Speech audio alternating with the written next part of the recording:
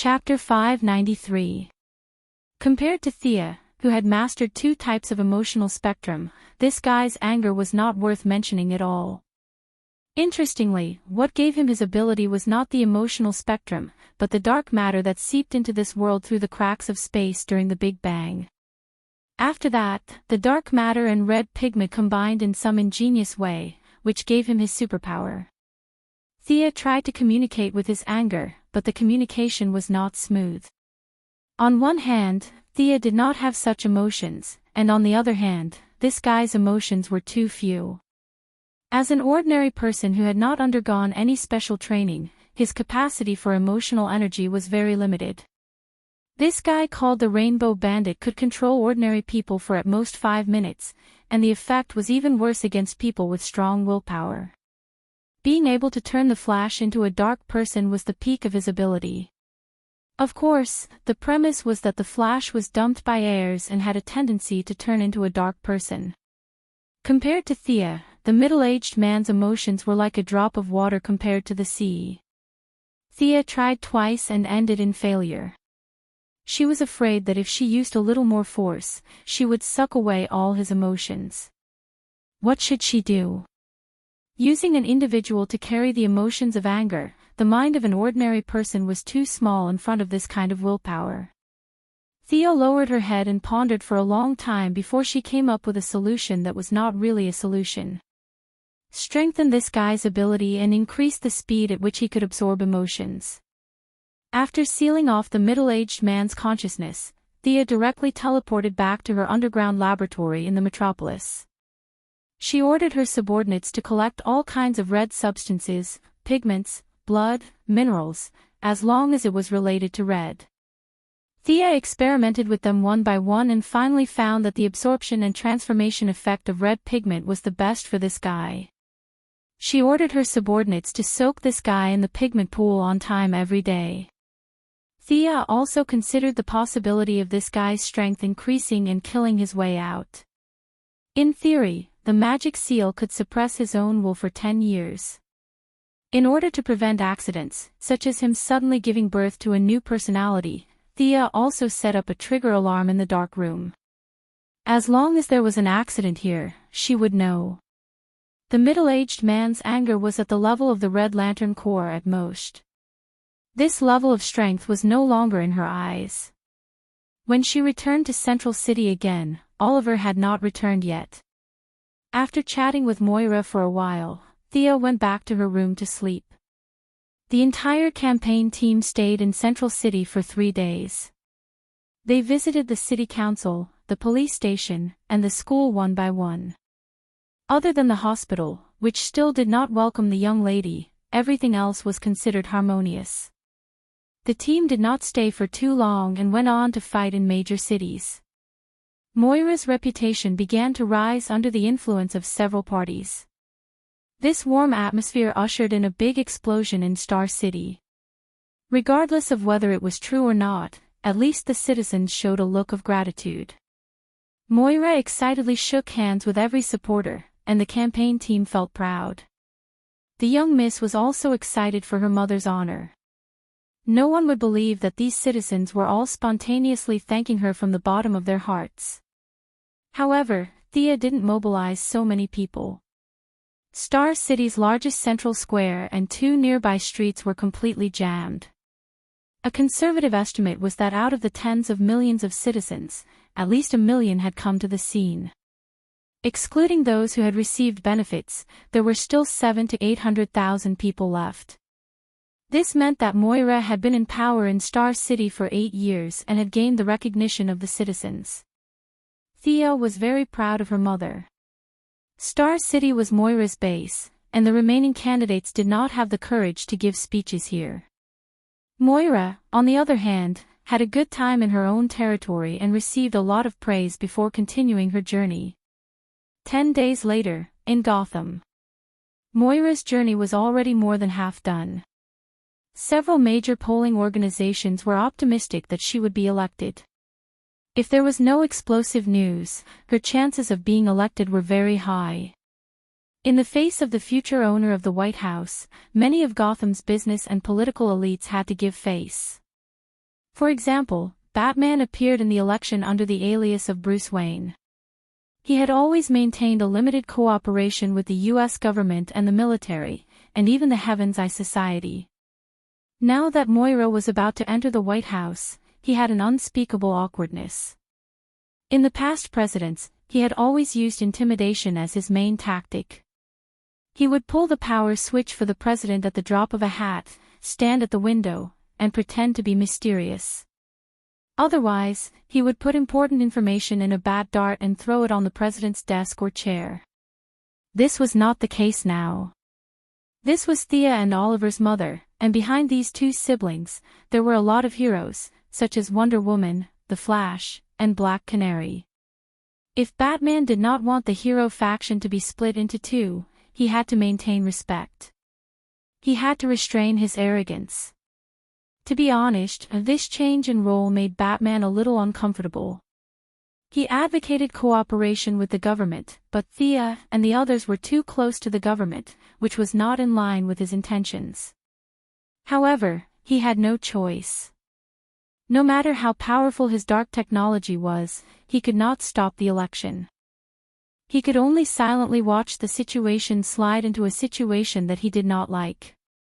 "You've been nervous since 3 minutes ago. What's wrong?" Bruce stood beside Thea and asked in a low voice as his lips moved slightly. Thea was also very puzzled. 3 minutes ago, she felt an indescribable pressure. It did not seem like a sign of an impending crisis, but the divine position or source was reminding her of something. "It seems that something is going to happen. This is the first time I have such a premonition. Is it about your mother?" Thea sensed it with her heart and shook her head with certainty. "No. Is it about Diana?" This time, Thea sensed it more carefully and finally shook her head. "Definitely not. That's strange. What exactly are you feeling?" Batman was confused by her words. He was very annoyed by this kind of thing that was out of his control. Unfortunately, it was always a big thing. Thea rubbed her head, and her blonde hair looked like a bird's nest. However, with her explosive charm, there was a hint of decadent beauty, which attracted the attention of the people around her. However, she was so frustrated that she did not have the time to think about her image. It was like a huge rock was pressing down on her heart. She could not answer Batman's question, but she suddenly felt a heavy psychological pressure. For a moment, she even thought that Darkseid had come to kill them, but she soon realized that it was just wishful thinking. The sonic tunnel was not activated, and no matter how powerful Uncle Da was, he would not be able to come here. What was going on? If it was not Uncle Da, could it be something in space? Thea did not think so. Other than supernatural beings like Lantern No. 1 and Black Lantern, she was confident that she could deal with everything else. Then, there was only one answer: the problem was on Earth. Leaving a clone behind to cover the scene, Thea flew out of the atmosphere. With her supervision and artificial intelligence, she searched for an emergency on Earth. Metropolis, Gotham, Central City, Star City, and several other cities that were prone to accidents were searched, but there was no result. She even looked into the depths of Africa, in the rainforests of Brazil, in case there were cultists looking for trouble. Unfortunately, it was still useless. Everyone on Earth seemed to be living orderly lives. Occasionally, there would be a few bank robbers, but she could not see them causing much harm to Earth. Just as she was about to search for a second time, Gideon sent a message. Someone saw a tsunami forming at the south pier of the Central City waterfront. Central City again. Thea was speechless. How can we continue living like this? Chapter 594. Before the birth of the Flash, the broken Central City was a peaceful place. The citizens lived and worked in peace, and everyone was busy with their own things. Now, things were happening all the time, and every time something happened, it was a big deal. They listened to the wind and thunder in silence. According to Gideon's guidance, Thea finally found the culprit that made her feel uneasy: Barry Allen. The seawater around the central city was rising rapidly, forming waves that were dozens of meters high. They were rushing towards the city. It was as if this guy had taken an aphrodisiac. He was running around the central city at full speed, trying to create wind resistance to stop the waves. He ran faster and faster, and in a place where he couldn't see, Thea had seen signs of the time barrier breaking at any time.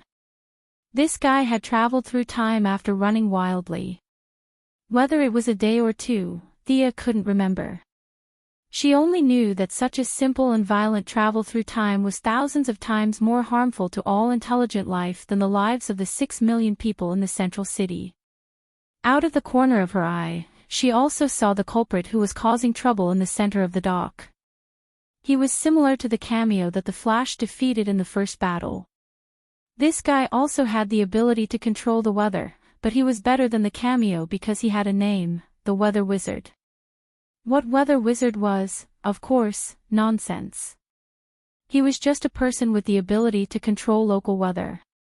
The Flash was also retarded. Why didn't you just take him down directly? Why did you follow his big move? The culprit was down, and the remaining waves were uncontrolled. At most, they would destroy some buildings, and the death toll might not exceed the single digits. If he traveled through time, the damage would be immense, and the entire universe would be affected. Maybe an accident that didn't happen would cause 2 planets to go to war directly. Maybe an office worker would have a traffic accident because he was late for work, or maybe an evil scientist would have a sudden inspiration and come up with something to destroy the world. All kinds of accidents would happen. The variability of time, even the most powerful computer and the greatest god couldn't predict and estimate it. It was too heavy. Thea herself would not be affected. Diana had merged with the source. Although the source was still slowly growing, it would not be affected. It was hard to say for others. Would Louise and the Metropolis miscarry because of a small accident, and end up with 2 lives, and then Superman would become evil? There was a chance of that happening. She did not know if anything would happen to Gotham's Batman, Damian, or even Moira and Oliver. Thea would never allow such a thing to happen. Barry's current speed was too fast. He had already surpassed Thea. She could only absorb energy from the weave and set up a one-time barrier in front of Barry. Time Stop was the name that the mages gave to this spell. It was a little arrogant, but its principle was actually to change the flow of time in the target area. It was a far cry from the real Time Stop. Thea changed the spell slightly. With the help of the huge amount of magic and divine power, the effect of her spell would be dozens of times stronger than that of the ancient mages. Barry, who was running with his head down, suddenly rushed into her time enchantment. The difference between the normal flow rate and the enchantment's flow rate made him recover from his unconscious running. Looking at the seawater outside the enchantment, the citizens' faces were filled with panic, and their bodies were almost frozen. It was as if the whole world had stopped moving. Before he could figure out what happened, he saw Thea standing in front of him with a serious face. "Mr. Barry Allen, do you know what you are doing?" To be honest, after knowing each other for so long, this was the first time that Mr. Barry saw Thea speak with a serious face. As the saying goes, a person with a good temper looks scary when they are angry. Miss Thea's current state was similar to that. However, the Flash also had his own persistence. He would not back down because of a casual sentence. "I am saving Central City." Hearing his neither servile nor overbearing words, Thea was so angry that she laughed.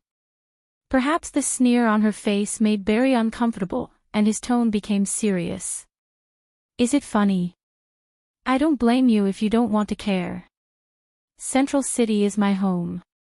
I have to protect this place." He looked around again and felt that the seawater seemed to have risen a little. The citizens' limbs also moved slightly. "Where is this place? Let me out." This is a relatively static time buffer. If you use your ability to read 800 pages of papers in an instant, you can also achieve a similar effect. In Thea's impression, Superman and the Flash could chat in a world where the people around them were relatively static. They were different paths leading to the same goal. When a certain power reached its peak, it would almost have a similar ability. You keep saying that you are protecting the city. Why don't you just take down the psychic? Thea asked, a little puzzled. Barry looked left and right, but he could not see the mystery of this place. Time was static. Time was relatively static. He had not touched on these concepts yet, so he could not understand them. Now that he heard Thea's question, he asked, what about the seawater? Have you thought about how big of an impact the whole city would have? Have you thought about how many people would have died? Thea was silent. This was the difference between her and a proper superhero. They would save every life. Although Thea would also save people, she did not have the belief to save everyone. In the case of sacrificing one person to save 100 people, if it did not involve her own family, she would choose to sacrifice that person. If her own family was that person, she would kill the 100 people to save her own family. Like Superman, the Flash, and Captain America next door, they would choose to save everyone, even if it meant sacrificing themselves. This kind of moral character could be called great. It would only be seen as a movie or a comic book. But when working with this group of people in reality, there would be a serious conflict of ideas. Thea stood in the future and looked at the Flash's actions. She would think that he was very unwise, but in Barry's opinion, this was his only choice. Mr. Barry Allen, I need to remind you that I'm afraid you don't know what you are doing. If you continue to run at the speed you just ran, you will pierce a big hole in the barrier of time. This kinetic energy is too big to be calculated with human units of measurement. Do you know the consequences of this? A hole in the barrier of time. What was that? He vaguely had some guesses, but he was not very sure. After all, he just wanted to run out of the wind wall. He did not intend to pierce a hole in the barrier of time. But when he saw Thea rushing over without even changing her clothes, he could not help but ask, what consequences? You can travel through time. Central City will definitely be saved because of the bearded guy in the long windbreaker over there. Thea pointed to the weather wizard who was still summoning the wind and rain in the distance. He will definitely be caught by you. This means that the tsunami in Central City did not exist at the time you passed through. Chapter 595. It was a good thing to be able to avert a disaster, right? Barry thought to himself. As long as it didn't involve heirs, his IQ was still working. Thea must have other reasons for stopping him so fiercely. He immediately calmed down and waited for her to continue. But what is the price, Barry? Can you bear the consequences of this? As long as I can save people, I will not regret it, Barry said firmly. He thought that the price would be something like damage to his body. Thea didn't know whether to laugh or cry. You don't know anything and you don't regret it. I haven't finished yet, right? You might as well change your name to Barry Boohooey. Thea stretched out a finger and pointed at the almost stagnant world outside. You will change everything in front of you and everything in the universe. Can you bear this price? Looking at Barry's confused face, Thea knew that he didn't understand. She continued to give examples. Every one of us, forget it. I will put aside the intelligent life in the universe and focus on Earth. Mr. Barry, 7 billion people make choices every minute and every second. If you reset the timeline, whether it is a day, a year, or even a minute, they will have countless new choices. When they stand at the crossroads of life again, this choice can be very good, or it can be worse than today's outcome. Can you bear this price? Barry wanted to open his mouth and say that he could, but he really couldn't. He had no right to make choices for others. In order to deepen his understanding of the situation, Thea waved her hand and produced another image. In the image, Blackie and Barry were hugging and kissing. Thea pretended to have a sudden realization. Oh, you finally took down airs 10 seconds ago. It seems that you have finally seen your true colors in the face of life and death. Congratulations. Have you thought about it? If you reset the timeline, heirs will still return to Officer Eddie. Can you bear this price? Heirs loves me. I am very sure of this. Barry couldn't interfere in other people's lives, but he felt quite confident in his own affairs. People have subconscious minds. I admit that Miss Iris loves you very much. Of course, you love her too. But the love between the two of you 10 seconds ago was a moment of crisis. If this crisis hadn't happened, a lot of moral values, human factors, environmental pressure, and work atmosphere would have affected her final judgment. Based on my judgment of Iris, she will continue to cohabit with Officer Eddie and ignore her own subconscious reminders. Mr. Barry, this is just a small example. You may have the spirit of sacrifice, but what about the others? What about the 7 billion humans on Earth? If they had to make countless choices, would it be better or worse than today? Have you thought about this? Thea felt that this was a rare opportunity. She had to make things clear to him. Otherwise, it would be terrible if another Flashpoint incident happened. She had only heard of Dr. Manhattan using the Flashpoint to steal 10 years of time, but she had never seen it. In Thea's opinion, she couldn't care less about the affairs of those powerful people. She had to kill the ones in front of her. If she threaded the timeline like a sieve, she wouldn't be able to live. In order to strengthen Barry's confidence, she made another promise. I will deal with this tsunami. You can catch the culprit. Is that okay? Seeing this, Sia immediately put away the time enchantment and watched him rush towards the weather wizard like a wisp of smoke. Facing the waves that were dozens of meters high, Thea was not afraid. This thing looked scary, but its actual energy was not high. The battle between Superman and Zod, the battle between the three girls and Doomsday, at that time, the damage caused by a casual punch or kick was greater than this turbulent wave. This kind of wave caused by the weather did not have a strong impact on the ground. Thea took out the God of Death's staff. This was an artifact created by the first king of Atlantis. Like the Sea King's trident, it also had the ability to control water. She called the Sea King couple and communicated with them. Both sides exerted their strength at the same time. The waves that were originally covering the sky were completely suppressed, and the water's surface was as flat as a mirror. As for the tornado caused by the weather wizard, in the eyes of a real mage, it was like Li Kuei had met Li Kuei. Thea easily extinguished it. After solving the disaster, she had the time to look at Barry. She didn't pay much attention before, but now she saw that Barry's speed was even faster. Previously, all of his speed was sucked away by the man in the leather jacket, and he had to cultivate again. Then, he became evil again. Now, Barry seemed to have leveled up twice.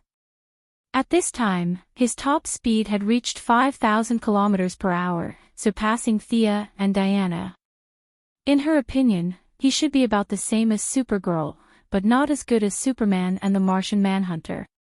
She had been busy for 7 or 8 years, and now her single attribute was surpassed by someone else in 2 months. Thea was still a little depressed. Fortunately, speed was not her forte, and the feeling of unhappiness faded quickly.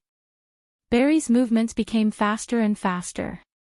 The weather wizard, who had been standing in the middle of the dock, was tied up like a dumpling before he could see what was going on. Seeing that Thea had stopped the disaster, Barry happily saved his adoptive father, his future father-in-law, Joe West. Thinking that heirs could finally be with him, he felt full of energy. As for Officer Eddie Swan, he could only say sorry. Just when Barry felt that he was going to reach the peak of his life, the call in his headset made him fall into the abyss. The truth was revealed. Dr. Wells was reverse lightning. He had wanted to kill Psyker, who had found out the truth, but his tracks were exposed and he was stopped by Caitlin in time. Reverse Lightning did not know that Caitlin was so powerful. The Frost Killer with full firepower, or rather, full of ice power, saved Psyker in the nick of time. Caitlin could not catch up with Reverse Lightning's speed, but she only defended and did not attack. Using a large area of effect attack, Reverse Lightning used himself as the starting point and constantly absorbed the heat around him. No matter which angle he attacked from, he could not avoid this 360-degree attack without any blind spots. As long as he was within a certain range of Caitlin, the heat in his body would begin to disappear rapidly. It was like a mouse trying to pull a turtle. Caitlin tried to throw lightning twice, but unfortunately, after becoming Thea's follower, she would also receive some combat training from Death Knell and Fiora from time to time. She could not compare to the experienced mercenaries, but she was definitely not a rookie who would go weak at the sight of battle. The initial speed of the lightning was very fast, but unfortunately, lightning also had heat, and it would be affected by Caitlin's absorption of heat. The loss of heat naturally decreased the speed. Under the premise that she was prepared, it was not too difficult to dodge. Caitlin, I have underestimated you.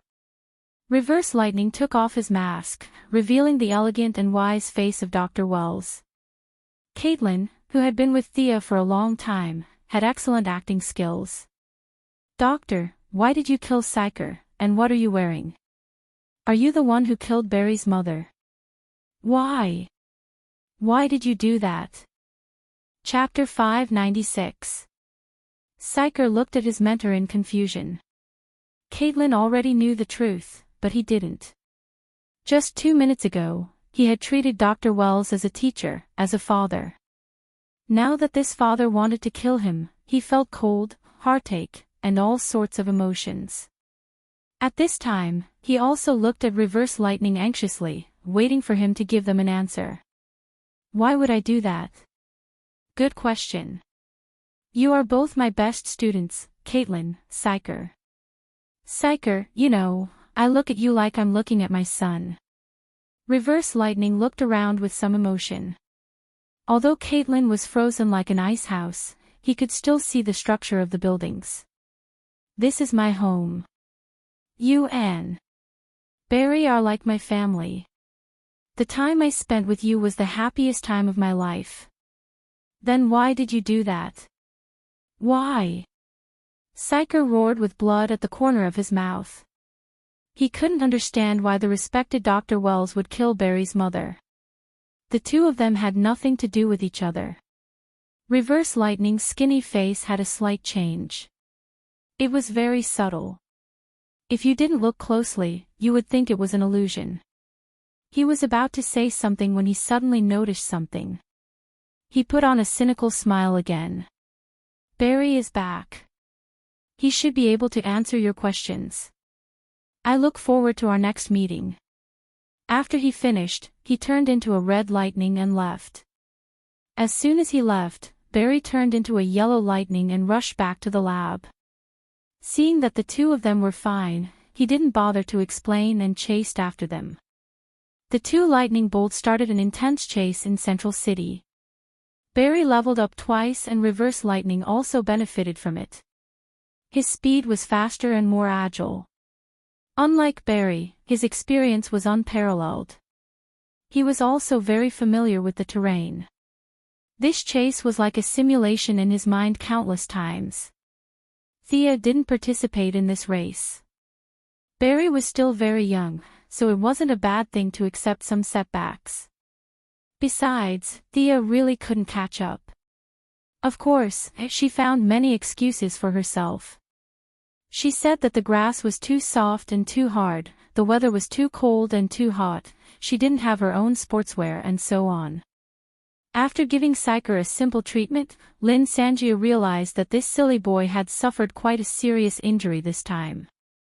The physical damage was still manageable, but the psychological damage could only be healed by himself.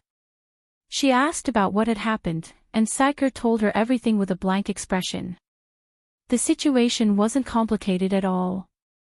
Reverse Lightning was truly frightened by the mess of adepts in Central City. He wasn't afraid of them, but he was afraid that one day, Barry wouldn't be able to hold on and die. If that happened, it would be too late for regrets. However, Barry was the kind of person who would die if he didn't help others. Reverse Lightning, who was so worried, could only pressure him in another way. Intentionally exposing his tracks, Reverse Lightning personally went into action. The two of them chased each other around Central City, and the result was undoubtedly Barry's complete defeat. Knowing that he had many shortcomings, Barry sought help from Dr. Whale's sock puppet account. He cried and shouted, "Coach, I want to play basketball."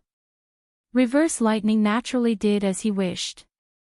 Barry reduced his crime-fighting activities and focused on long-distance running with the coach. At the same time, in order to remove his sock puppet account from the list of suspects, Reverse Lightning set up another ruse. At that time, the effect was quite good. Barry clenched his teeth and calmed down for a few days, but loopholes were unavoidable. Finally, Psyker found them today. 1,000 miles of dike was destroyed by an ant's nest. A single mistake caused his entire plan to collapse. Thea sighed when she heard this. Putting aside the fact that Reverse Lightning killed Barry's mother, he really treated Barry and Psyker very well. It wasn't an exaggeration to say that he taught him everything he knew. Now, the three of them had turned against each other. The cutting-edge technology laboratory could no longer be restored to its former glory. It was a pity. Not long after, Barry ran back with his face covered in dirt. Even a blind person would know that he had lost his target. It was a wall. I saw him go straight through the wall. When I went around to look for him, he was already gone. The rookie Flash was very depressed. He thought that his speed was great, but he was taught a lesson by Reverse Lightning. He didn't know how to go through walls. When he gradually calmed down, the few of them began to exchange information. Psyker knew that Reverse Lightning was a transmigrator, and Barry knew why he was exposed. For a moment, the two of them were silent. That means he came from the future. He trained you to go back to the original time and space. And Barry, you had the chance to transmigrate tonight, but Thea stopped you. Psyker sorted out the relationship and finally felt that the fog in front of him wasn't as dense as before. Then why did he kill my mother? Reverse Lightning's various abnormalities were explained, but Barry still couldn't figure out why he killed his mother. Psyker was also puzzled by this question.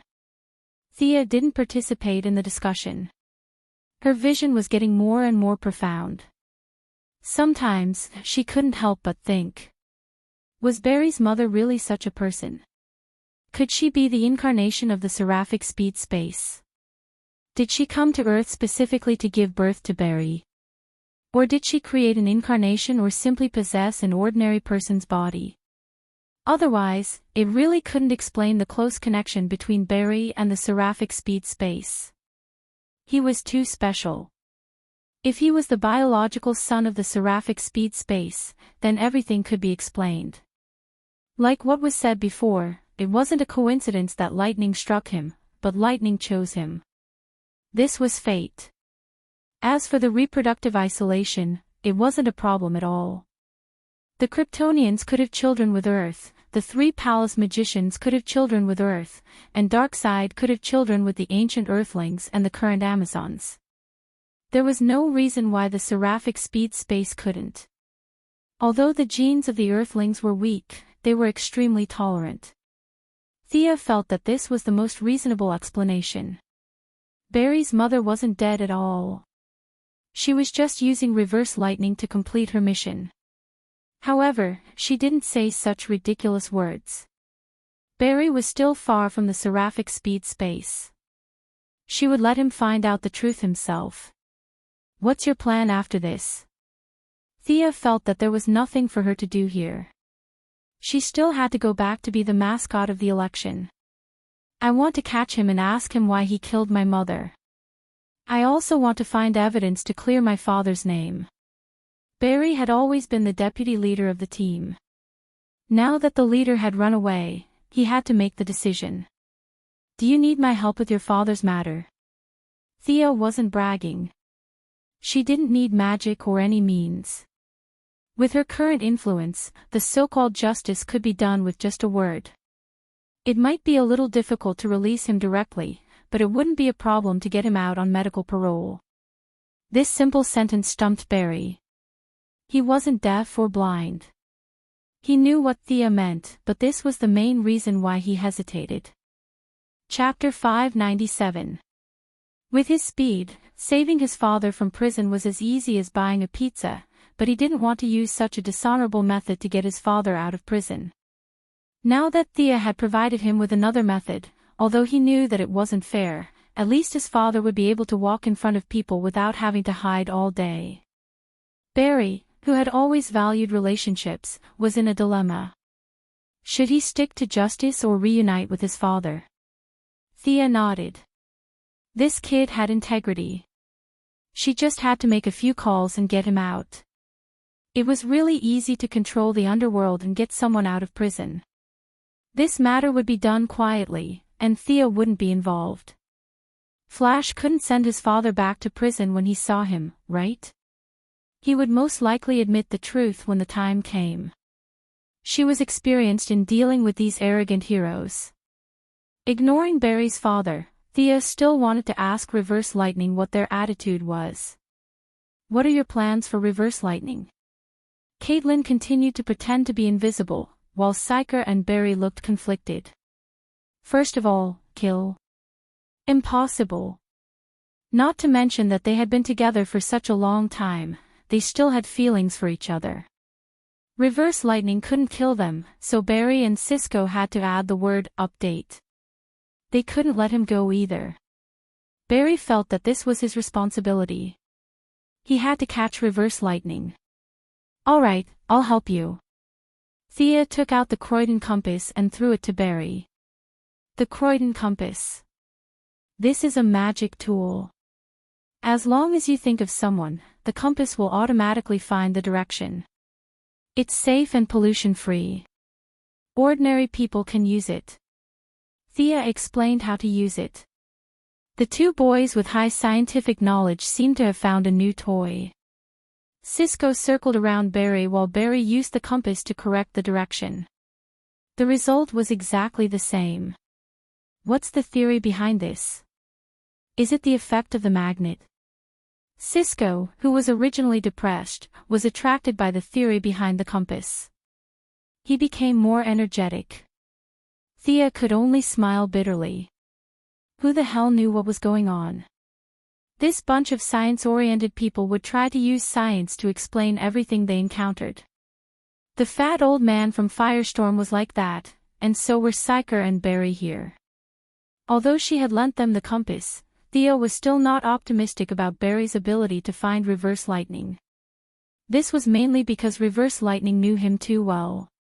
He had been silently observing a person for 15 years.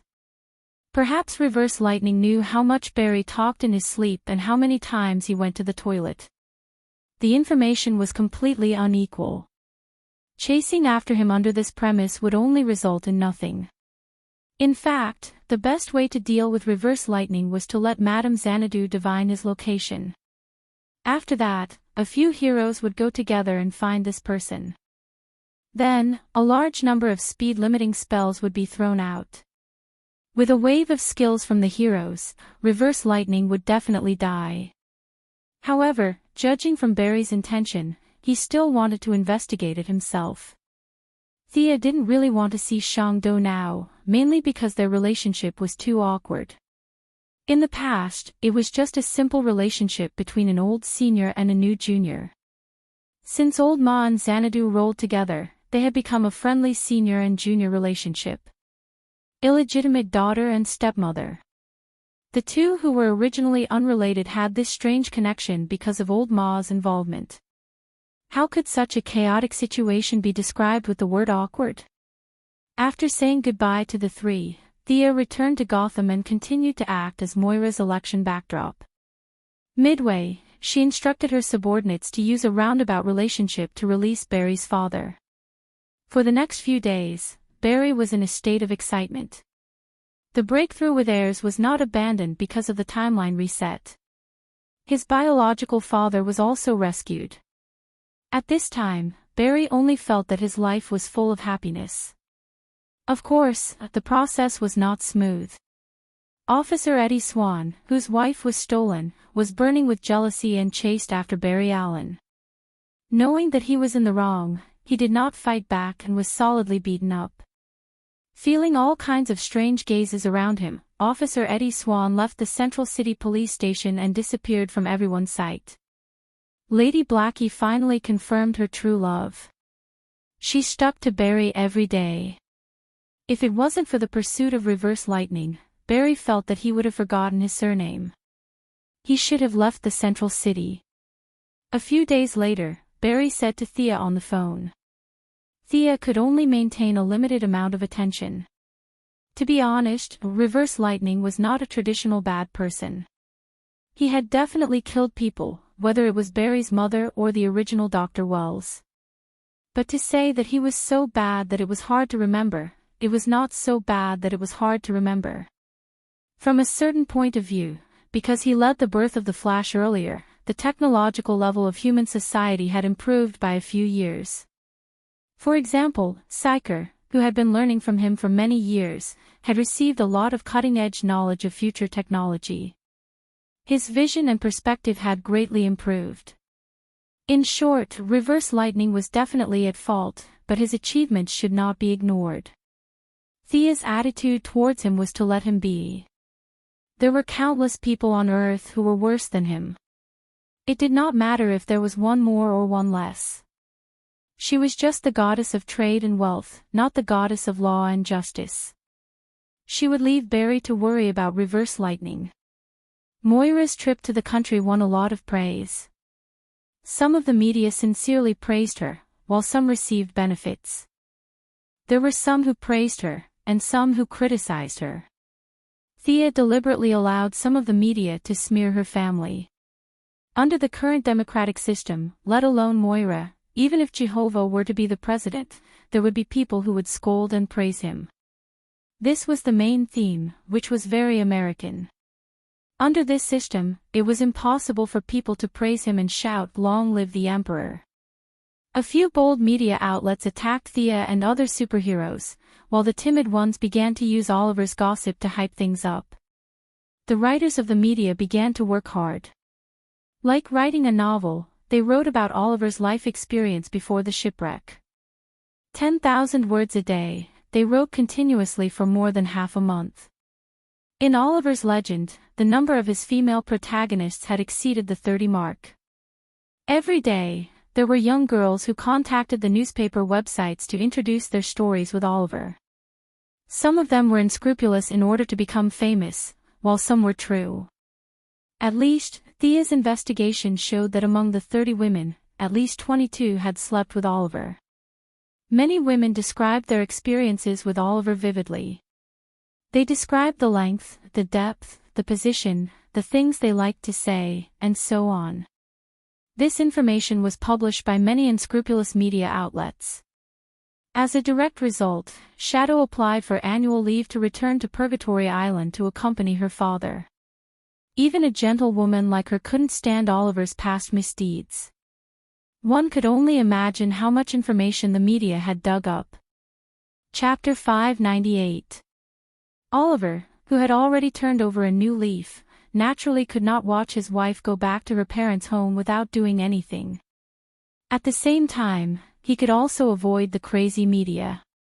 He also prepared to go to Purgatory Island to avoid the limelight. The gossip was getting more and more widespread. Soon, someone dug up the story of Laurel Lance and Sarah Lance fighting for a man. If they were separated from each other and did not see each other, it would be easy. However, they saw each other every day, which was very awkward. Seeing that Oliver was going back to Purgatory Island to fish, Laurel and Tommy also planned to take a break for a few days. Old Ma had left all the overseas assets and real estate except for the Merlin Group to Tommy. This guy was also a hidden rich man. There were even a few small islands under his name. The two of them found a small island and prepared to go on vacation. At the same time, they could also avoid the troubles in America. The few of them had an awkward meeting and immediately decided that the Green Arrow team would stop work for a month. Before he left, Oliver handed the safety of Star City over to his sister. Moira's side had come to an end for the time being. The rest did not need Thea's help. She also took it as a vacation and prepared to stay in Star City for a few days. The young lady, who had returned to the novice village, was very comfortable. The 4 main generals of the Green Arrow team had gone on a journey together. The remaining Sarah Lance and Shadow El Ghul had come out to take refuge because of Talia's tyranny. They were more like external aides, not team members. Then, the only one left was Roy Harper, who was now codenamed Arsenal.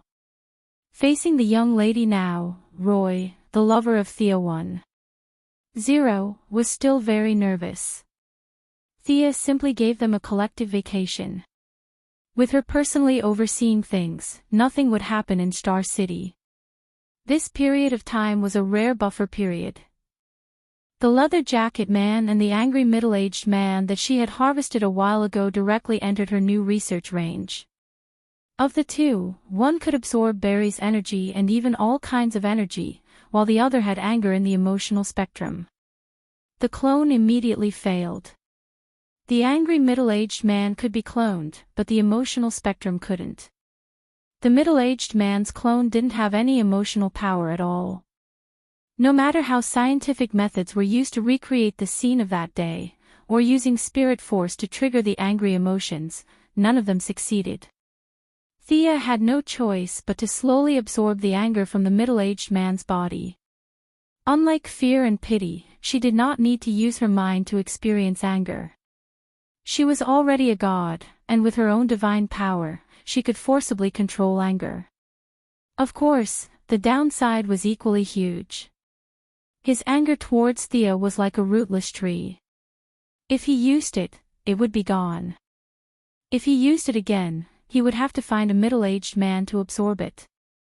Every now and then, she would take a breath and watch the anger in her spiritual world grow from the size of a strand of hair to the size of a finger. This process would be very slow, but it would accumulate. When she could control the anger as much as a lamp ring, she would have completely mastered the emotion of anger.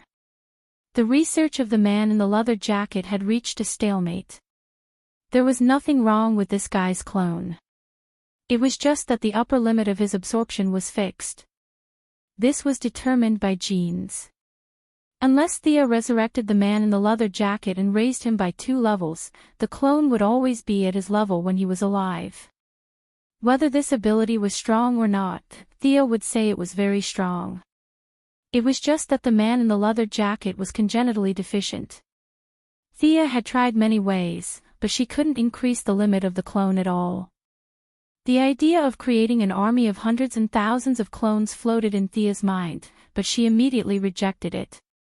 1 or 2 clones could remove their brain functions at the embryonic stage, but it couldn't be done if there were too many of them. Moral factors needed to be considered, and those invisible causes and effects also needed to be paid attention to. Mortals were afraid of fruit and bodhisattvas were afraid of causes.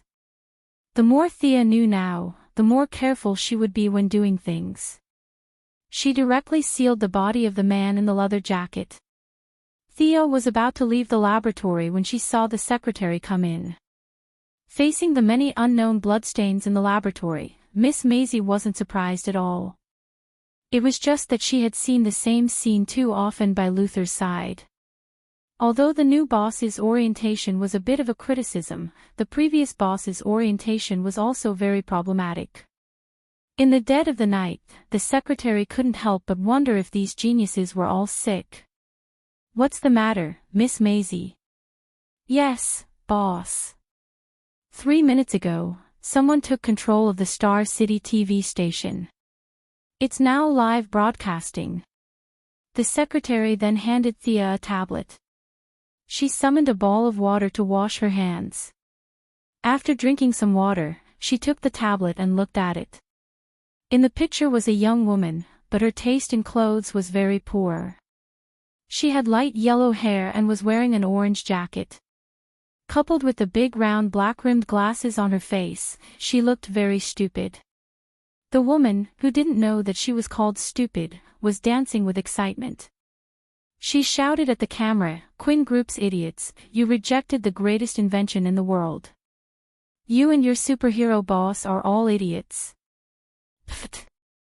Thea, who was drinking water, spat it out.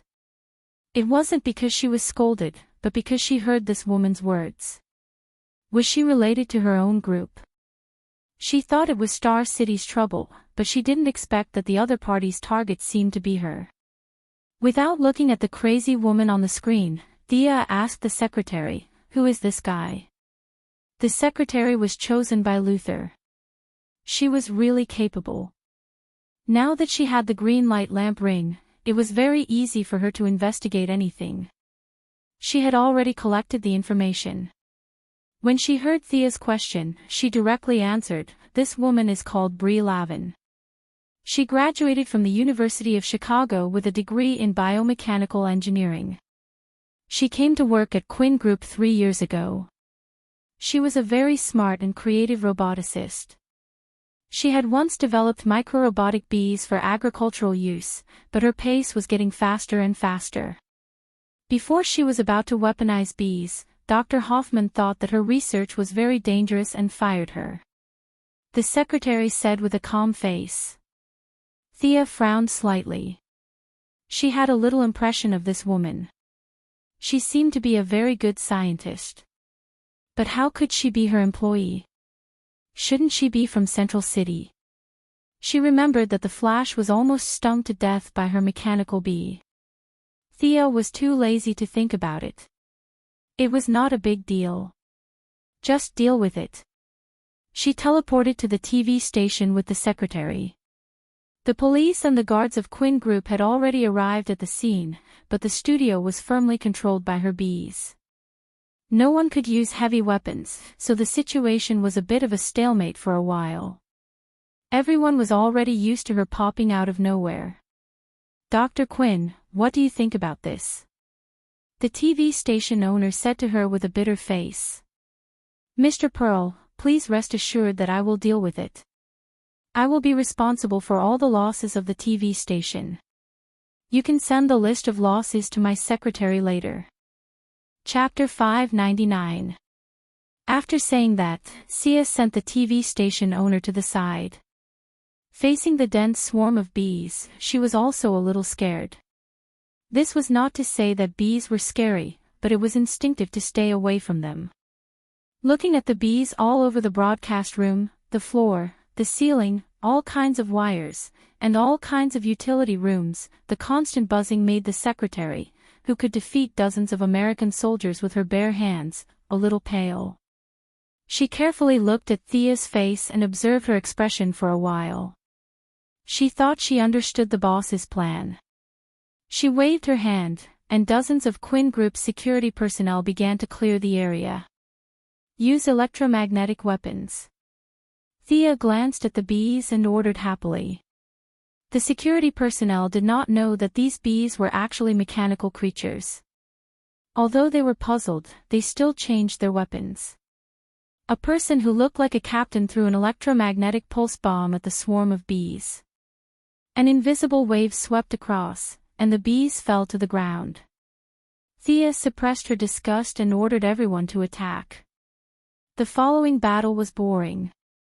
Without the bees, the woman was just an ordinary person. She was sent to the Star City police station by the security personnel. Thea asked Gideon to download all her experimental data.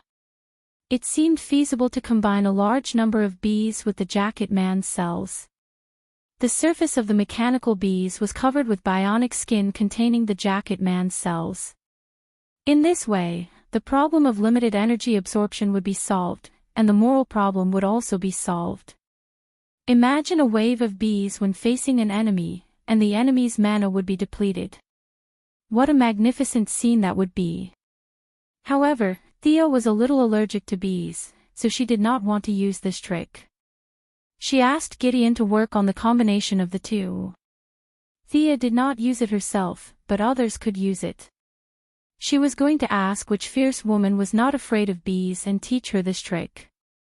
After staying in Star City for a week and defeating 2 gangs, Milady's current strength was like using an atomic bomb to kill chickens.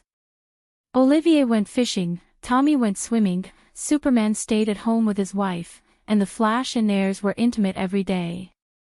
Since they all went on strike, Thea felt that she could not treat herself badly.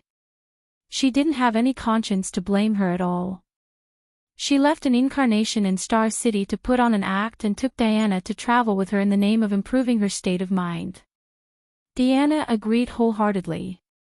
Traveling was a good thing. She set 3 rules with her. No magic, no magic, no magic. The 2 of them had been busy for the past few years and rarely had time to relax. Thea needs to slowly adapt to her new identity, and Diana needs to grow up. Thea tells the secretary not to call her if there is nothing important, and takes Diana out for a stroll.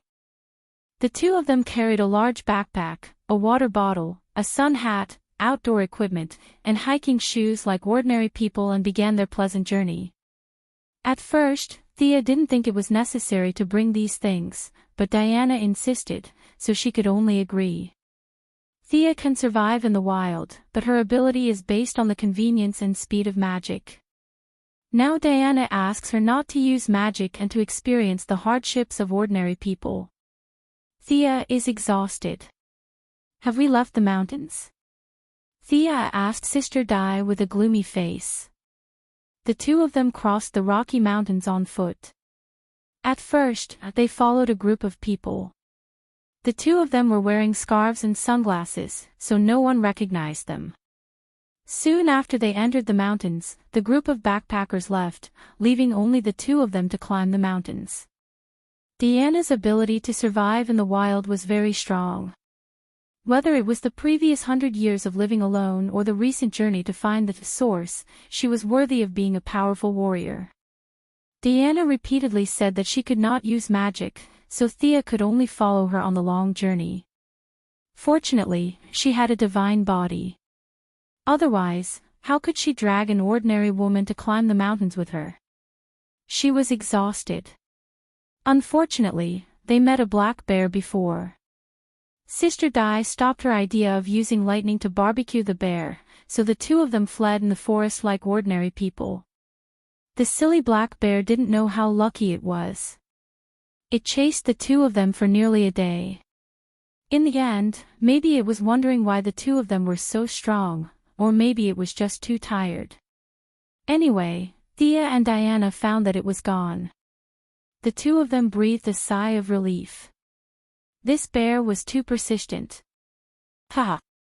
Diana laughed as she clutched her stomach when she saw that Sia's face was as messy as a cat. What are you laughing about? You're not much better than me.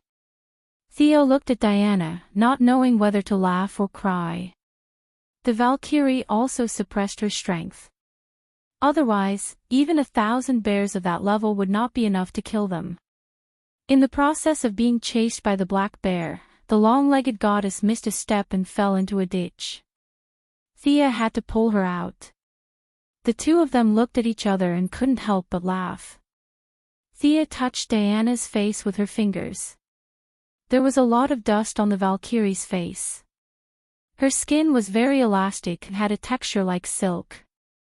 Diana Prince, has anyone ever told you that you're too beautiful? It's my honor to meet you. Why are you suddenly so serious? Diana was a little stunned. Then she saw Thea's sincere eyes, and she was also infected. You're the real beauty. Even Aphrodite can't compare to you. My lover is the most beautiful goddess in the world. At this moment, words were no longer effective. Everything was explained by actions. The 2 women's lips were close together. Diana's lips were thick and dark, while Thea's lips were thin and light. Their lips and teeth were touching, and their tongues were gently stirring. Thea didn't expect Diana to be so passionate. She was a little unprepared and couldn't help but swallow lightly. Diana caught her slight movement and her tongue suddenly opened her mouth, wantonly enjoying the tip of the goddess of wealth's tongue. Whoa! Thea was annoyed. This Diana's personality was too strong. She always wanted to take the initiative. She wanted to tell her that she wasn't someone to be trifled with.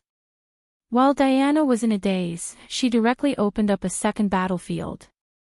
Her hand was originally behind her head, but now it went down and brushed against her slender neck. Her hot breath blew on the tip of her nose and the side of her face. At the same time, Thea's eyes were also electrifying. Her watery eyes disintegrated Diana's consciousness of resistance. Thea took advantage of the victory and pressed her lips together. She grabbed Diana's hands and put them behind her back. Just as Diana felt that something was wrong, Thea freed up a hand and pressed her down. The two women's indescribable bodies were tightly pressed together. The goddess of wealth was above, and the guardian goddess was below. When their eyes met, Thea sucked her trembling lower lip, then her upper lip, and finally the tip of her tongue went in between her lips. It was a short, deep, and thorough kiss. Chapter 600. The two girls couldn't compare, but they knew each other very well. Thea looked weak, but she had a strong heart that ordinary people didn't know. Diana was the opposite. Under her valiant appearance, she lacked love.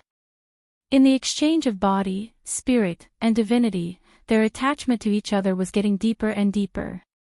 Diana was glad to have such a lover to accompany her forever. Thea also liked the Valkyrie to fill her inner world. The road ahead was too difficult, and it was too difficult to walk alone. Just like Batman's analysis on the note he gave to the Heaven's Eye Society, their weakness was each other. In the dead of night, there were roars of wild beasts in the forest, but neither of them took it seriously. Diana was in a good mood and didn't care about the promise that they couldn't use magic. Thea moved mountains and seas, pushed down a dense forest, and built a wooden house. The two of them chatted in the hot pool. You seem to have become bigger here. Also softer. Is it because of the divine position? Diana touched Thea's neck with a playful look. The young lady didn't know whether to laugh or cry, but she had to admit that Diana's observation was very meticulous. She noticed such a small difference, but she couldn't tell why. She could only attribute it to the self-development of her charm. It's perfect. Diana, who had the essence of Greek aesthetics, couldn't resist this kind of beauty at all. She played with her like a toy for a long time. Diana's figure was also very good, but she was more inclined to be a warrior. Some parts of her body were not as beautiful as Thea's. How dare you tease me? Thea also didn't want to be outdone. Her hands began to touch her long legs, and all the way up. This time, the battle was more intense than before. Halfway through, Thea suddenly thought of finding a few pairs of silk stockings for Diana. Her long legs with black stockings really had a unique flavor. Diana also didn't let her go. Thea tried it on, and the coffee color suited her. The two pairs of long legs intertwined together, and the atmosphere in the wooden house was so thick that it was like water that couldn't be dissolved. After a night of intense fighting, Diana sat up very early the next day. My origin seems to have taken a big step forward. Valkyrie pulled up Thea, who was still pretending to be asleep. There was such a thing. This was the only thought left in Thea's mind. She used her heart to feel her own body. Her changes were not as obvious as Diana's. She only vaguely felt that she was more in tune with the universe. Of course, this was not caused by a night of lovemaking, but by some kind of change in the state of mind. The two of them immediately packed up and continued their journey. From the United States all the way south, through Mexico, into South America. As an American country, the difference between here and the north was like heaven and earth. Thea felt that the trade here was chaotic and disorderly. The distribution of wealth was even more unreasonable. Money was only in the hands of a few people. Naturally, the ordinary people did not need to trade. She even saw bartering in a certain area, which made her very unhappy. Diana didn't like this place either. Who was she supposed to protect? Protect the rich and powerful, or protect the equally cunning civilians? The two's journey lasted for more than half a month. Diana received a message from Hippolyte, asking her to return to Mount Olympus. Fearing that she would have an accident, Thea decided to go with her. The two women were teleported to Mount Olympus. At this time, it had been 9 months since Thea left last time. The originally solemn and majestic mountain peak was shrouded in a murderous aura. Many Amazons were busy preparing. The time of the prophecy has come. The eldest son of Zeus is about to kill his brothers and sisters and ascend to his father's throne.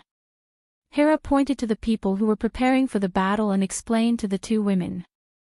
Now she could no longer see through Thea's depth. Her attitude naturally changed again. She went from being optimistic to being an equal, even if she was a god king. This was the difference in strength. You should try to avoid fighting as much as possible, especially in the battle of gods. The priesthood of the old gods will affect your origin.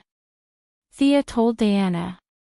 The eldest son was praised as a god in the prophecy. She was afraid that Diana would rush up regardless of everything.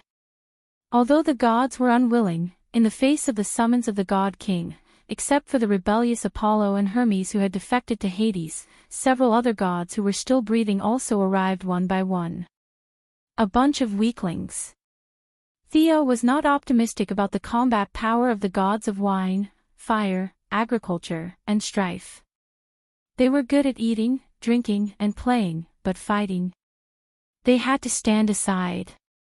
The old acquaintance, Ares, was getting older and older. He stood there trembling. Many Amazons didn't understand why this bad guy in the past seemed like he could be blown away by a breath. Thea knew very well that although the weakening of the god of war had nothing to do with her directly, the indirect impact was too great. There was no war between humans. It was ironic that several big countries were forced into the fast lane by her interstellar plan. They were all desperately building mecha and motherships. A few gunpowder barrels, the Middle East, Afghanistan, and so on. Without a few big countries secretly playing games, why would they fight among themselves? All the war subsided a month after the mothership was launched. The big countries had no energy to play games. They were all digging deep into their potential to occupy a leadership position in the future. The end of the war naturally affected Ares. 100 years ago, he pretended to be a cripple in front of Thea, Diana, and Steve. Now, he didn't need to pretend. He was already crippled. He was a candle in the wind. In the next few days, the gods waited for the enemy to attack in Olympus. The fighting power of the god of wine was not worth mentioning, but the wine he brewed was simply the best in the world. Thea and he chatted well. She brought a lot of good wine and was going to let Moira, Oliver, and the others taste it. The god of fire had been helping the gods to build weapons. Thea discussed with him twice, and he agreed to build a weapon for Diana. The god slayer that he had obtained from Paradise Island, Sia had jokingly called it the sword that Ares must die. This sword had already completed its historical mission. Ares did not need anyone else to do anything as he was about to die. Now, it was just the right time to take it out and reforge it with Diana's Vulcan sword. These two swords were built by the god of fire. Now that the two swords were back in his hands, he couldn't help but sigh. After asking Diana about her fighting habits, the two swords were returned to the furnace to be forged.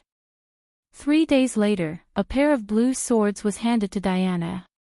2 swords, this was her fighting style in the future. The combination of sword and shield was no longer suitable for Diana's increasing strength.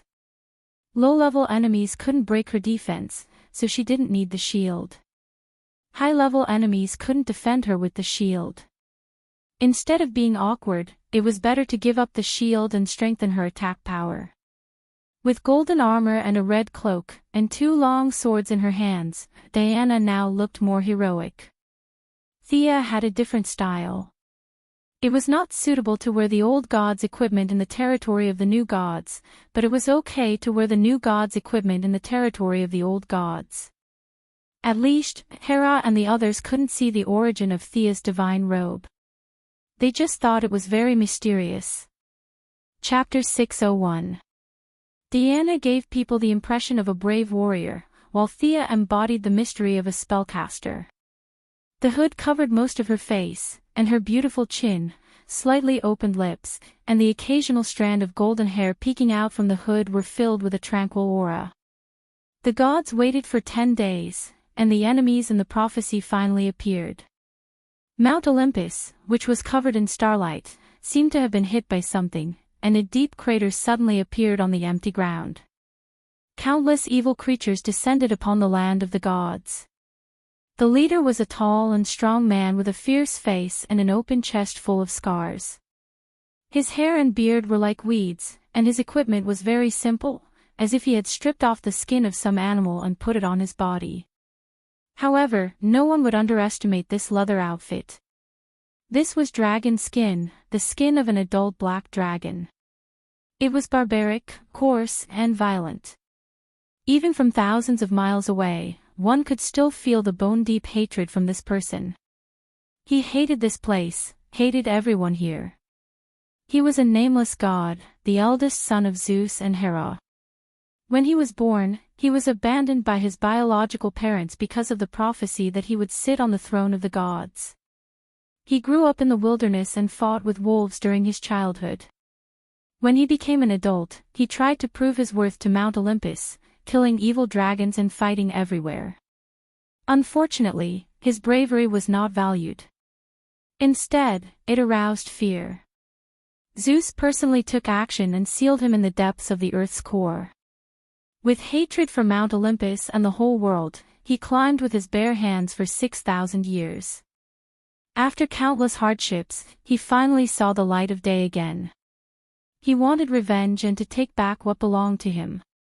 He was the eldest son. The appearance of the evil creatures naturally attracted the attention of the gods. At this time, Thea was chatting with her new friend. It was Aramani, who had the upper body of a woman and the lower body of a spider. She had followed Thea out when Hera was wreaking havoc in the underworld. She was also at the level of a demigod and was one of the few important combat forces under Hera's command. Thea happened to pass by and saw her spinning silk at the same time, which attracted her interest. After that, they started chatting casually. Even though Thea was now in the camp of the Greek gods, she still felt that these gods were quite f***ed up. Back when Aramani was immortal, she was the wife of a king. Her hobby was weaving, which was completely harmless to humans and animals. Not only that, it also had a very positive effect on ordinary women. Men would farm and go to war, while women would weave. Logically speaking, such a harmonious and positive scene should be a good thing. Unfortunately, the goddess Athena heard of her good weaving skills, and Athena, who had nothing better to do, personally descended to the mortal world to compete with her. Naturally, ordinary people couldn't compare to the gods who had cheats, and Aramani couldn't take it anymore and committed suicide. If things stopped here, it would already be too much, but the worst was yet to come. For some unknown reason, Athena captured her soul and reincarnated her into a half-human, half-spider. How could such a vile thing be described with the word f***ck? Do whatever you want, submit to me and prosper, oppose me and perish. Even if you die, you have to carry shame with you. This was the thinking of the gods at that time. After listening to the outrageous story, Thea couldn't help but look askance. Others were afraid of Athena, but she didn't have to. Athena wouldn't send a group of Saint Seias to push her, so what was there to be afraid of? She stood in Aramani's position and scolded Athena. Only then did the spider woman and her have a little friendship. Over the next few days, Thea chatted with her every now and then. The two of them could barely be considered friends, and Thea made her request. She wanted to use her divine spider silk to weave stockings. She wanted a variety of colors so that she could spar with the long-legged goddess in the future. Ordinary people's stockings were too easy to wear and tear. Only quasi-divine items could match them. The Spider-Woman, who didn't understand her evil intentions, was puzzled. What was the purpose of weaving stockings with spider silk that was as thin as a cicada's wing? Was it for defense or to increase one's speed? Although she couldn't figure out the purpose, Aramani, who could spit spider silk and had max-level tailoring skills, made a few pairs of stockings according to her request even though she had turned into a spider. Aramani, who felt like she had found a treasure, returned the favor and helped the Spider-Woman check it. Athena's technique wasn't brilliant. Originally, Thea could have helped her return to her original form, but unfortunately, her spider form had been completely fixed during the process of her returning from the underworld to the world of the living. Even with Thea's ability, she couldn't change this situation. She could only take a step back and cast a permanent human transformation spell on the Spider-Woman. This spell allowed her to maintain her human form for 4 hours a day. This simple effort gained the Spider-Woman strong goodwill. In the end, Thea received a large number of silk products and said that if she needed more, she would have more in the future. When the firstborn arrived, she and the Spider-Woman were researching how to make new underwear. Since the stockings had been changed, they might as well upgrade the underwear too. Both of them were unhappy that their research was interrupted. Thea brought Aramani a lot of information about the development of clothing and clothing on modern Earth, which made the Spider-Woman feel like she had found a treasure. Although the aesthetic of ancient Greece was different from that of modern times, it was still very useful. Thea also told the Spider-Woman her favorite style of clothing and asked her to make a few sets according to it. Unfortunately, the enemy had come, so the two could only stop their research and run outside to do the fighting. When they arrived outside, the enemy army had already begun to form up. The main force was the wild wolves that had raised the firstborn. Because they had been contaminated with a lot of divinity, some of the wild wolves had already shown signs of walking upright. Most of the rest were ghost wolves.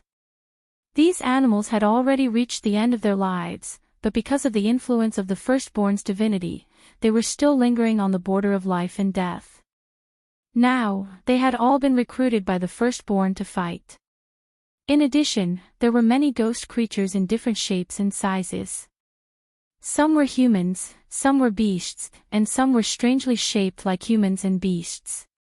The gods reckoned that these creatures were the cannon fodder that the firstborn had recruited. Their role was to consume the magic power of the gods. Compared to the organized army of the Amazons on Mount Olympus, the army of the firstborn could be said to be endless. These cannon fodder were valuable as long as they could contain one god. The evil army began to march toward Mount Olympus in silence, as if dark clouds were pressing down on the city.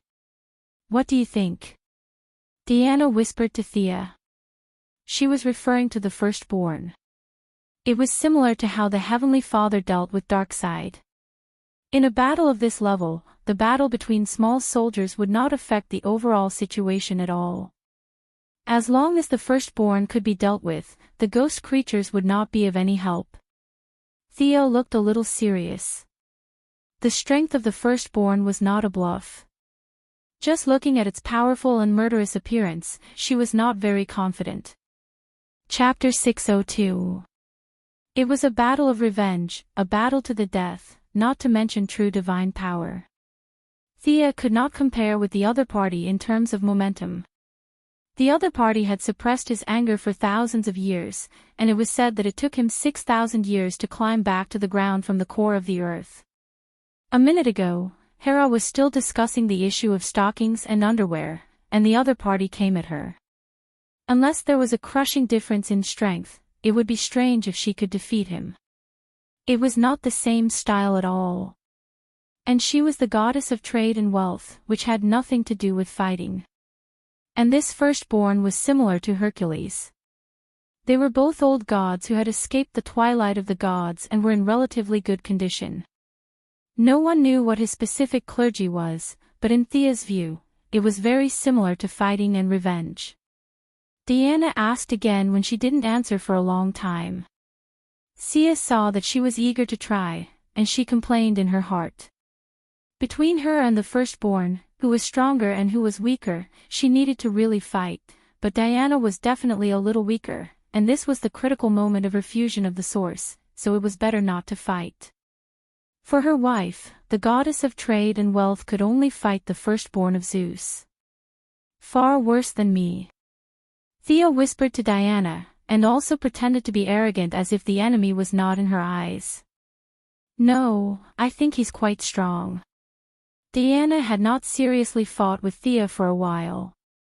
She really did not know the true strength of Thea after she became a god.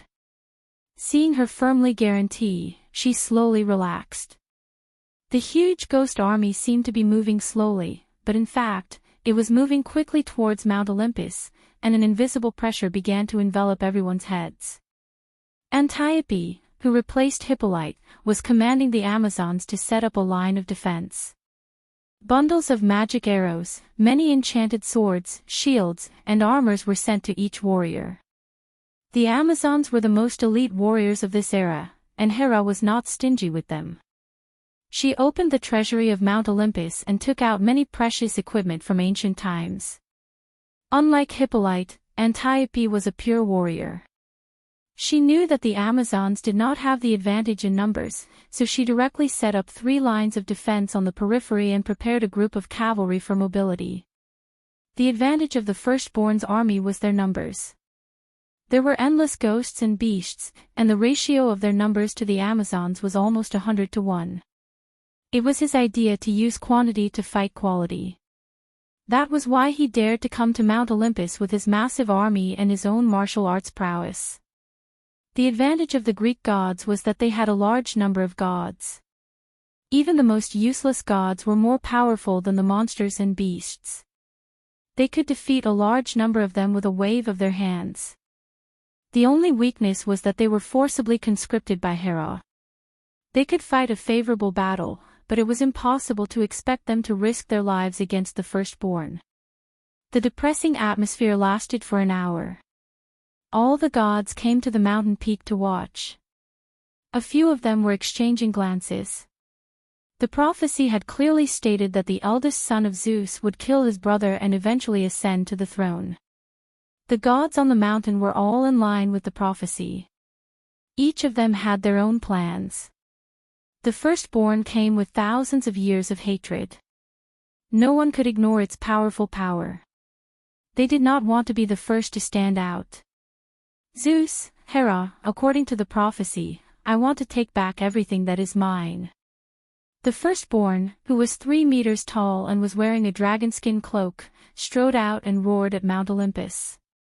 Following his words, the spirits and beasts also roared at the sky. The hatred contained in their roars made the gods take a step back involuntarily. Hera looked a little sad. She was not in a good mood to fight with her own son. But seeing that both sides were waiting for her reply, she reluctantly stood up. Child, I am your mother. I don't want to do this. It was Zeus' idea to abandon you.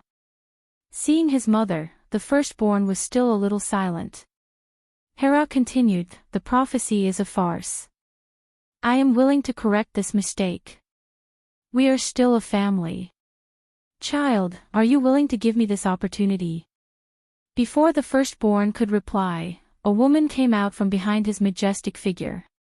Brother, don't listen to Hera's lies. She is afraid that you will take away her position as the king of gods. What a joke. A female king of gods. What a stupid woman. The woman looked gentle and beautiful. There was a hint of mockery at the corner of her mouth. She wore a silk robe and walked barefoot on the ground. Her voice was very soft, but every god, every female warrior, and many monsters on the battlefield heard it clearly. It was as if someone was whispering in their ear.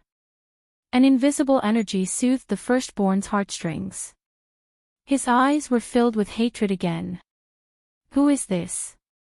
Thea joined the battle purely as a family member of Diana. she did not know the woman beside the firstborn. To be honest, when the two first fell in love, she spent a period of time studying Greek mythology to increase their common language. But later, she found that there were too many nonsensical stories in it. So, she chose to abandon the book. She basically knew the famous ones, but she had to apologize to the less famous ones. Princess of Troy, daughter of Zeus. Cassandra, the old acquaintance Ares, was standing beside the two women. When he heard Thea's question, he answered casually.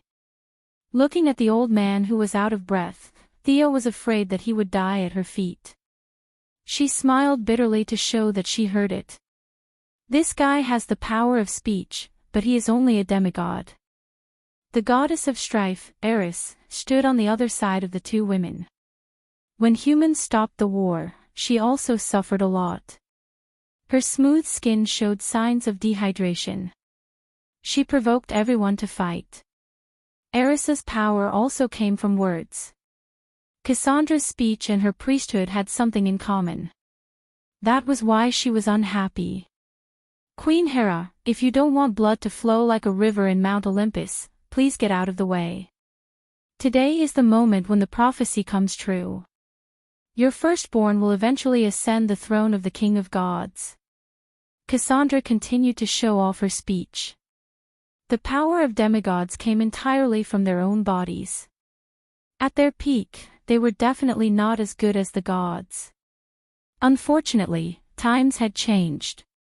The gods were burdened by their own priesthoods, and now they were not as good as her. She was far from that point, but the influence of the speech was stirring up everyone's hearts. Except for a few gods and people like Hippolyte who had magic equipment to resist the mind, the firstborn would win, and Hera would lose. Everyone could not help but have this thought. The morale of the Amazons was visibly low. Hera directly took out the scepter of the King of Gods and pointed it to the sky. A bolt of lightning flashed across the sky, and the huge thunder suppressed the speech. However, in Thea's eyes, it was like using a cannon to kill a mosquito. The scepter could not be used all the time, and the mouth was on the other side's face. She could still continue to speak. Hera had been the queen for too long. Her combat experience was too poor. Before the war, she had exposed one of her trump cards. Perhaps she wanted to show her majesty, but it was really not wise. Chapter 603. Lightning flashed across the sky, and for a moment, an unparalleled force swept across the surroundings. It was as if the heavenly might had turned into divine thunder, and the scene fell into a strange silence. However, lightning was not a cloud, and it could not stay there forever. It came and went quickly, and in less than 10 seconds, it disappeared into nothingness. Other than making Hera look awe-inspiring, it wasn't of any use at all. Thea could see the sarcasm in the corner of Cassandra's mouth. This guy's spirit of speech was really effective at bewitching ordinary people. If she was allowed to spout nonsense, other than a few strong-willed Amazons, the rest would not be able to withstand it. Your Majesty, I have a subordinate who should be able to deal with the spirit of speech, Thea whispered to Hera. Hera looked at the brilliance in her eyes and knew what she meant. Without any nonsense, she made the decision and raised a finger, indicating that Cassandra could choose anything from Zeus's treasury. Hera, who had a lot of assets, did not care about the treasury at all. After all, the treasures belonged to Zeus, and the throne of the god was hers. Thea gave her a look that said, "Don't worry about me." She directly teleported back to Earth. Her subordinates on Earth were not suitable to deal with this kind of ability that involved the rules, so she directly called Qing Nu and the Green Lantern Corps. After revising the Corps' mission, the number of people in the Corps had increased from the original 100 to more than 300. Thea did not summon all of them, and only asked Qing Nu to bring 100 people to help. The Green Lantern Corps' teleportation ability was unparalleled in the world, and the Corps came very quickly. Thea briefly explained the situation and brought everyone back to Mount Olympus. The strange appearance of the Green Lanterns attracted a burst of amazement from the gods. Thea felt that their worldview was still stuck in the era of the square sky and square earth, and they really could not explain what kind of existence aliens were. Qi Nu, who was holding the Book of Nu, directly showed the giant book. Compassion turned into subtle energy and poured into the hearts of the wavering Amazons. The fearful ones were encouraged, and the hesitant ones regained their courage. The reckless ones regained their rationality, and the cowardly ones straightened their chests. The remaining Green Lanterns established a new line of defense, a line of defense for the soul.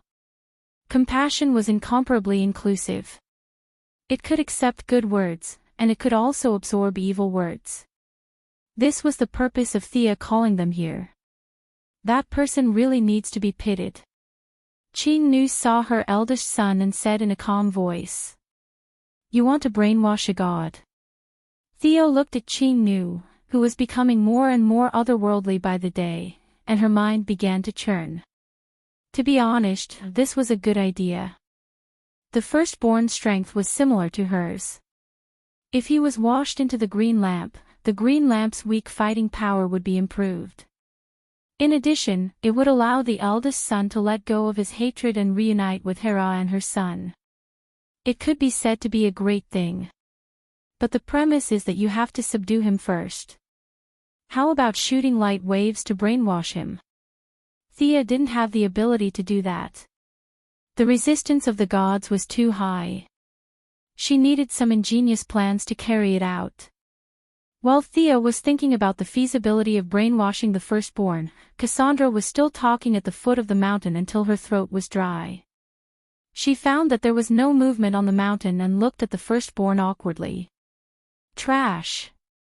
The ferocious firstborn pushed Cassandra away like a ferocious beast. His eyes were murderous.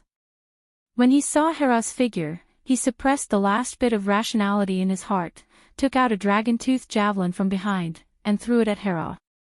Diana grabbed her shield and wanted to block it, but Thea caught her. She secretly raised 3 fingers at Hera and raised her reward to 3 treasures. Seeing that Hera nodded happily, Thea took out the soft whip at her waist. This was the divine weapon of the god of Mars, Helimir. She had changed its appearance and reappeared in the divine world. With a crisp crack, Thea shook the whip and exerted force on her wrist. The soft whip stretched tens of thousands of meters and blocked the dragon-toothed javelin in the air. The fiery red whip was deflected by a small angle. The tip of the whip was like a giant red snake that wrapped around the black javelin. The dragon-toothed javelin lost its momentum and was directly thrown away. For a moment, Thea became the focus of the gods. The few gods on the Greek side did not know why she was interfering. This was the battle of the gods of Olympus. She was not one of them, right? The firstborn was also puzzled. Who was this guy in a golden robe with a hood that obscured his face? You are. Which god? The firstborn was very frank. He asked directly. Thea wanted to say that she was just passing by, but she could not say that. If she did not resist, Diana would have to do it. She could only bite the bullet. She did not answer the other party's question. It was really difficult to answer. The firstborn was here for revenge and also to see the throne of the god king.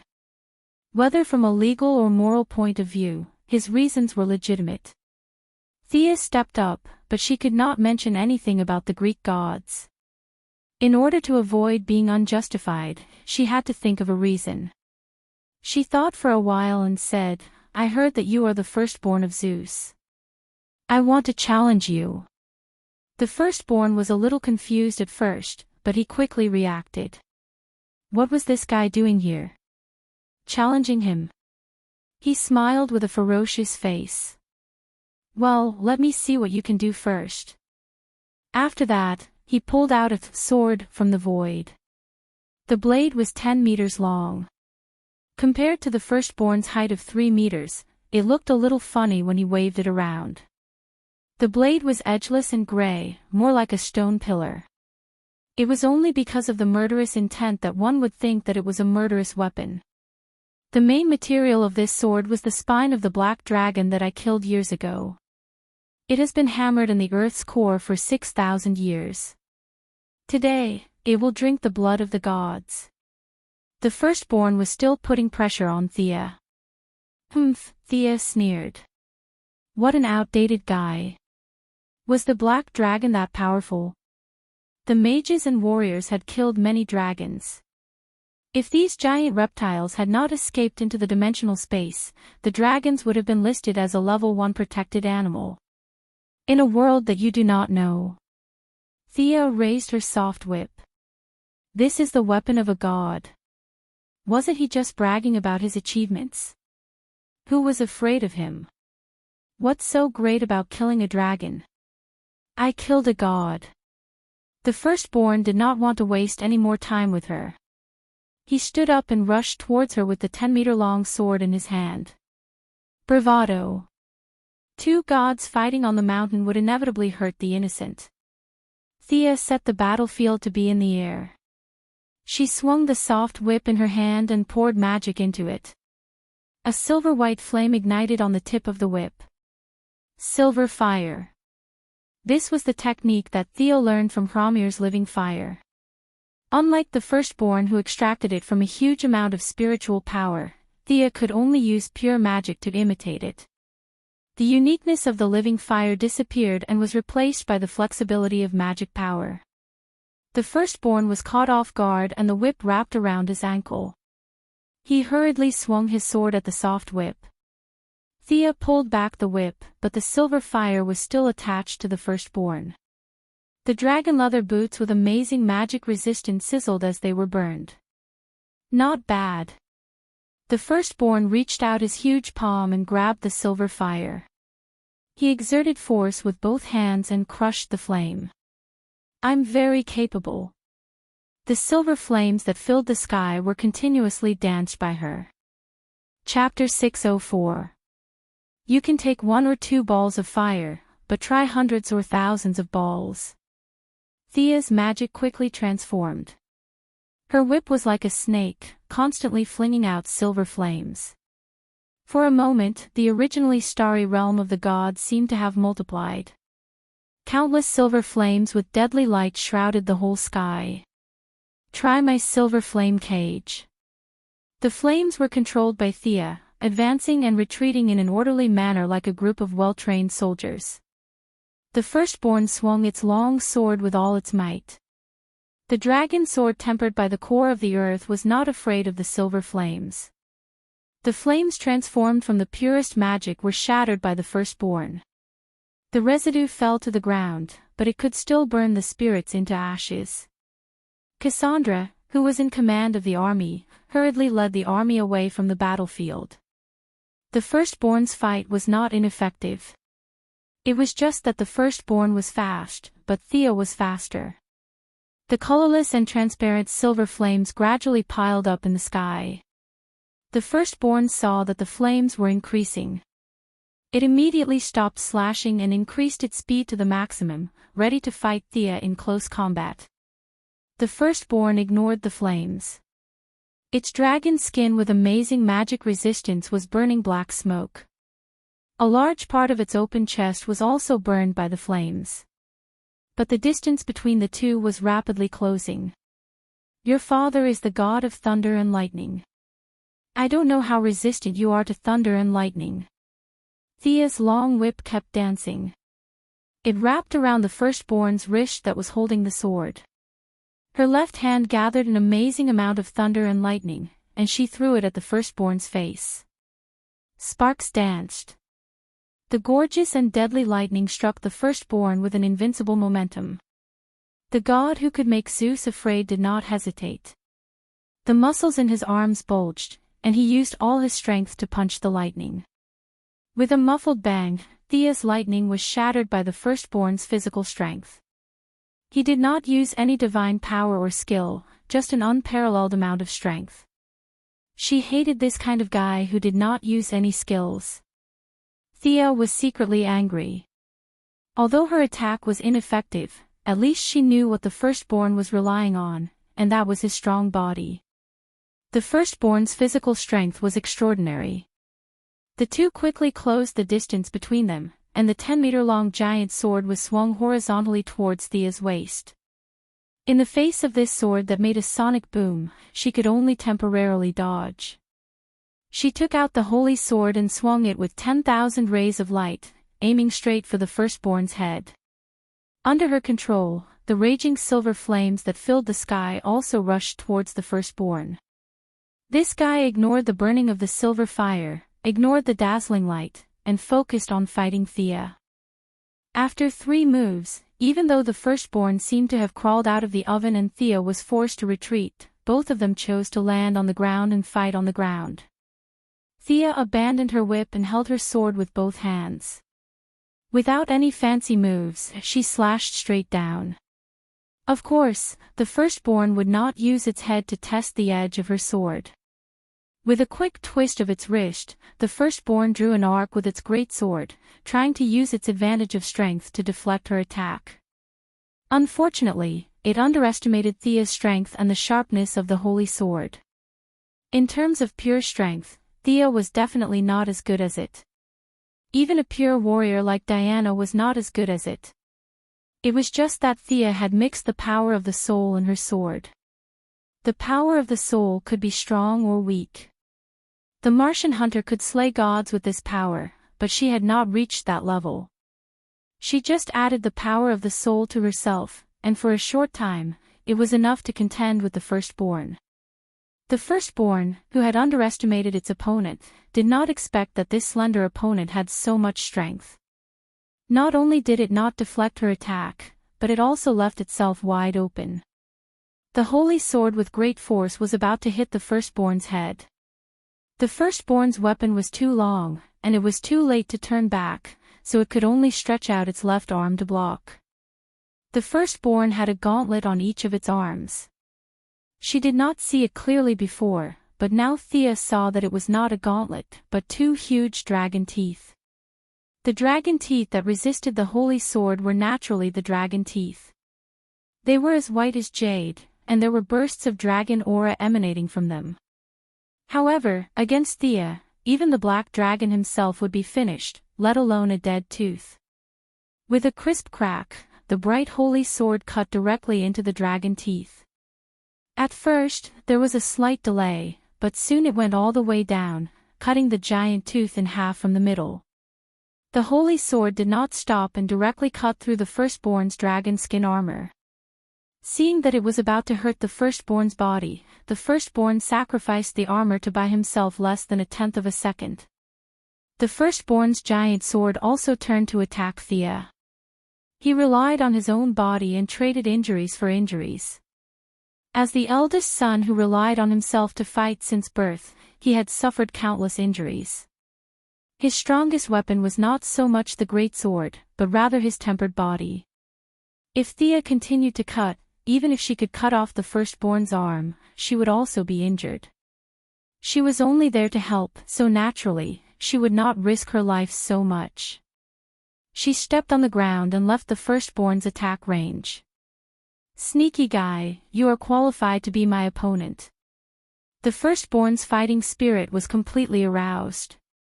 It had been a long time since he met a god of the same level, and he was too lazy to ask who his opponent was. You talk as if you are so powerful, but that's all there is to it. Thea's voice was blurred by divine power, and it was impossible to tell whether it was a man or a woman. The firstborn had rich combat experience and would not underestimate the opponent because of the opponent's weakness, nor would it be angry because of slight. Realizing that the opponent was not inferior to itself, its fighting style began to become more stable. The gods watching the battle on Mount Olympus naturally had their own thoughts. Some were surprised, and some were jealous. Eris, the goddess of strife, walked to Diana with a sinister smile on her face. Your little lover seems to be more powerful than you. As your sister, I really feel sorry for you. You have such a good aptitude, but now you have been surpassed. How does it feel? Diana was watching Thea's battle attentively, ready to save her if there was an emergency. To hell with the rules of the Battle of Gods. At first, she did not understand what Eris meant, but after a while, she realized that she was trying to drive a wedge between them. She sneered. "Go away, Eris, you bitch who only knows how to show off your tongue." After that, she no longer looked at her. Diana's love was simple and single-minded. Once she confirmed her lover, she would repay him with everything she had. In the world of the League of Injustice, she had done countless bad things with Superman, and the starting point was her love for Superman. Her love was higher than her own values, and even a little blind. Thea had always known this, but she had never meant to correct it.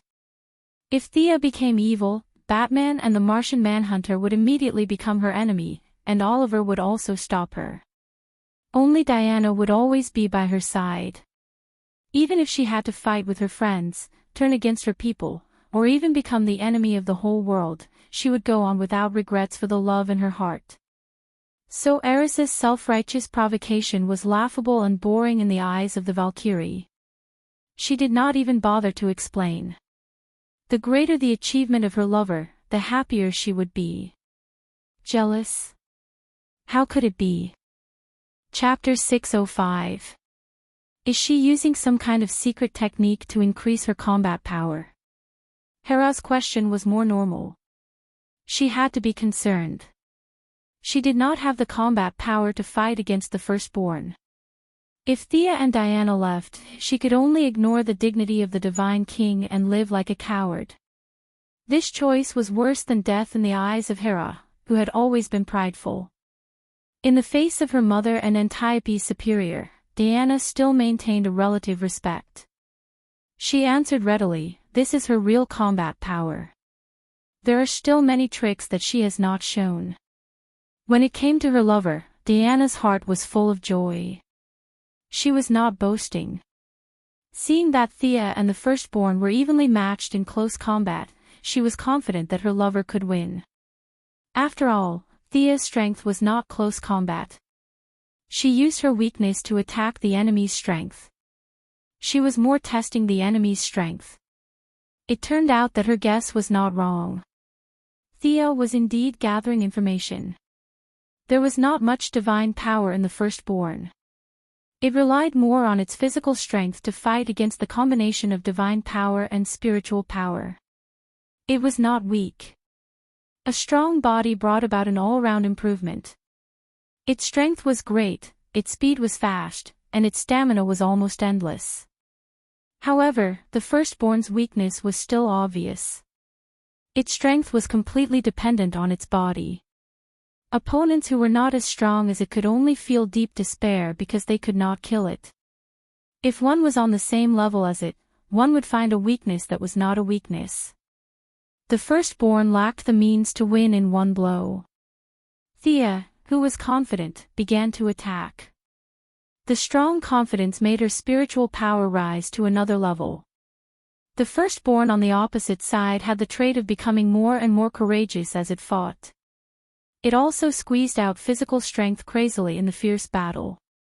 And as the number of injuries increased, its physical attack power became more and more powerful.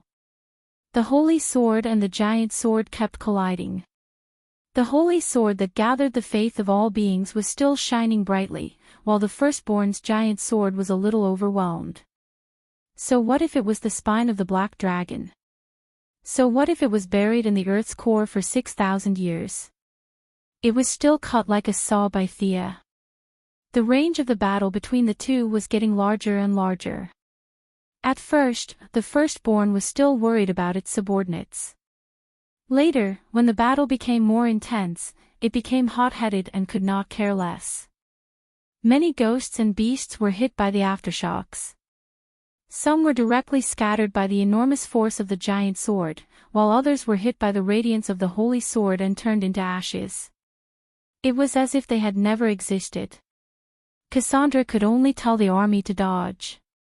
It was easy to say, but the army of close to 100,000 could not dodge at all.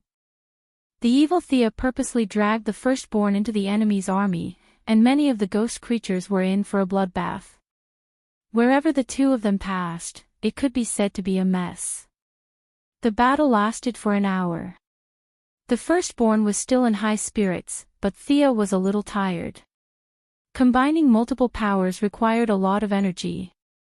She had finally figured out the strength of the firstborn, and she began to go all out. Spotting an opening, Thea infused a large amount of soul power, divine power, and mana into her holy sword as she slashed down at the firstborn who could not dodge in time.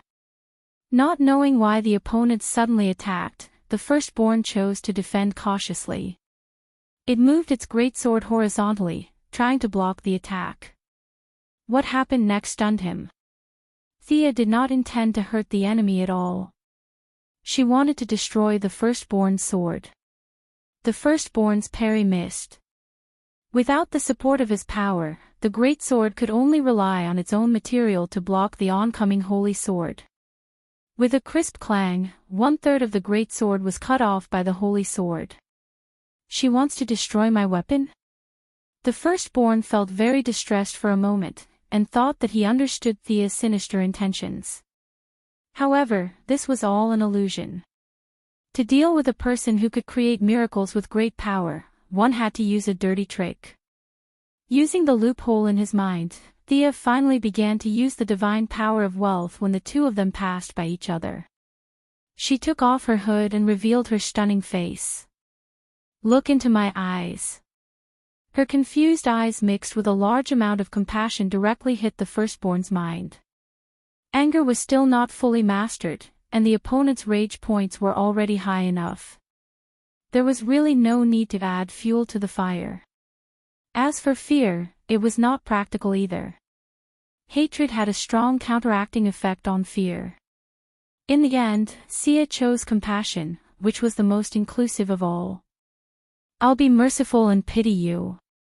Such a strange attack really hit the firstborn's weak spot. Growing up in the wilderness, there were no gods to teach him how to use his divine power. Without guidance, he only knew how to train his body over and over again. He had no experience in dealing with emotional shocks.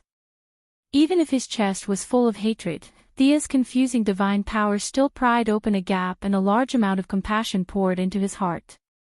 He hated the heavens and the earth, but was it not because he lacked love and a kind of self-protection from his loved ones?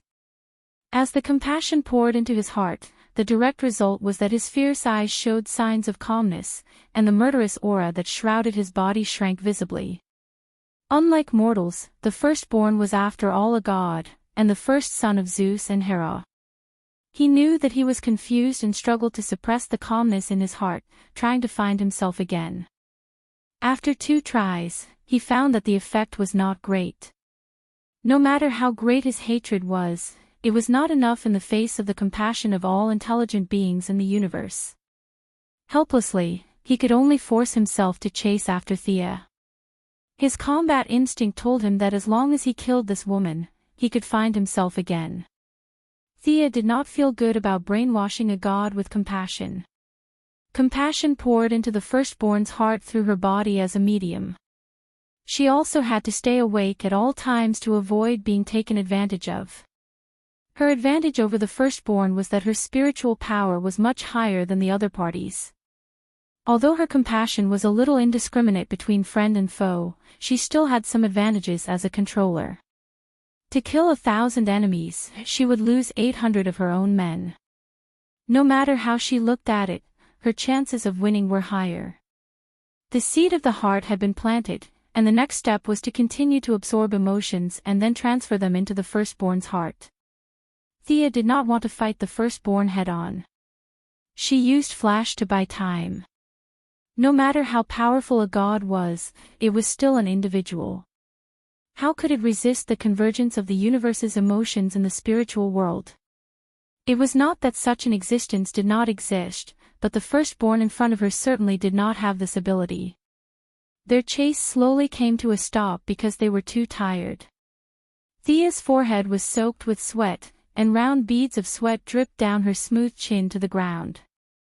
The firstborn on the opposite side was even worse.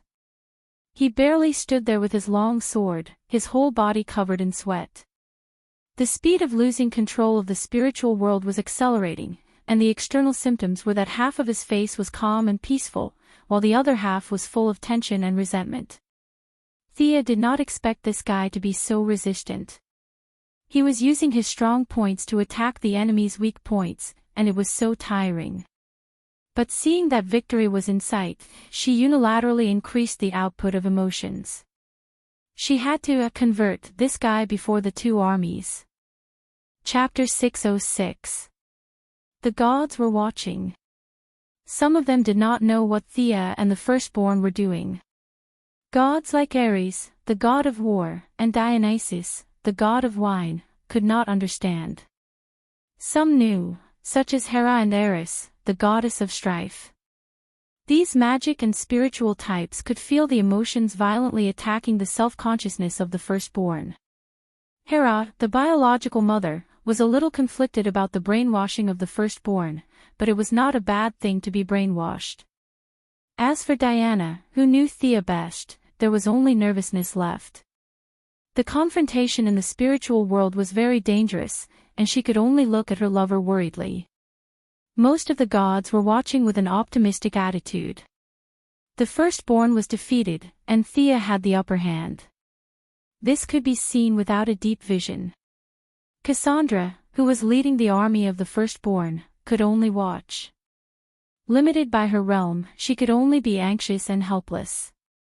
Just as she was hesitating, a subtle and undetectable voice floated into her ears. After a little hesitation, she finally made up her mind. Firstborn, think about your past.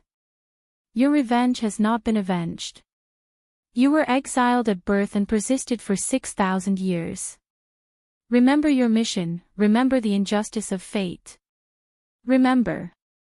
Cassandra spoke quickly. Her voice was so loud that it resounded throughout the battlefield. The firstborn, who was getting more and more confused, finally managed to suppress the erosion of compassion with the power of the spirit of speech. However, the price of Cassandra's participation was extremely high.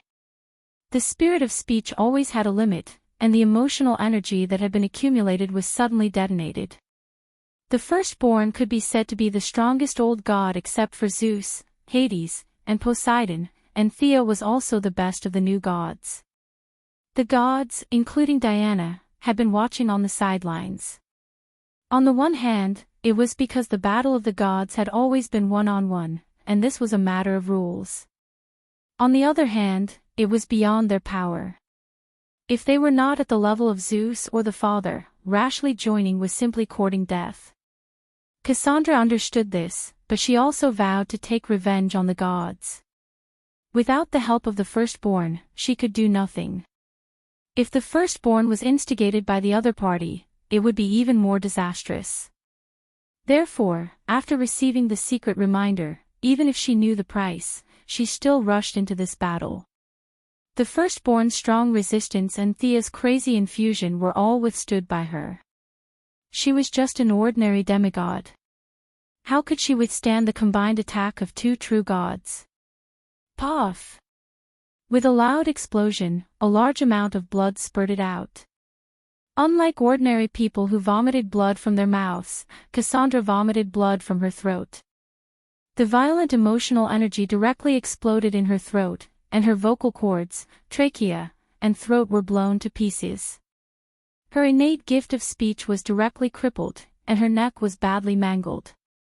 She fell to the ground, and it was unknown whether she was dead or alive. On the other side, the two true gods were also suffering. The firstborn barely kept his consciousness and escaped the fate of being brainwashed, but he looked extremely tired. His original brown-black skin was now as white as paper. When his emotions exploded, he and Cassandra spat out a mouthful of blood at the same time. Their hands holding the sword trembled uncontrollably. Thea also had blood in the corner of her mouth. The emotional backlash made her very uncomfortable.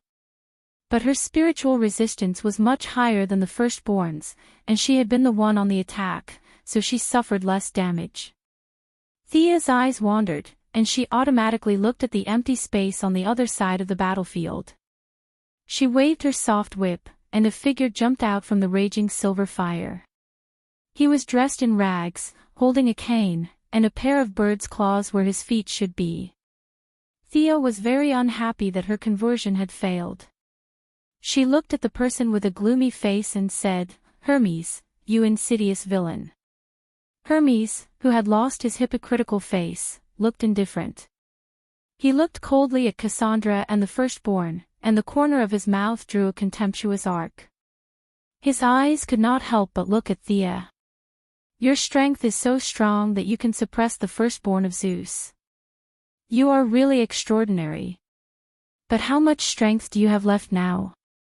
Hermes said as he gently stroked his cane and pulled out a very thin blade. Thea wiped the blood from the corner of her mouth and said, "This firstborn did consume a lot of my divine power, but I still have companions." "What do you have?" Following her words, Diana also came to her side. The Valkyrie looked coldly at Hermes, the guy who had deceived her. "Tell us where Zola and her child are, and we can spare your life." Diana stood in front of Thea with two swords in her hands and asked sternly. Hermes let out a burst of silent ridicule, filled with disdain and contempt. Thea was disgusted by his attitude. She resisted the discomfort and set up a time-stop enchantment. She wanted to join hands with Diana to take down this annoying bug. But the accident still happened. Hermes turned into a stream of light and ran out of her enchantment in an instant. Ha! In Thea's view, this speed was not inferior to Barry's. Hermes was not so fast in the past. There was the twilight of the gods, and then there was the rise of the god of speed. Hermes, who had speed as his priesthood, should be lying in the nursing home with Ares. How could he suddenly burst into such high speed? Surprised. "I was faster than this when I was at my peak. This is only half of my speed." As if he had expected their doubts, Hermes smiled grimly and pointed at the gods on the mountain peak. "Since we are brothers and sisters, let me remind you that His Majesty Hades' army is about to flatten Mount Olympus. Think carefully about your position." After that, he took out a black whistle from his arms. An obscure sound wave shrouded the army of the firstborn. All the spirits seemed to have received some kind of signal, and one by one, they rushed to the Amazon camp. Hermes teleported away with the firstborn under Thea and Diana's angry eyes. As for Cassandra, who was lying in a pool of blood, he did not even look at her. The army of nearly 100,000 spirits did not distinguish between friend and foe. The werewolves of the firstborn and the Amazons were all within their attack range. The battlefield was in chaos. The gods were shocked by the news of Hades' impending arrival. Antiope, who was facing the attack, fought hard, but still had some of his subordinates injured. "I'm fine. You go and help." Thea certainly could not stop Diana. This kind of low-intensity battle would not affect her. Fighting side by side with her people may further understand the meaning of protection. As for herself, she was sore all over and did not have much combat power at the moment. After teleporting back to the top of the mountain, the gods also felt that it was beneath their dignity to be frightened by a sentence. They all began to clean up the army of spirits. The green lamps helped Thea to calm her spiritual world and shared the burden of compassion. With the help of the gods, the Amazons' defense line quickly stabilized.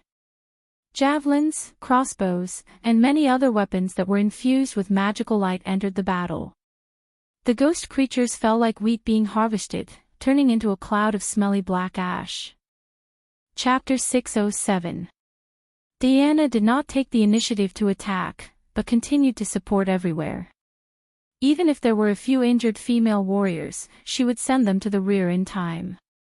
With the help of Ching Nu's Book of Nu, they would quickly recover. The battle lasted for a whole day, and a large number of ghostly creatures were finally wiped out by the gods. The werewolves, who were loyal to the firstborn, fled the battlefield soon after the battle. One of the key figures of the war, Cassandra, was captured by the Amazons who were inspecting the battlefield.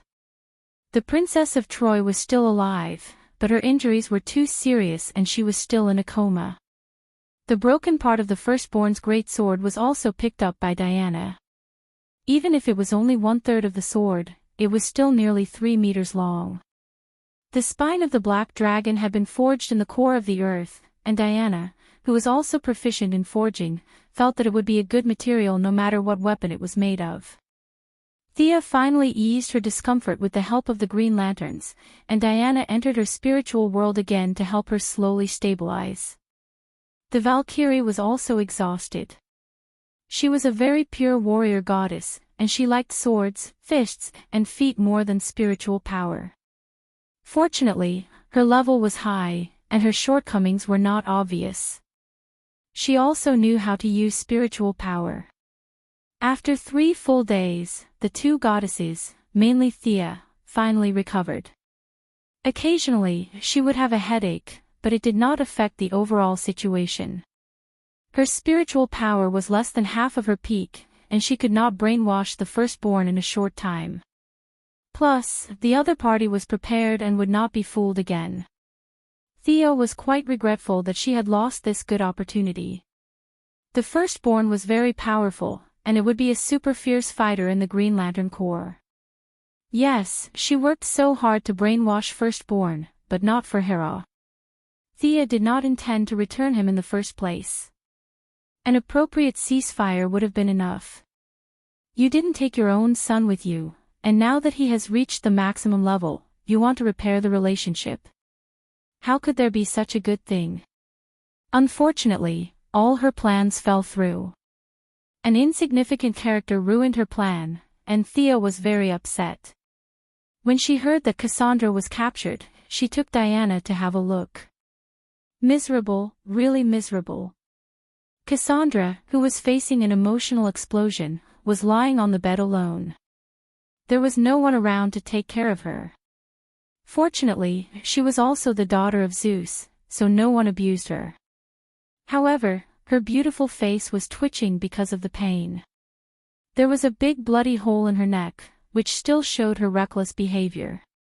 Thea stretched out her hand and released a ball of magic to examine her. After a while, she snorted coldly. This troublemaker could be said to be completely crippled. Her vocal organs had exploded into a bloody mist. Even if her skin and flesh grew back, her talent had already left her forever along with her vocal cords. In order to take revenge against the gods, this woman was willing to sacrifice herself in order to retain the power to challenge the gods. Needless to say, it was similar to the Spider-Woman Aramani. There must be a tragic story behind this. Thea could only say that the Greek gods had done too many immoral things, and she had to take the blame for them again. Walking out of the lounge, he saw that the Amazons were still passionately preparing for battle. However, the gods were a little disappointed. The Netherworld King had given them too much pressure. In the evening, Hera gathered the gods to discuss the next step of the plan. There were 2 empty chairs at the scene. The goddess of agriculture and the goddess of strife had run away. The only one left was Ares, the god of war, who was on his last breath. The old man sat on the chair with his eyes half closed. If it weren't for his weak breathing, Thea would have thought that he was dead. The other 2 present were Dionysus, the god of wine, and Hephaestus, the god of fire. The god of fire had a good relationship with Diana and Thea. Unfortunately, he had a good clergy in vain. Because of his hobbies, he had changed his talent tree from the original god of fire to the current god of blacksmiths. He was also a god of faith. Where could you find a blacksmith in the 21st century? He was supposed to be a fierce warrior in the front lines, but now he had completely become a support staff and was extremely weak. The remaining god of wine had some fighting power. There were people who liked wine in all ages. He did not have many believers, but it had never stopped. He could be said to be the god in the best condition. But the god of wine. Just by hearing his name, one could tell that he was weak. It was impossible to expect him to defeat Hades. Hera was speechless as she looked at her subordinates. The old were old, and the weak were weak. This was also the reason why she hurriedly invited Thea and Diana when she heard that they had recovered. "Your Majesty Hera, what's with Hermes' speed?" Thea asked her own question first. Unlike Barry's reverse lightning, the resistance of mortals to magic was completely different from that of gods. If many speed reduction spells did not work, Thea would be very passive when dealing with an extremely fast enemy. It should be that Hades gave him something from the underworld. If I'm not wrong, Hermes' way of life has been rewritten. He doesn't look like a living being now. Without the disadvantage of being jealous, Hera's knowledge was unparalleled after following Zeus for so many years. She analyzed calmly. Undead. Lich. Zombie. These were the things that came to Thea's mind. Sacrificing one's life to turn oneself into a high-level undead creature. But Hermes' sacrifice was not a small one. Giving up the dignity of a god and becoming Hades' henchman was not a good decision. However, Hermes had recovered a lot of strength, which troubled Thea. Speed was really not something she was good at. Hera lowered her head and pondered. The army of the underworld was boundless. Even Zeus couldn't ignore it when he was still alive. Due to the rules, the number of dead in the underworld had to be maintained at a certain level. Hades couldn't mobilize all of his forces, but even 1/10 of them was a terrifying number. Judging from the fact that Hermes could control those ghost creatures, the firstborn and Hades must have some behind-the-scenes deals. The difficult situation gave Hera a headache. She looked at Thea. "The next time the firstborn comes, can you still stop him?" Thea thought for a moment. She did not want to give up the firstborn as an excellent fighter. Olivier was stubborn. In fact, she also had this trait in her character, but she thought it was called persistence. "He must be prepared. I can't guarantee it. Our comprehensive strength is about the same. He's good at close combat, and I'm good at long range. It's hard to say who will win." Of course, Thea would not guarantee it. At the same time, she thought to herself that the firstborn would attack again. If she did not recover to her best state, perhaps she should gather all the green lamps together next time. The meeting ended hastily, and no one could make any constructive suggestions. In order to encourage or comfort Thea, Hera directly opened Zeus's collection room and let her choose 3 treasures. This was a deal for Thea. Her friendship with Hera was far from the point where she would stand up for her. Getting paid for doing things was in line with the purpose of the goddess of wealth and trade. In the face of the wide-open treasury, she did not stand on ceremony. She pulled Diana and walked in. As a powerful and restless god-king, Zeus's treasury could be said to be the best in the world. Unlike the Heavenly Father who liked to stay at home and did not step out of the house, Zeus's old man was young at heart. He wandered around the world and found many little girls, and he did not let go of any treasures. He was powerful and had a good eye. Countless treasures were picked up by him and brought back to his home. The goddess of wealth had her own identification skill. Even if she could not name many treasures, Thea knew the general purpose, and that was enough for her to choose. Many treasures, even with Thea's current strength, were tempting. The dazzling brilliance made her little heart beat wildly. She was not a law-abiding person. She could not help but think, how nice it would be if these treasures were hers. Chapter 608. However, she also knew that this was just wishful thinking. After all, Boss Zeus was still alive. Making a deal with Hera was fair and just. No one would say anything if she took a few treasures, but if she took them away in the dark of the night, she would be in big trouble. The trouble with happiness was that there were too many choices. Back on Paradise Island, Thea was happy for a few nights with a fake godslayer. At that time, she thought that there were very few treasures in the world and that it was not easy to find them. Until today, Thea realized that it was not that there were few treasures in the world, but that Zeus had taken all the treasures back home in advance. Taking advantage of the fact that he had created his account early, this boss had probably ransacked the entire place, which was why the outside world was so clean. Even a piece of divine artifact could be used as a treasure, while the treasures in his own home were piled up like a mountain. Boss Zeus had fully demonstrated what it meant to walk the path of others and leave them with no way out. What should she choose? Thea stroked her chin and pondered. Diana was looking at these treasures with the intention of broadening her horizons. She could not give any constructive suggestions. Theo looked at Hera, who was standing outside the door of the treasury. This person was also very cunning. She seemed to be generous and let Thea choose whatever she wanted.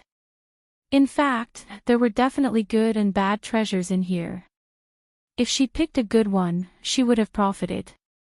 If she picked a bad one, she could only blame it on her bad luck. Hera was not responsible for explaining. Everything depended on her. Thea could only concentrate her divine power in her eyes. She wanted to use her position as the god of wealth to find the most valuable item in this treasury. Her eyes were full of radiance. Thea could not name many treasures, so she could only judge by the god of wealth. A nameless gauntlet, 1 meter of golden light. Thea picked it up and looked at it, then put it down. She turned her head and saw a black iron arrow, 1 meter of golden light. This is the hidden arrow that killed Achilles. Diana explained. Thea weighed the arrow in her hand. She did not like this kind of weapon that hurt people secretly, so she put the iron arrow back to its original position and continued to search. As she walked, she found a good item. It was a shiny golden cup. The Eye of Wealth determined that this cup was very valuable. Leto used the sunlight of the Aegean Sea to forge the Holy Grail for her son, Apollo. It shines like the sun even in the dark night. Legend has it that it can even eliminate negative emotions and all kinds of darkness. Diana looked at it for a long time this time and compared it with her memory. Thea felt that this thing was not bad, mainly because of its ability to eliminate negative emotions. It was very convenient for her to control anger. She ticked this Holy Grail in her heart and left it for last. After that, she saw many treasures.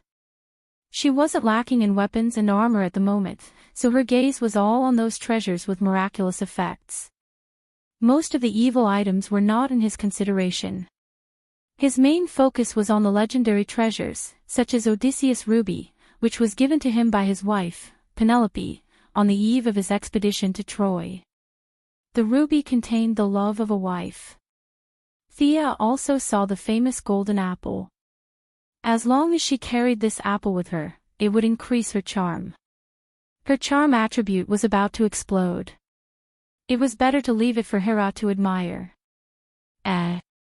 While she was strolling around, a ball in the corner suddenly caught her attention. Golden fleece. A furry ball of fleece was casually piled up in the corner. Compared to the many divine weapons and subdivine weapons, this ball of fleece was insignificant. However, Thea's divine power of wealth told her that this thing was priceless. How could this be? Thea touched the fleece. Other than being a little soft, there didn't seem to be anything unusual. What was she going to do with this thing? Was she going to make a scarf? Thea's thoughts diverged as she pondered about its use. She shook her head and smiled secretly. She stood up and was about to continue looking at other things. However, just as she took a step, a strong premonition in her heart told her that she would miss something if she left. The premonition came without reason. She turned back. That's right, this ball of fleece was the most dazzling thing in the entire treasure room. Perhaps it had an unknown use or contained some secrets. Trust your intuition. Thea didn't hesitate and picked up the fleece. After picking and choosing for a long time, she finally chose Austin's ruby of love, Leto's golden cup, and the golden fleece whose use she couldn't explain. Hera didn't comment on her choice. She had the right to choose. Whether she earned or lost, it had nothing to do with her. The ruby of love could provide her with enough love and emotions, but the process of absorbing them would come after anger. The golden cup would automatically take effect when placed next to her. It could eliminate all kinds of negative emotions. For her, who dealt with all kinds of emotions every day, it was a rare divine weapon. Thea carried the golden fleece back to her room. She and Diana closed the door to study it. The two studied from myths and legends to the golden fleece's diet and genetic mutation, but they didn't find anything. Did I make the wrong choice? Thea was a little unconfident. What could this thing be used for? Could it be used to make long johns for the long-legged goddess? Just as she was letting her thoughts run wild, she noticed something out of the corner of her eye. Among the golden fleece, a small thread caught her attention. Although it was also yellow, the fleece was golden. What caught her attention was a pale yellow thread. The moment Thea saw the thread, she seemed to see quicksand passing through her fingertips. Time flew by quickly, the sun, the moon, and the stars were constantly changing. An indescribable feeling of vicissitudes flowed in her heart. What is this? This is fleece, you must be kidding me. Thea only felt that it was ridiculous. Although it was just a glance, the power of the thread was something that even she couldn't resist. Among the people she had seen in her life, perhaps only the Heavenly Father could resist it. If this was the golden fleece, then wouldn't the original male sheep be heaven-defying? She called Diana to take a look. A magical scene appeared. Diana looked in the direction of her finger for a long time, but didn't see any strange thread. Thea was confused. Am I the only one who can see it? Thea's little heart was beating fast. She asked Diana to keep a lookout for her and carefully studied it. It was too reckless to touch it directly. She separated a trace of her spiritual power and tried to communicate with the thread. At least she had to know what it was. As soon as the spiritual power touched it, it was shattered before any information could be transmitted. Thea thought that it was an offensive weapon. She carefully guarded for a long time, only to find that the thread was still hidden in the pile of fleece. There was no further movement at all. The eldest young miss was a little confused. There was no doubt that this thread was very magical. Thea calmed down and thought of several worst-case scenarios. In order to prevent accidents from happening, she prepared several instantaneous spells in advance and firmly locked onto her own coordinates. Unless it was an existence far more powerful than her, it was impossible to teleport her away. Only then did she try to touch the silk thread for the second time. Chapter 609. The second test also ended in failure. The golden thread stubbornly cut off the connection between the two sides and did not say anything. Diana could not help with this kind of mysterious thing. She carefully thought about various myths and legends, but could not remember anything special about this sheep. This thread should not be from the golden fleece. It's more like it was mixed in and was accidentally brought out by you. Diana carefully analyzed for her and could only come to this conclusion. Thea could also think of this. How could the golden sheep be so powerful just as a background?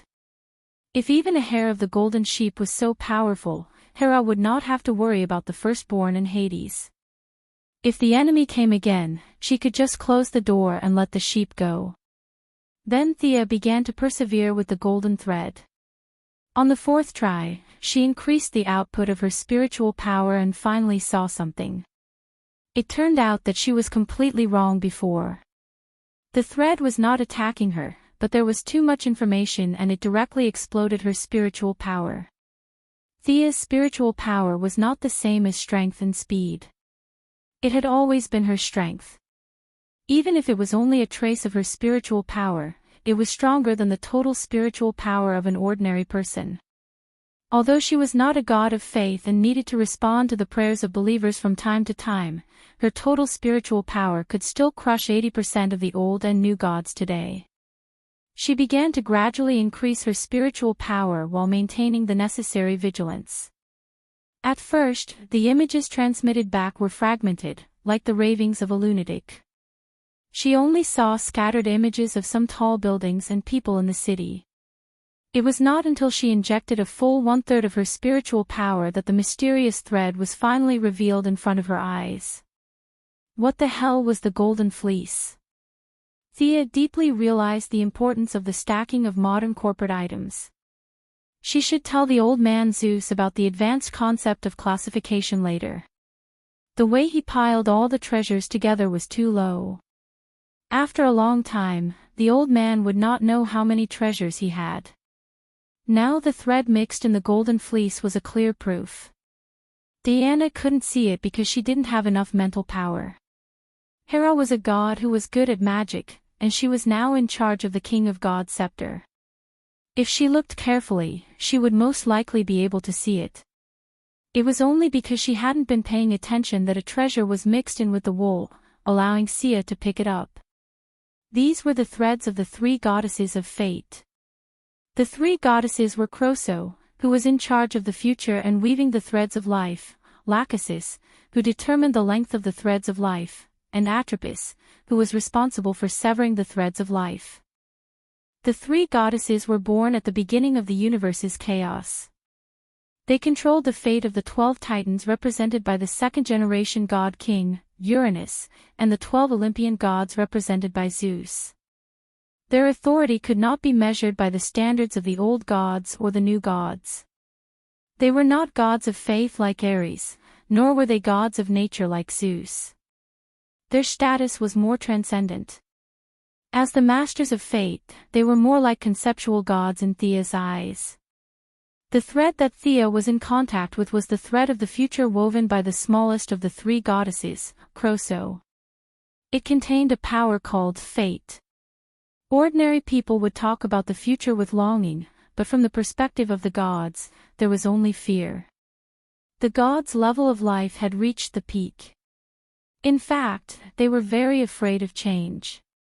Today, there was a new god to replace the old one. Tomorrow, there would be a new god to replace the old one. Wanting to transcend the arrangement of fate was an impossible task. Just look at Reverse Lightning, who had racked his brains, and it was clear that no matter how hard he tried, he was still unable to escape the shackles of fate. The more he struggled, the closer fate would entangle him, until he breathed his last. Ever since the day she found out about her fate, Thea had been preparing for it, not only for her family, but also for herself. Back then, she had wanted to ride on the coattails of Superman and Batman, but now, the tables had turned. It was time for others to ride on her coattails. It seemed like she had gained a lot, but fate still did not let her go. Instead, it pushed her into the teeth of the storm. Because of her struggles, fate's shackles on her became tighter and tighter. Putting everything else aside, she was the main force in the war against Darkseid. Whether it was from the perspective of the Heavenly Father or from the perspective of the people on Earth, she was responsible. Those who were weak could do nothing, but those who were strong could not do so. Transmigrators could not do whatever they wanted. As long as they were in the game, they were also pawns of fate. Whether it was Reverse Lightning from the 25th century, the Queen of Emerald Eyes from the 31st century, or Lantern One, who had traveled 10 billion years and was nicknamed Reverend Eating, they all proved this. It was as if there was an invisible hand constantly pushing her forward. And now, this thread brought Thea a possibility. Perhaps she could break free from the shackles of fate in the future. It was too early to talk about the future. Aside from the unconventional forces, Thea was considered a powerhouse on Earth and in the universe. But so what? Even the fate of Darkseid's first lantern had been sealed. It was still a long time before she could break free from her fate. Thea tried to put the thread of fate into her spiritual space, but unfortunately, the thread could not go in at all. Should she find a place to hide it? But she was still worried. She now understood that Zeus had probably hidden the thread of fate in the golden fleece because it could not be taken away. Thea could not think of a better idea. The golden fleece could not be hidden, and she could not parade it around the city every day. She chose to hide it in her hair. She had blonde hair anyway, so it was not out of place. The golden fleece was still shining after the thread of fate was taken away, but it no longer had the inestimable value in Thea's eyes. It was now just a decent decoration. "Should I make a scarf for you?" Thea looked at the long-legged goddess mockingly. The golden fleece was of no use to gods who fought and killed all day. Diana knew her character, so she just laughed it off.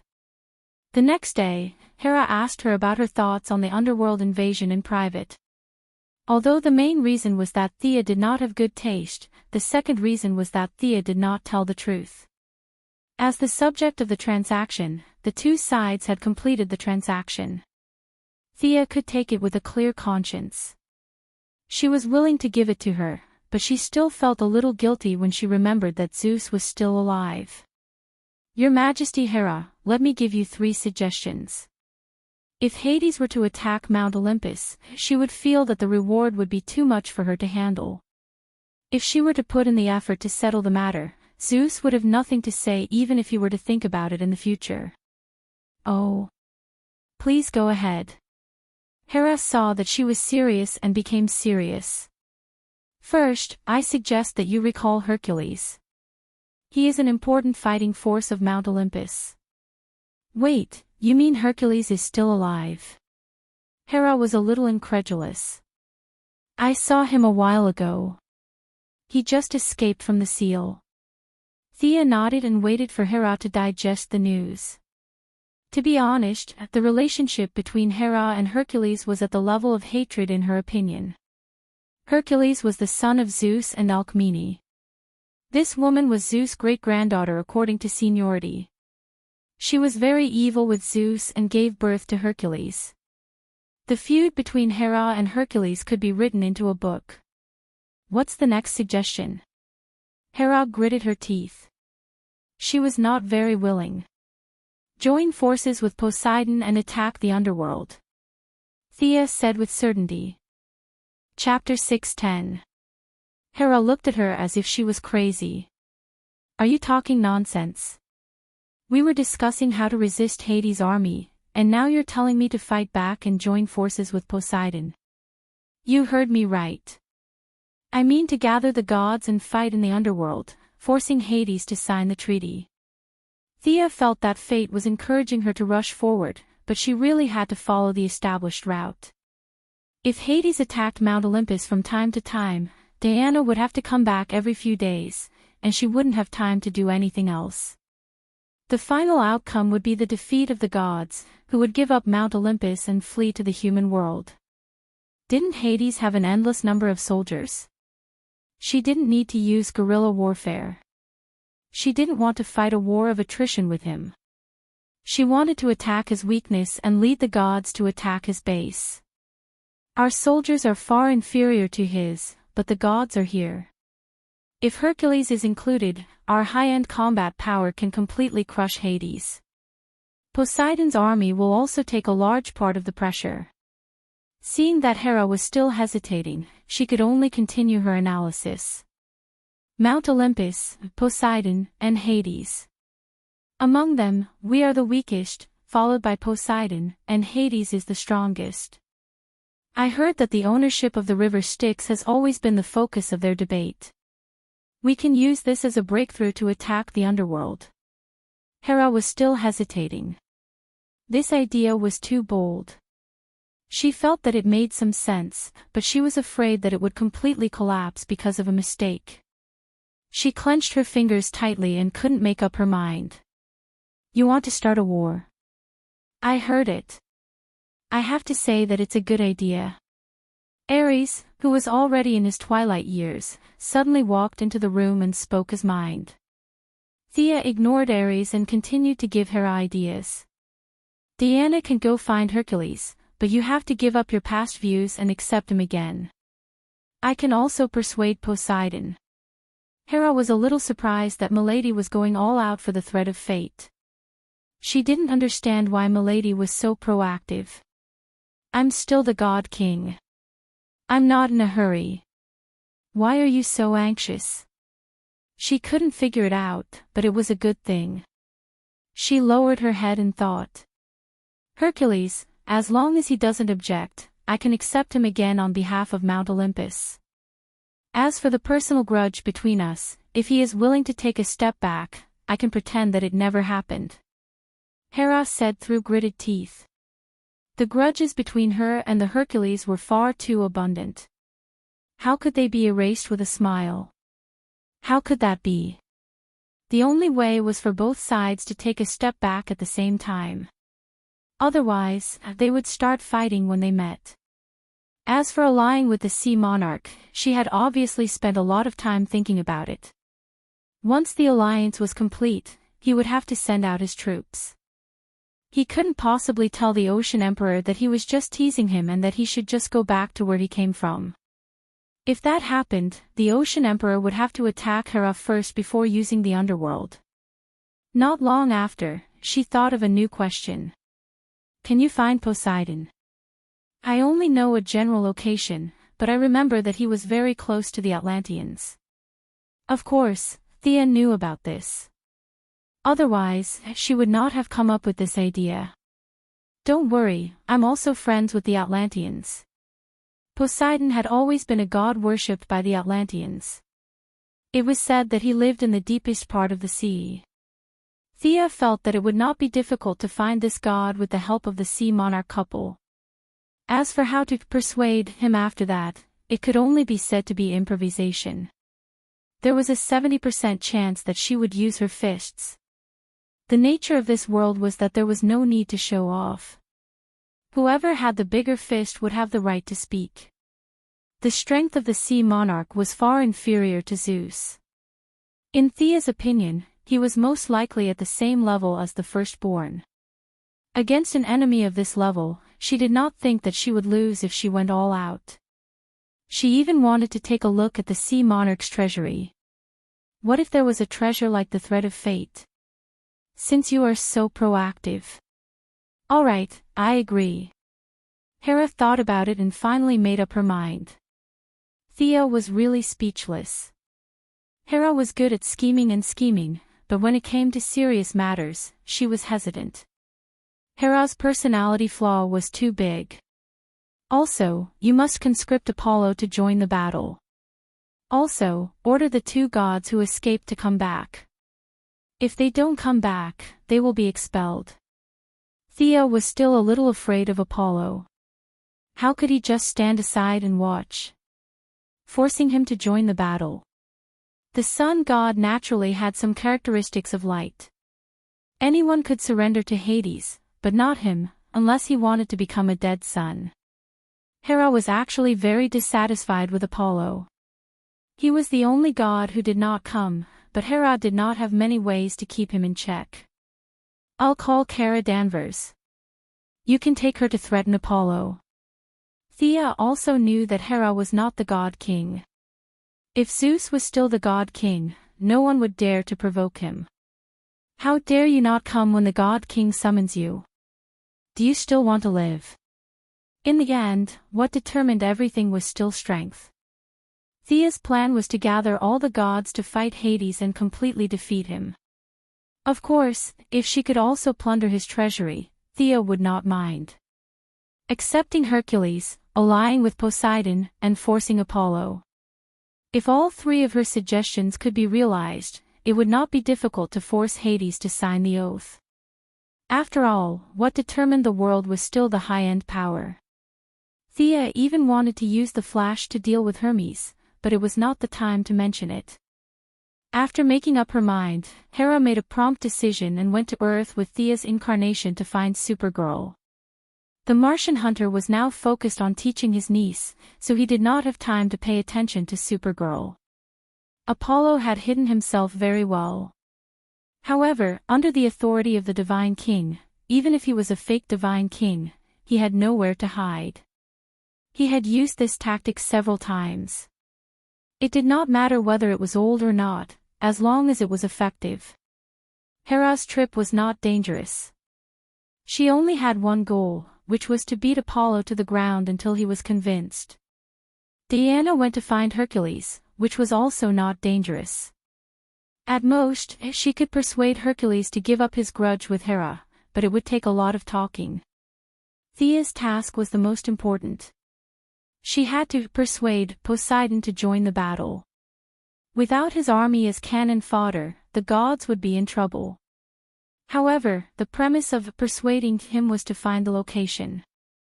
Hera's authority did not have jurisdiction over Pluto and Poseidon. This was the agreement between the three brothers. They did not belong to Mount Olympus. Hera only knew the approximate location, so Thea had to find it herself. Time was tight and the task was important. They split up. Thea left Mount Olympus and went to find the Neptune couple. She remembered that there were records of Atlantis, and they might even have some contact. Poseidon. The Neptune, who was spending time with Mela, was surprised by Thea's visit. He was especially surprised by the name she mentioned. Wasn't that a character from Myths and Legends? Chapter 6:11. You don't know. Thea was dumbfounded. Was there a problem with her plan from the beginning? You don't know. Mira asked at the same time. She looked at her husband in shock as well. What do I know? The Sea King, Arthur Curry, was dumbfounded by their questions. He was making oatmeal and quickly turned off the gas. With his sharp mind, he realized something. Thea was confused by the couple's questions and answers. Seeing the slight change in Mira's expression, she signaled for her to speak first. Poseidon has always been a god worshipped by Atlantis. Didn't the Elder Council mention it to you? The Sea King shook his head, indicating that he did not know. He had a strange expression. No one has ever mentioned it to me. I thought you knew. Mira was a little speechless. She felt that she was being ignorant. At the same time, she was also a little annoyed. She should help her husband with his studies. He had lived in human society all his life and knew too little about many of the customs of Atlantis. Sia coughed softly when she saw the young couple's lovey-dovey look. Unlike a simple young couple, she felt a strong sense of rejection and conspiracy from it. She didn't need to think to know that it was the Elders' Council behind this. She was a political figure now, but she still didn't like politics. Unfortunately, she couldn't escape the influence of politics because she was in the middle of it. Even the evil Lord Darkseid, despite being so powerful, still had to make some compromises with politics and split up the power in his hands. For example, he let the Wasteland Wolf lead his army, and Desard managed all the affairs on the Apocalypse Star. Darkseid could kill these people instantly, but if he wanted them to work for him, he had to make some concessions. This had nothing to do with strength, but a deeper problem of order. The Elder Council that the Sea King was talking about was the product of a few parties' coordination. However, she did not want to be involved in other people's affairs. She had enough problems. She just wanted to find the Sea King's hiding place. Understanding her intentions, the Sea King was very happy. Let's go. You haven't been to Atlantis, right? I'll ask the council. Besides, there should be records in our library. Thea immediately followed them. To be honest, she had admired Atlantis for a long time. The couple jumped into the water. Thea, who was already a god, did not need any water armor. She could follow the couple with her own divine power. The three of them dove all the way down and passed through several huge underwater caves. Thea followed them as they flew through the sea. Thea followed them with her divine power. 10 minutes later, they had entered the deep sea. This was a forbidden area for humans. Perhaps only the most advanced underwater detectors could observe this place. Many nameless deep-sea fishes caught sight of the three of them. Some of them chose to avoid them, while others pounced on them fearlessly. Unfortunately, they were all controlled by the Sea King's ability to control marine creatures, so they turned around and went home. How did your body survive in the deep sea? Miala was very curious as to how Thea could keep following them. She wanted to use her ability to control water to help her, but seeing how relaxed Thea was, there was no need to do so. Thea could only laugh and change the topic. She bragged that she was some kind of god, and that she could come and go as she pleased in this small pool of yours. She was not thick-skinned enough. At first, they were worried that Thea would not be able to withstand the huge water pressure. Seeing that she was observing the strange environment around her as if nothing was wrong, they stopped worrying and used all their strength to swim to the deepest part of the sea. There was no sound in the depths of the sea. It was pitch black from top to bottom, left to right, front to back, and her sense of direction was completely confused. Her well-known phobia of the deep sea was not just for show. Fortunately, her eyesight had been following the Sea King, so she did not lose him. After passing through a few trenches that had yet to be explored by human beings, the three of them entered a cave that was invisible to the naked eye at the northwest corner of the trench. They found themselves in a rugged and winding tunnel. Between the walls of the tunnel, there were some aquatic plants that were emitting fluorescent light. The tunnel was several hundred miles long. The three of them passed through the cave without making any sound. In the deep sea stood a magnificent and vast city, Atlantis. This city that had sunk into the deep sea still retained its former beauty. The blue stone pillars still emitted light even in the deep sea. Many tall and artistic buildings dotted the city like stars in the sky. The layout of the city was like two concentric circles, divided into the inner ring and the outer ring. With just a rough look, Thea could see the power structure here. The nobles lived in the inner ring of the city center, while the commoners lived in the outer ring. This was not only convenient for the expansion of the city, but also to use the lives of the commoners to buy time for the nobles to escape when the enemy attacked. Yes, Thea did not have a good impression of this group of people. Because when she was looking around, an old man with a few guards was arguing with the Sea King. And from the way the old man pointed at Thea from time to time, she knew that he was not saying anything good. Language barrier. Atlantis naturally could not speak English. Some of the words were similar to Greek, but the specific meaning was not easy to distinguish. Thea cast a small spell, language proficiency. This spell allowed her to understand the language of all intelligent creatures. As for the dragon language and demon language, it was not within the range of the spell. This person from the surface must be questioned by the Parliament.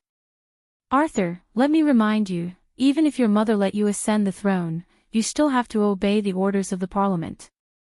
The old man pointed his finger at the Sea King's nose fiercely. She is my friend. Stay away from her. This is for your own good.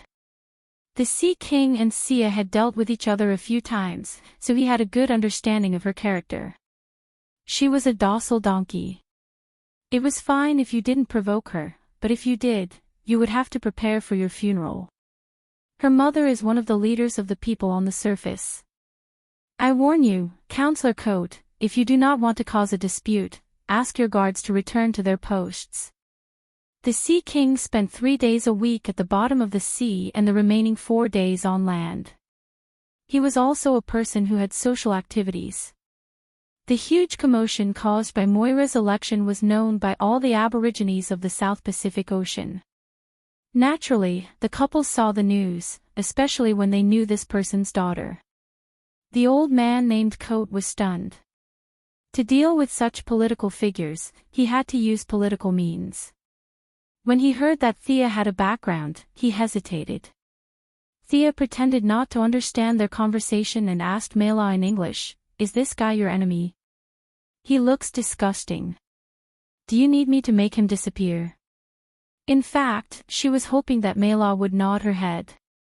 Then, she could use the eye of obliteration to make him disappear. It was too complicated to deal with gods, but it was effective against an ordinary person. Mela was shocked and hurriedly pulled her back. She gently waved her hand and pointed at the Sea King with her chin, indicating that her husband could solve this problem. Chapter 6:12. After learning about the special relationship between Thea and Diana, Mela became much friendlier towards the two girls. In her simple and honest view, as long as they did not steal her husband's woman, they were all good women. The old man's eyes flickered as he weighed the pros and cons. In the end, he gave up and a possible face-slapping scenario disappeared without a trace. Thea sneered.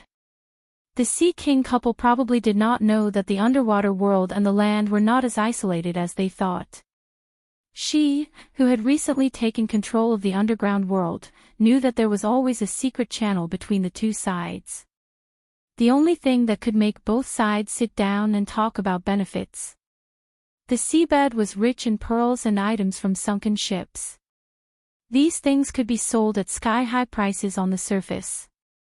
Similarly, the surface world had a wide variety of medicines and chemical products, which were very popular among the underwater nobles. It was true that the seabed was vast. Unfortunately, there were many things that could not be found underwater, so they could only seek help from the land. Both sides took what they needed. Thea even knew that her medical cabin had been smuggled here, which showed how frequent the interactions between the two sides were. No one knew when this secret channel was built. The people in charge of this channel had changed countless times. Some people worked for their entire lives and still did not know that the people they were dealing with were the legendary Atlanteans. After chasing away the annoying flies, the Sea King couple led Thea to the city center. As you can see, their attitude towards me is definitely not friendly. Let's ask my mother directly. She definitely knows the whereabouts of Poseidon. Your mother? Thea was a little surprised. Of course, it was not because the Sea King had a mother. Other than those who jumped out from the cracks of rocks, most people had a mother. This was normal. Thea was curious why his mother was still alive. Feeling that the development of things here was a little different from what she remembered, Thea decided to listen more and see less. The three of them entered the city through the main gate. Along the way, the civilians looked at Thea with surprise. She naturally did not wear a hood when visiting other people's cities. At first, she thought that the civilians were admiring her appearance. Then, she realized that something was wrong. The admiration was still there. More of the civilians were shocked that a person from the surface could appear here so openly. How can they tell that I'm a mainlander? Is there such a big difference between me and you? Thea did not understand.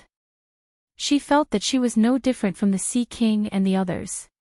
Could it be that there were only so many people in Atlantis, and everyone knew each other? Ha! The Sea King laughed heartily. To you, it's an extremely small area. We have gills, but you don't. The Sea King pointed at his own neck as he spoke. Thea took a closer look and realized that there were indeed tiny air holes on both sides of his neck. However, the Sea King's hair was exuberant, so they were well hidden. If one didn't look carefully, they wouldn't be able to tell. After this brief interlude, Thea calmly accepted everyone's gazes and followed them into the inner circle of the noble district as if nothing had happened. My mother passed the trident and the throne to me. She has now retreated behind the scenes. She is very kind and wise. She must know the answer to your question. Along the way, the Sea King would occasionally introduce the current situation of the city. When he talked about his mother, his words were filled with pride. It was another old woman. This was the only thought that appeared in Thea's mind. There were many more old women in this world than expected, and they were all political figures. Her own Moira, Diana's biological mother Hippolyte, the Sea King's mother, Luther's mother. In the Sea King's impression of his mother, she was kind and considerate. Without looking, Thea knew that it was all an act because her own mother was the same. The three of them did not go to the palace. Instead, they went to a small courtyard not far from the palace. According to the Sea King, after he inherited the throne, his mother was still close to guide him.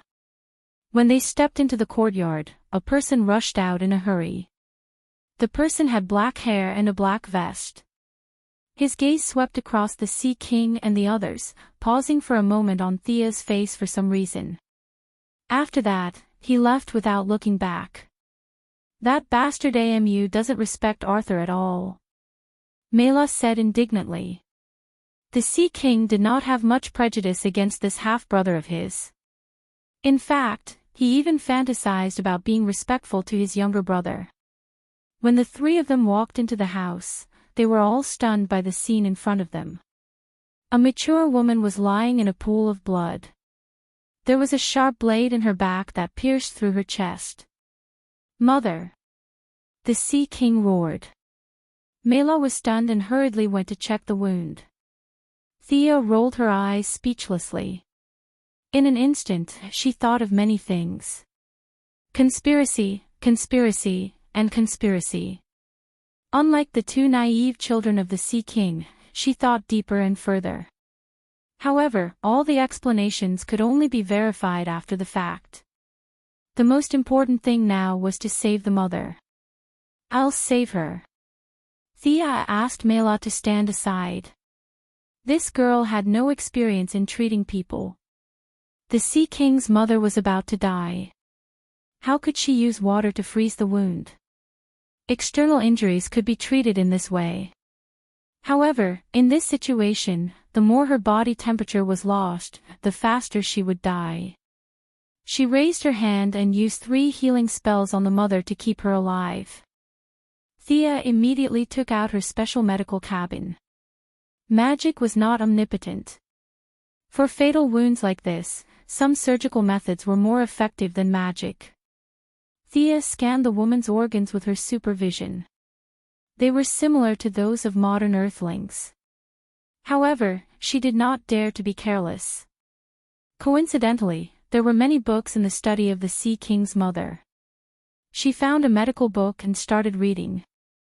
With the help of the time acceleration enchantment, she finished reading all the medical books in Atlantis in just 30 seconds. Next, she started to work. She built an extracorporeal circulation system, cleaned the wound, and used magic to promote the self-growth of the cells. There's a poison in your mother's body that's resisting my magic. I need some time to study this poison. It's best that we go to the surface to treat her. Thea's treatment was extremely fast. Sometimes, she felt that she was about to become the god of medicine. We have all kinds of equipment in Atlantis. Why don't we treat her here? The Sea King was a little puzzled. He was relatively naive and did not smell the thick smell of conspiracy in the air. Thea smiled bitterly. If I'm not wrong, Atlantis will soon not belong to you, but to them. Ha! The couple did not understand such a strange sentence. Fortunately, someone revealed the answer for him. He, who had been paying attention to his mother, finally realized something. There was a hubbub of voices outside the courtyard. Many voices were inadvertently heard. That person from the surface killed the queen. We must avenge the queen. Arthur is also an accomplice. They were all bewitched by the people from the surface. Let Sir Amu lead us to avenge the people from the surface. The sudden turn of the situation stunned the Sea King couple. They did not know how things turned out this way. The old man who blocked the way before did not seem to be afraid of my political identity. Instead, he used it. They want to start a war. Thea was speechless as she revealed the answer. Chapter 6:13. Seeing that the Sea King and his wife were still in a daze, she continued her analysis. I don't know if the real mastermind is your good brother, but to be able to come up with such a plan in such a short time, this person is very good at planning. First, she got rid of your greatest support, your mother, and then framed me. This was a very ingenious plan. Not only did she deprive you of your throne, but she also used my identity to turn the ordinary people's love for the queen into hatred for the people on the surface. Do you understand now? Thea finished and looked outside again. The ice wall made by Mela would not be able to hold them off for long. Moreover, the enemy had already assembled the advance troops. It could be said that this plan was not made in a day or two. I don't believe that Amu would do such a thing. He He must have been bewitched. It's all those elders doing.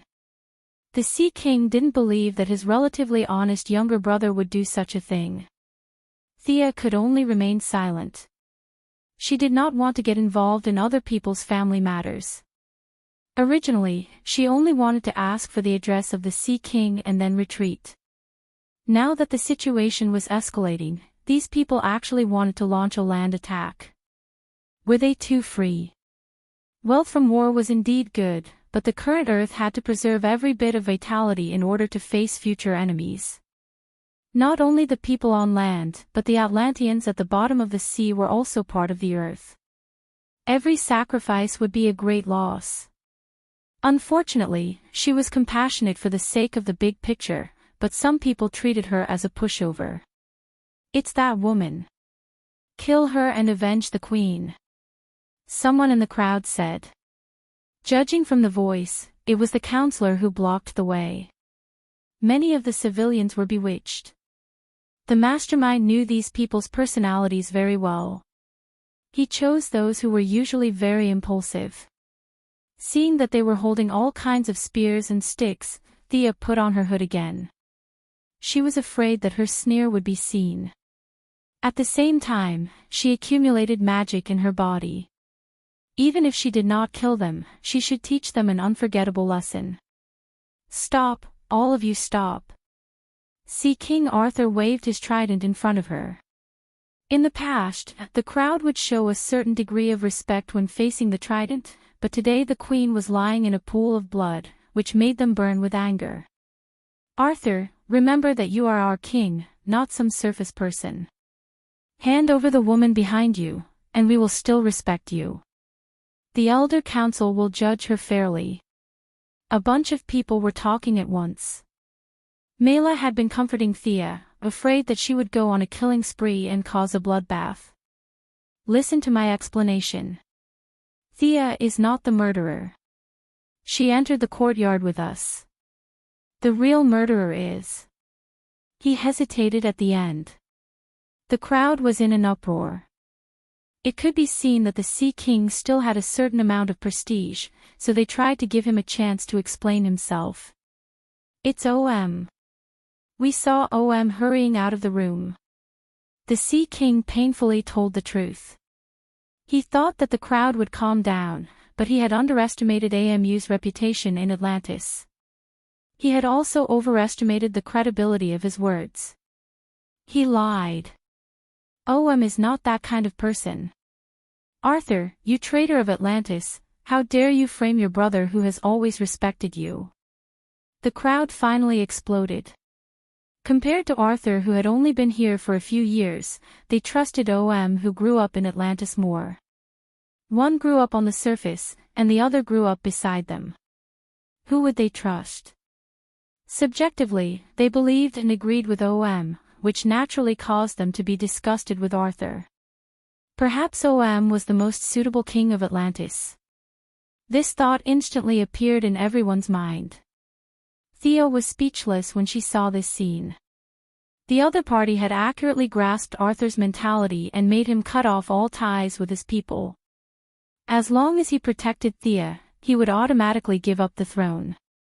If he did not protect her, a war against the surface would break out at any time. The situation took a turn for the worse. The angry civilians no longer had any concerns. They grabbed their weapons and rushed towards the three of them. The Sea King kept shouting, telling them to stop and listen to him. Unfortunately, these people thought that they had found the truth. The chaotic roars drowned out his explanation. What should they do? A serious problem appeared in the minds of the three of them. Thea did not have any scruples. She wanted to use her strength to defeat these ignorant civilians and then reveal the real culprit.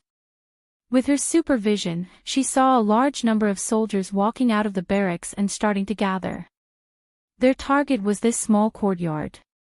Atlantis lacked a lot of medicine. This was not because of their lack of technology, but because they lacked some necessary materials. Their technology was very advanced, and they were all equipped with energy weapons. Thea did not know how big their army was, but as far as she could see, there were tens of thousands of soldiers with advanced weapons marching towards this place. Unfortunately, she looked at the unconscious former queen. If she was not poisoned and unconscious, she could easily suppress the rebellion with her prestige. Now, she could only choose to avoid it. Arthur, the enemy's army is very close. Let's save your mother first. Thea stopped the Sea King, who was still arguing with the civilians. If they did not leave now, when would they? Tens of thousands of people against her, it would be very difficult if they could not kill her. If the Atlanteans had some advanced technology, it would be awkward. The Sea King and his wife knew that she had the ability to teleport.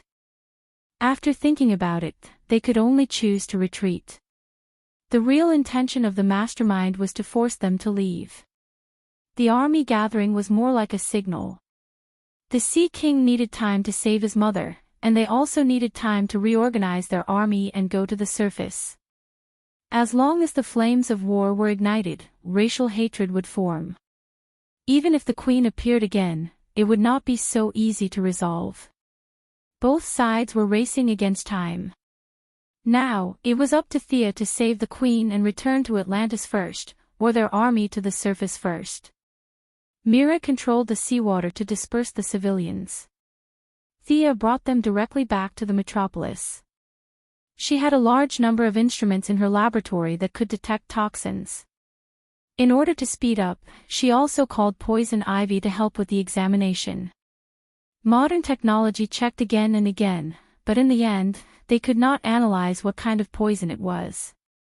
Thea suspected that it was a secret recipe of the palace, or a toxin refined from some substances that were extinct on Earth. However, her magic did have a miraculous effect. She used a large amount of magic to wash away the toxins. In addition, Poison Ivy also created a plant medicine that neutralized part of the toxins. After an hour of hard work, the Queen finally woke up slowly. She looked around for a long time. She did not recognize the environment in front of her. Unlike ordinary Atlanteans, she had lived on the surface before, and it was during that time that she met the Sea King's father. The oxygen content in the air told her that this was the surface. But how did she come here? Chapter 6:14. Thea left some space for the mother and son to talk. She walked out of the room and browsed through the information that Gideon had collected. While they were treating the injured, the other party was not slow either. The large number of troops could not be gathered in a short period of time. However, they were ruthless enough to send out a small team of about 100 people to attack the surface. These people were kamikazes. Their purpose was to sacrifice their lives and start a war between the two sides. When they first saw their battleships coming out of the sea, many citizens took pictures, thinking that it was a game show. It was only when the Atlantean soldiers walked out of the battleships and prepared to shoot at the crowd that they realized the danger they were in. Fortunately, or rather, unluckily for these people, they chose Gotham as their first stop. The simple-minded citizens of Gotham City had never seen plasma weapons before. However, when they saw these people in strange outfits and assumed shooting positions, they all chose to evade out of reflex. As a member of the Gotham family, even the normal citizens had a bonus to their dodge. For example, Master Bat could dodge bullets with a light jump and dodge Omega Ray with a heavy jump. This was an external sign that their dodge attributes were stacked to the max. The kamikazes fired for a long time, but they were dumbfounded to find that no one was killed. Only a few were injured. Were the people on the surface so fierce? A shadow appeared in the hearts of the kamikazes. Of course, they were not tired of living and wanted to die. Instead, they had noble morals. At least from their point of view, they were very noble. When the small team set off, the Elder Council advocated that they would take down America in 3 days and conquer the world in a month, returning Earth to the embrace of Atlantis. Looking at it now, this goal seemed to be a little difficult. Before they could walk out of the ominous situation, a large cloud was flying towards them. This could be called a nightmare for them for a long time in the future. As a person who only slept for an hour a day, Batman saw an unfamiliar force enter his city and open fire without saying anything. He immediately rushed to the scene in the Batfighter. He met up with Batgirl and Third Robin, and the three of them beat up more than 100 people. They did not die, but severe injuries were unavoidable. Thea was secretly glad when she saw this. Batman's principle of not killing was sometimes troublesome, but sometimes it was useful. Arthur, a small team from Atlantis landed 10 minutes ago and was wiped out. She hurriedly told the Sea King's family the good news. The Sea King was a little dumbfounded.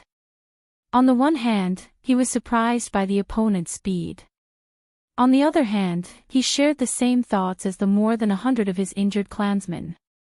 Were the people on the ground really that fierce? No one died. You probably know that it was Batman who stopped them. Thea thought to herself.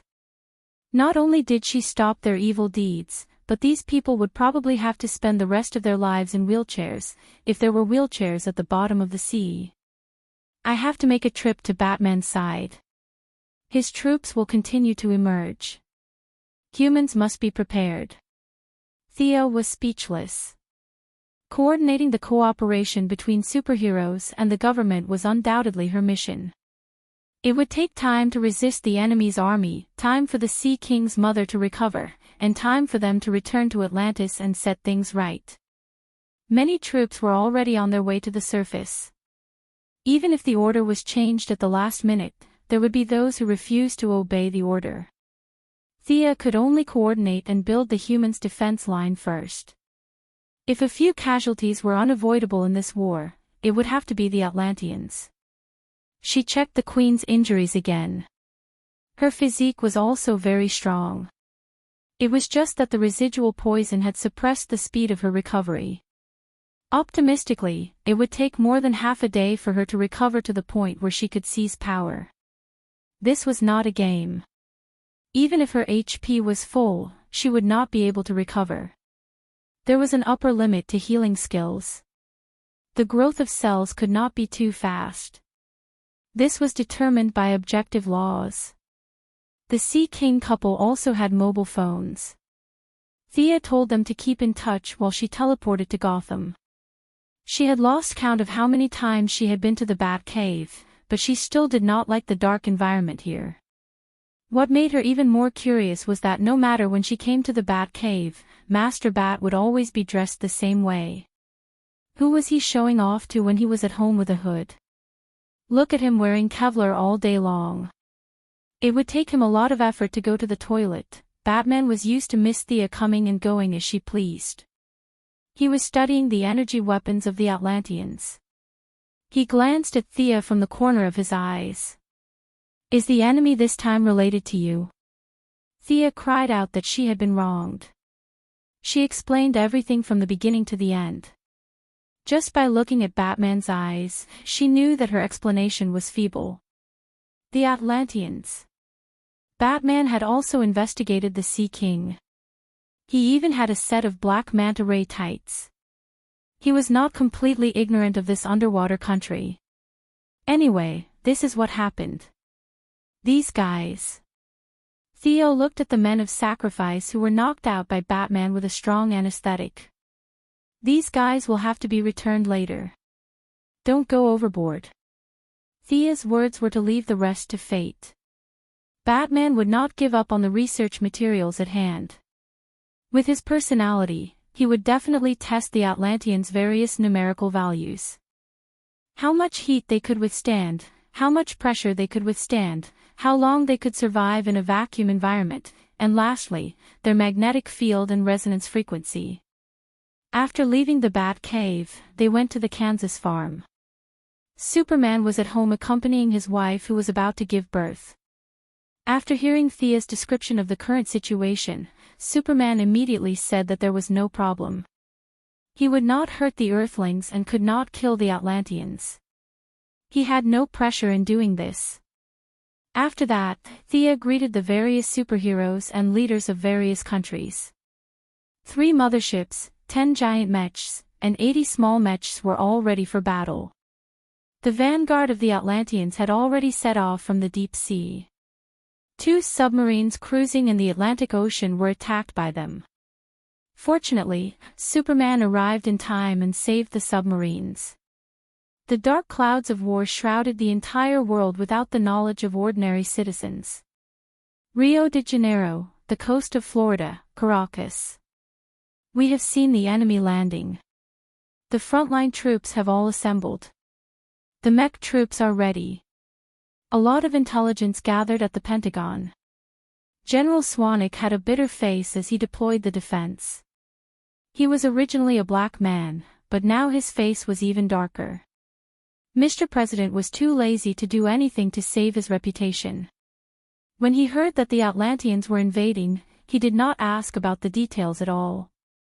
He hid in the basement without saying anything and pushed everything to the Department of Defense. In a private call to the minister, Mr. President very happily delegated power, and said that even if he was defeated, if he wanted to sign the surrender agreement, he could sign his name. He didn't care about the pillar of shame in history at all. There was only one condition, and that was to not disturb him. It was just an empty reputation. He had long put it aside. Chapter 6:15. Mr. President had given up on himself and was unfazed. General Swanwick could not do the same. He felt that he could still be saved as the Minister of Defense. If this was a normal era, his military power could crush the U.S. military of all eras. Unfortunately, the current era was not normal. When Thea learned that he was leading the army, she even took the time to help spread the past of Atlantis. These words sounded like sleep talk to him. Atlanteans? You must be kidding me. However, the images captured by the satellite told him that Thea was telling the truth. This made the African minister, who had always had a firm view of the world, feel helpless. Please rest assured, Mr. Minister. The superheroes will help to resist. I don't ask the frontline soldiers to not kill anyone. That would be making things difficult for them. However, we can't take the initiative to provoke them. This is just a conspiracy of a small group of people. There is still a chance to salvage the situation. Thea nagged at the generals to reason with them. If they were obedient, it would be fine.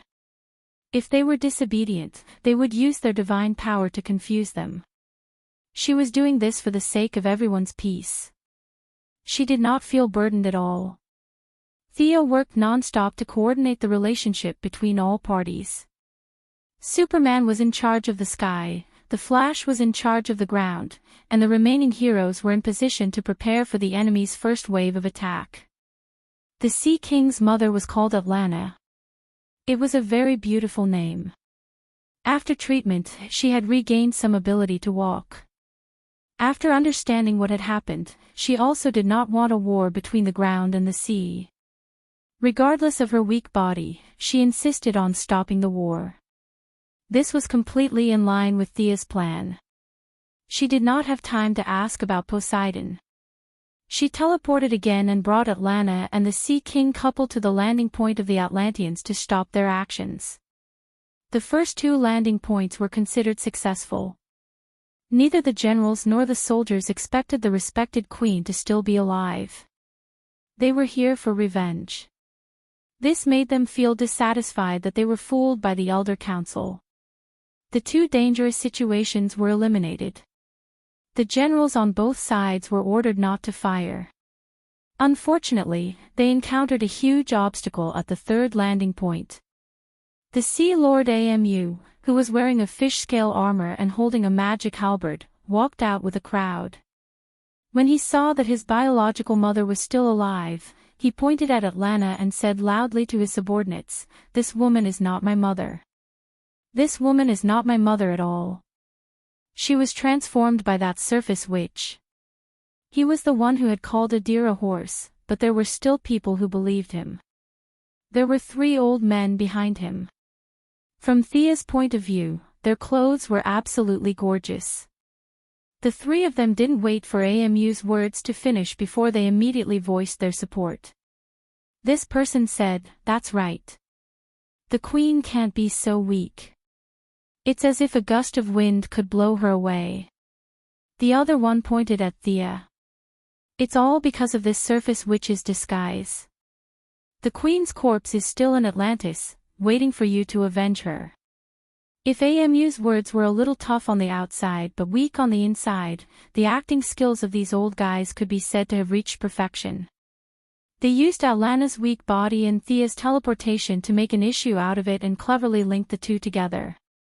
Their purpose was to refuse to admit that what was true was false even if it was true. The soldiers below were completely confused. In general, the idea of attacking the surface people had a certain market among the Atlanteans. However, most people opposed it. Their physiological structure had completely changed, and they could not live on land at all. After killing all the surface people, they would have to retreat to the sea. This kind of war was completely meaningless to the soldiers below, except for the satisfaction of conquering the surface people. "Kill that witch and we can break all the magic." One of the old men pointed at Thea and ordered. The people on Earth had satellites, and the Atlanteans also had similar monitoring methods. Thea had been teleporting around the world for a few hours, so it was not difficult to find her.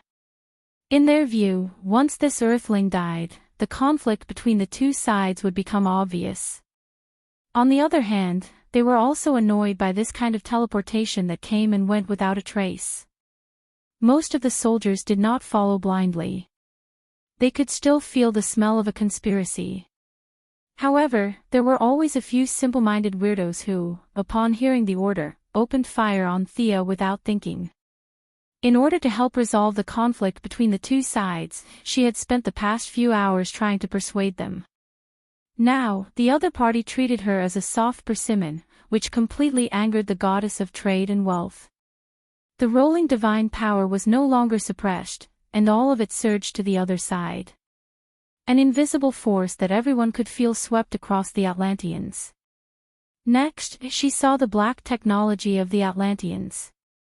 They had activated some kind of force field device, and a sky-blue energy wall shrouded them. Thea was a little surprised because she found that this device was operated by water. The other party's water controllers, the people of Mira, were constantly pouring seawater into the device to maintain the energy shield. The few old men who were scared *+ before became complacent again when they saw that their safety was guaranteed. One of them even gave Sia a provocative look, as if to say, "Aren't you awesome? I'm standing right here. What can you do to me?" Thea's temper also rose. The brainwashing of the firstborn was disrupted and came out to find trouble. These days, it had not been smooth sailing. Now, even a nameless cameo dared to provoke her. She was ready to give these guys a hard time. The abundant divine power began to hit their shield like a giant hammer. The faces of several people operating the shield changed drastically. They directly turned a certain switch of the device to the maximum. At the same time, the water controllers were desperately pouring seawater into the shield to convert it into energy to resist the suppression of the divine power. It had to be said that their utilization of energy was much higher than that of the Earthlings. The energy contained in the seawater was almost 1-to-1 added to the shield. Seeing that the shield was constantly changing colors, from dark blue to light blue, the few old men looked at each other and did not look too good. They did not know what kind of invisible energy Thea was controlling. The scientists stayed in Atlantis and did not follow the army, but they knew that the other party must not have good intentions by hitting the shield so hard. The seawater was being consumed violently. The people were busy, but quantity was still not as good as quality. Relying on the black technology and the efforts of countless mortals, they could not stop the true god. Thea was confident that with 3 more hits, she could break the turtle shell. Just as she was about to break the shield in one go, a huge whirlpool appeared at the end of her sight. At the same time, a sharp and majestic divine power slowly rose from it. Damn it! She, who had always thought of herself as a lady, could not help but curse. What a coincidence! Thea stopped attacking and looked a little speechlessly into the distance. She laughed self-deprecatingly. This saved her a lot of trouble. She did not have to ask about the whereabouts of Poseidon because Poseidon had come to find her. Chapter 6:16.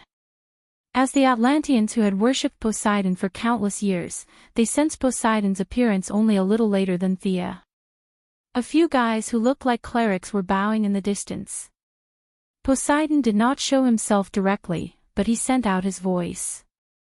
Why are mortals consuming so much seawater? Are you ignoring the majesty of the sea? Poseidon's voice was very dull, as if he was talking with a quilt. In Poseidon's opinion, it was most likely that the humans had nothing better to do, so they were reclaiming the sea. Every drop of seawater corresponded to his divine power, which was his capital to fight against Zeus and Hades. If they took advantage of his long sleep to reclaim the sea, he could not do anything. Now that he was awake, he naturally could not let the humans do as they pleased. Poseidon's body was still deep in the sea, maintaining a state of sleep. This time, it was only his avatar. He did not expect there to be a god on the surface, so he did not use any divine power to detect. Just like how Hades ignored Thea, Poseidon did not have the habit of casting detection spells on others anytime, anywhere. He did not know that there was a god at the scene who was about to reason with him. His original plan was very good. He was ready to leave after showing off. How could Thea let him run away? She used all her divine power and directly smashed the Atlanteans' protective shield. She was very tight on time and had no time to negotiate with them. In order to prevent them from attacking recklessly, she needed to make a symbolic deterrent. Her stern gaze swept across the Atlanteans, and finally found the magic halberd in Amu's hand. This ambitious but incompetent second prince was far less upright than his brother. He was somewhat evading Thea's gaze, but he instinctively held the halberd tightly. This is it. Thea opened her left hand, and under the influence of invisible waves, Amu's halberd flew into her palm. A magic halberd. She checked it for a while and sneered. What magic halberd? It smelled like a demon. Originally, she just wanted to throw it back to give him a deterrent, but the demon's participation changed her mind. Demons were enemies of order, and it was not wrong to kill one on sight. This halberd was not only made by a demon, but there was also a weak soul left in it. The soul was constantly devouring Amu's flesh and blood to restore its own state. Kid, you will thank me in the future. Thea gave Amu an enigmatic smile. She gripped the weapon with both hands and began to exert force. At the same time, her divine power entered the halberd. The demon inside was terrified to the extreme. The nameless demon did not know where this divine power came from, but it felt as if its body was being burned by flames. In the face of a disaster, it no longer hid. A shadow appeared above the halberd and tried several times to leave Thea's hand. At the same time, with the help of the soul connection, he began to absorb Amu's life force. The poor second-generation king screamed and fell to the ground. If it was a long, drawn-out battle, it would definitely cause irreversible damage to Amu. Unfortunately, there was an insurmountable gap between Thea and the nameless demon. This demon was similar to the one in Chatter Santana's body. Thea's divine power was like a millstone, and as soon as the two sides collided, the demon was crushed into fine powder. The demon was destroyed, and the halberd in Thea's hand was not much harder than chopsticks. With a crack, it broke into two. Your brother was bewitched by the demon. He needs some time to recover. Thea explained to the Sea King in Atlanta. Previously, they had all seen the demon absorbing Amu's shadow.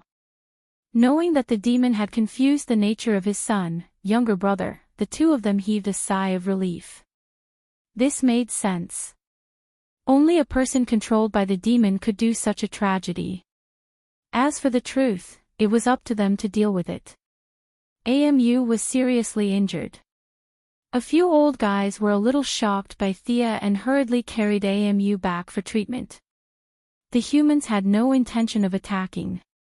Thea asked them to wait for orders and make use of this time to deal with the Sea King.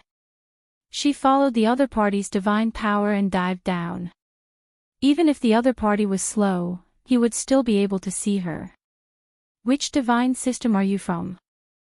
The Sea Emperor's clone did not know what the other party's intentions were, but when he probed, he was given a fright. The other party's godly energy was abundant. Although there were subtle differences in the various types of godly energy, the one following them was a true god.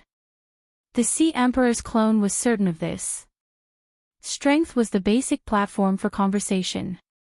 The Sea King's clone could not figure out the other party's intentions, so he spoke politely. Thea was also surprised. The sea always gave people the feeling of stormy waves, wild and unrestrained. She did not know if the other party was old or not confident enough. However, if people respect me, I will respect them tenfold. She knew how to play and pretend to be a lady. Your Majesty, I accept the request of the Hera Divine King to invite you to attack the underworld together. Hee hee. The other party's divine power turned into a human form. It was an elegant old man with a curly beard. The old man's tone was cold. My dear sister became the Divine King. How come she has such great authority now that she can order me around? Thea wanted to continue persuading, but the other party rolled up the seawater. Leave my sea. You are not welcome here. The turbulent seawater rolled back. Thea was not afraid of this clone. This clone looked scary, but it was not as strong as Diana. She just did not know the strength of this guy. If it was only at the level of a firstborn, she was not afraid. If it was very strong, she could only give up. With a cautious attitude, she avoided the seawater temporarily. This caused her to float thousands of miles away, and countless fish in the ocean were swept away along with her. The other party was very cunning. He was afraid that Thea would follow him, so he quickly fled to the south. The lady sneered softly. Hera had told her about the approximate location of the Sea King. It was definitely not the sea where the Sea King's clone was now. Moreover, the other party's attempt to hide made it more conspicuous. It seemed that he was afraid that she would follow.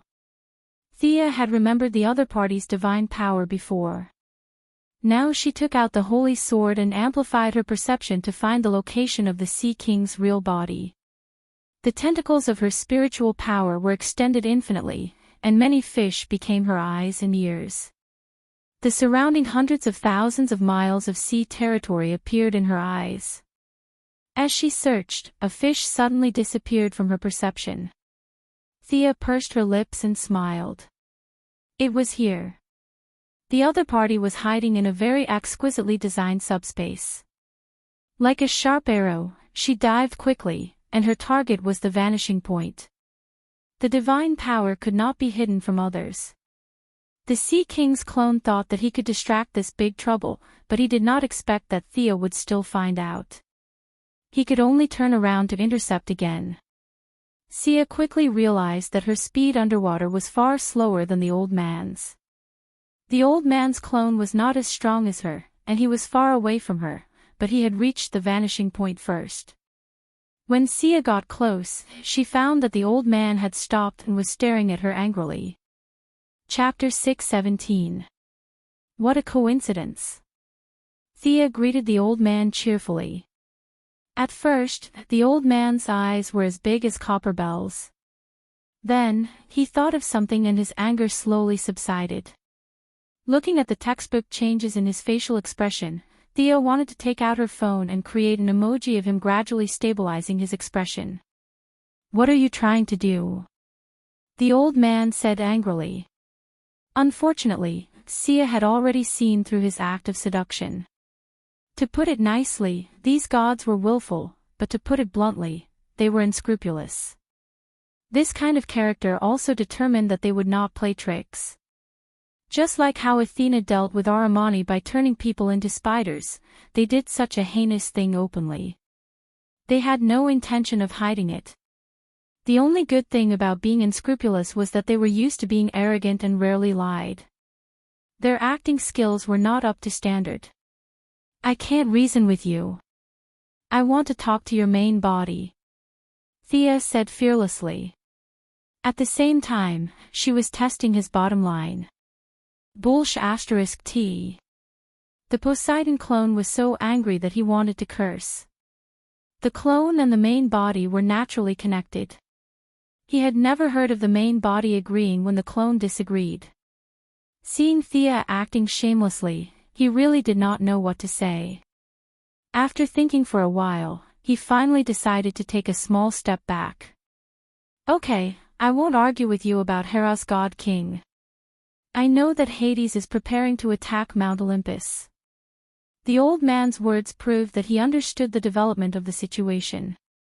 Don't try to fool me. Sia, on the other hand, saw something else. If this guy was content with the status quo, there was no need for him to spend so much effort to gather information. The human world had the internet, but the Greek gods didn't. Especially the Emperor of the Sea, Pluto, and Zeus, it could be said that they basically didn't have any contact with each other. Now, he knew that Hades was about to attack Mount Olympus. Either Hades had contacted him, or he had secretly observed it. She was not afraid of his concern. She was afraid that he did not care and had the intention to interfere. That would make it easier to make a fuss. Thea cleared her thoughts. Your Majesty, Mount Olympus is now the weakest, you are in the middle, and Hades is the strongest. You don't deny this, do you? The old man snorted proudly. Mount Olympus has been breached, and the gods have fled to the human world. Who is Hades' next target? He can't suppress me. The human world is too small. The gods are his target, and the ocean is infinitely vast. The old man didn't take her words to heart at all. Thea snorted. What vast ocean? Why don't you just say that you found a place to hide and the other party won't be able to find you? After all, the ocean covers 70% of the Earth's surface. If this old man wants to run away, it will be really difficult to find him. Alright, let's change our perspective. All the gods have been destroyed by Hades, and he has entered the kingdom of the dead. Every time a god dies, his power will increase. At that time, Hades will be the strongest in history. Will you tolerate a Hades whose divine power is infinitely increasing? Will he let you go? Thea was taking things for granted. The gods were not fools. Even if they could not win, they could still run away. Like herself, if Earth was lost, there were countless planets she could take refuge in, not to mention that she had the support of a world like the new planet of creation. All the gods had their own means. Even Ares, who was now at his last breath, would not die so easily. However, the possibility of all the gods dying in battle still existed. No one could say for sure if the underworld had some means to prevent the gods from escaping. Of course, Poseidon didn't want to have a boss above his head. After all, the three brothers were equals before. Although Zeus was strong, he didn't wantonly invade their territory. If Hades became the boss, would he still tolerate Poseidon? This was a question mark. But even so, Poseidon still didn't want to send troops to participate in the battle. There was no benefit for him at all. He wanted to sit and watch the two sides fight to the death and then reap the benefits. This was his idea. Thea saw his expression change slightly and knew that her words had a little effect. Under the perception of her divine power, he seemed to care about benefits. What were benefits? Benefits were also within the scope of wealth. Even if there was a deviation, she could still perceive some of his true thoughts. Her Majesty Hera is preparing to gather the strength of the gods and attack the underworld in one go. Now, we just want to know Poseidon's position. Thea saw that the old man was pretending to be silent, so she threw another piece of shocking news at him. Just as he was thinking about when he should participate in the battle to maximize his benefits, he suddenly heard such earth-shattering words. The old man was a little confused. It took him a while to understand the meaning of Thea's words. You mean you want to attack the underworld? Aren't you going to defend? He only said that he wanted to attack you. He didn't even do anything, and you want to fight back. Do you have to be so hot-tempered? Of course, she would not say that it was her idea and push the blame to Hera. Thea pretended that she was just an idle person who was helping. She even shrugged her shoulders to express her helplessness and confusion. Then, she pulled her fingers and included all the gods who participated in the battle, including Apollo, who didn't cooperate, and the 2 who ran away. No matter what, the momentum has been built. We are 10 against 1, no matter how fierce Hades is, there should be a limit. These words made the Poseidon's balance tilt in favor of the gods. He didn't know Thea and Diana, but he knew his nephews and nieces very well.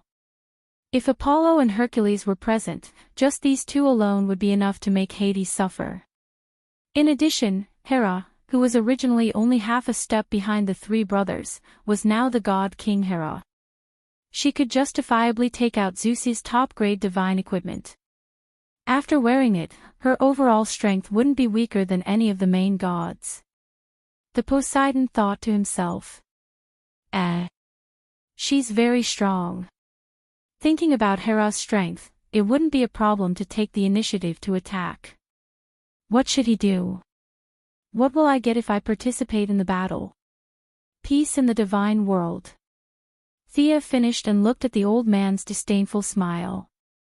And jurisdiction over the river Styx. Oh. Hera is willing to let me control the river Styx. Wrong, not Hera, but Hades. We are fighting for peace and forcing Hades to sign the peace agreement so that the divine world can have a smooth transition after the Zeus era. These words really moved the Poseidon. This is all Hera's idea. Her personality has changed a bit. One had to know that in Poseidon's eyes, Hera was a narrow-minded woman who fussed over small things every day. This was also the main reason why he disliked Hera as the god king. Now, he couldn't stand it anymore. Foresight was important. His sister and sister-in-law seemed to be showing signs of being reborn. Originally, Thea only wanted him to send troops to help in the battle. Now that he was a little moved, she thought that she might as well pull him over in person. The 3 of you are all pillars of the divine world. You've put aside your differences and are working together to overcome the current crisis. If you sign the peace agreement, it's best that you be present in person. Where is your original body now? Thea was still thinking about the Poseidon's treasury. Of course, she wanted to go in and take a look if she had the chance. Chapter 6:18. At the mention of the main body, the Sea King's avatar scratched his head. Now, he wanted benefits, but he did not want to expose himself. He was in a dilemma. Thea saw that he was silent and could only give up. There were still a lot of things to do in the outside world. Now that she had found the hiding place of the Sea King, she could come again next time. Immediately, the 2 of them finalized the dispatch of troops. Thea had completed her task. She hurriedly came out of the water to solve the problem outside. The Atlanteans had a total of 5 landing points. Thea and the rest stopped 3 of them. The Sea King used his swimming advantage to cross the ocean and forcibly stopped another landing point. In the end, a fight broke out at the last landing point. Atlanta controlled AMU and a few elders and sent an order to stop the fight at the last landing point. However, these guys were stubborn. They were determined to fight. The Atlantean soldiers were full of doubts, but they had to obey the orders of a few people in power. The buzzing of energy weapons began to sound. After receiving the signal of the other party to attack first, the Earth side also chose to fire. The Atlanteans felt that they could crush them. The human army, or the human higher-ups, also wanted to see if the real strength of this evil neighbor was as powerful as Thea said. The two sides seemed to have discussed it beforehand. There were almost no negotiations or other diplomatic means. They chose to fire directly. Both sides wanted to fight first and talk later. After being forced by Thea to climb the technology tree, the human weapons could be said to have a qualitative change from the original time and space. A giant mech carried a huge power and directly killed into the enemy's camp. There were also 10 small mechs as support. Laser weapons were not exclusive to the Atlanteans. The small elite human troops were also equipped with laser weapons. The giant mech entered unhindered. The Atlanteans also had mechanical weapons similar to tanks. Unfortunately, in front of the 1,000-ton mech, they were like toys and were sent flying everywhere. However, they had been planning for a long time. They were not without the ability to fight back. The deep-sea giant beast was their trump card. Giant beasts that were dozens of meters tall were summoned from the deep sea. These were all creatures from the ancient times. Because of their huge size, they could no longer survive on land. Some of them even struggled to survive in the deep sea. They were even modified by the Atlantean scientists into cyborg creatures. One of the sea monsters was almost translucent. It looked like a jellyfish that had been magnified hundreds of times. More than a dozen tentacles that were more than 100 meters long wrapped around the mech. A colorless and transparent gas spurted out from the end of the tentacles. The shell of the giant mech seemed to have been splashed with a layer of concentrated acid. The pilot hurriedly activated the energy shield to prevent the power core from being damaged. Another sea beast that looked like a nautilus crawled out of the sea with great difficulty. What looked like its head had a large bloody mouth with 3 layers of fine teeth. Together with 2 large pincers, it pounced toward the giant mecha with ferocious ferocity. The 2 giant beasts surrounded the giant mecha. The pilot of the mecha kept activating all kinds of shields and switching weapons. He fought with all his might, but he was still suppressed. Both sides fought until the surface of the sea was turbulent. A large number of mechanical parts and severed limbs of the sea beasts, as well as blood, splashed down like rain. It was the first time that humans had seen a monster of this size. To be honest, they were a little scared. They, including the political leaders of various countries who were watching the battle through the satellites, did not expect that such a prehistoric creature was still hidden on Earth. Human scientists had always suspected that there were giant sea beasts that were much larger than expected in the deep sea. They had also given various examples to prove it.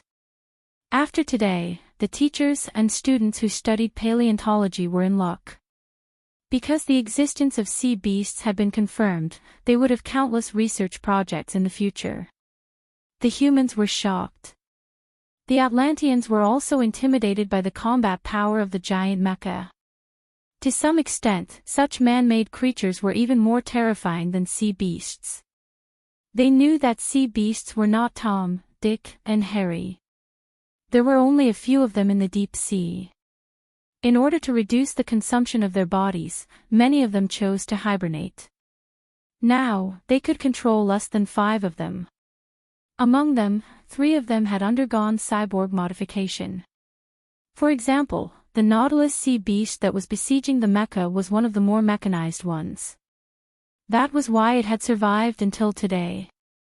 They were too old, and their combat power had deteriorated greatly. Otherwise, 2 of them would not have failed to take down the giant mecha of the humans. The exchange of fire between the ground troops also made both sides frown. 10 small mechas acted as the main force, accompanied by a large group of human soldiers. They were not crushed in the face of the Atlanteans' technology. Both sides fought back and forth quite well. The humans were slightly at a disadvantage, and the battle situation was about 6-4. After not winning the first battle, the ordinary Atlanteans began to feel tired of the war. Half a day ago, they were still at home and were forcibly recruited to fight.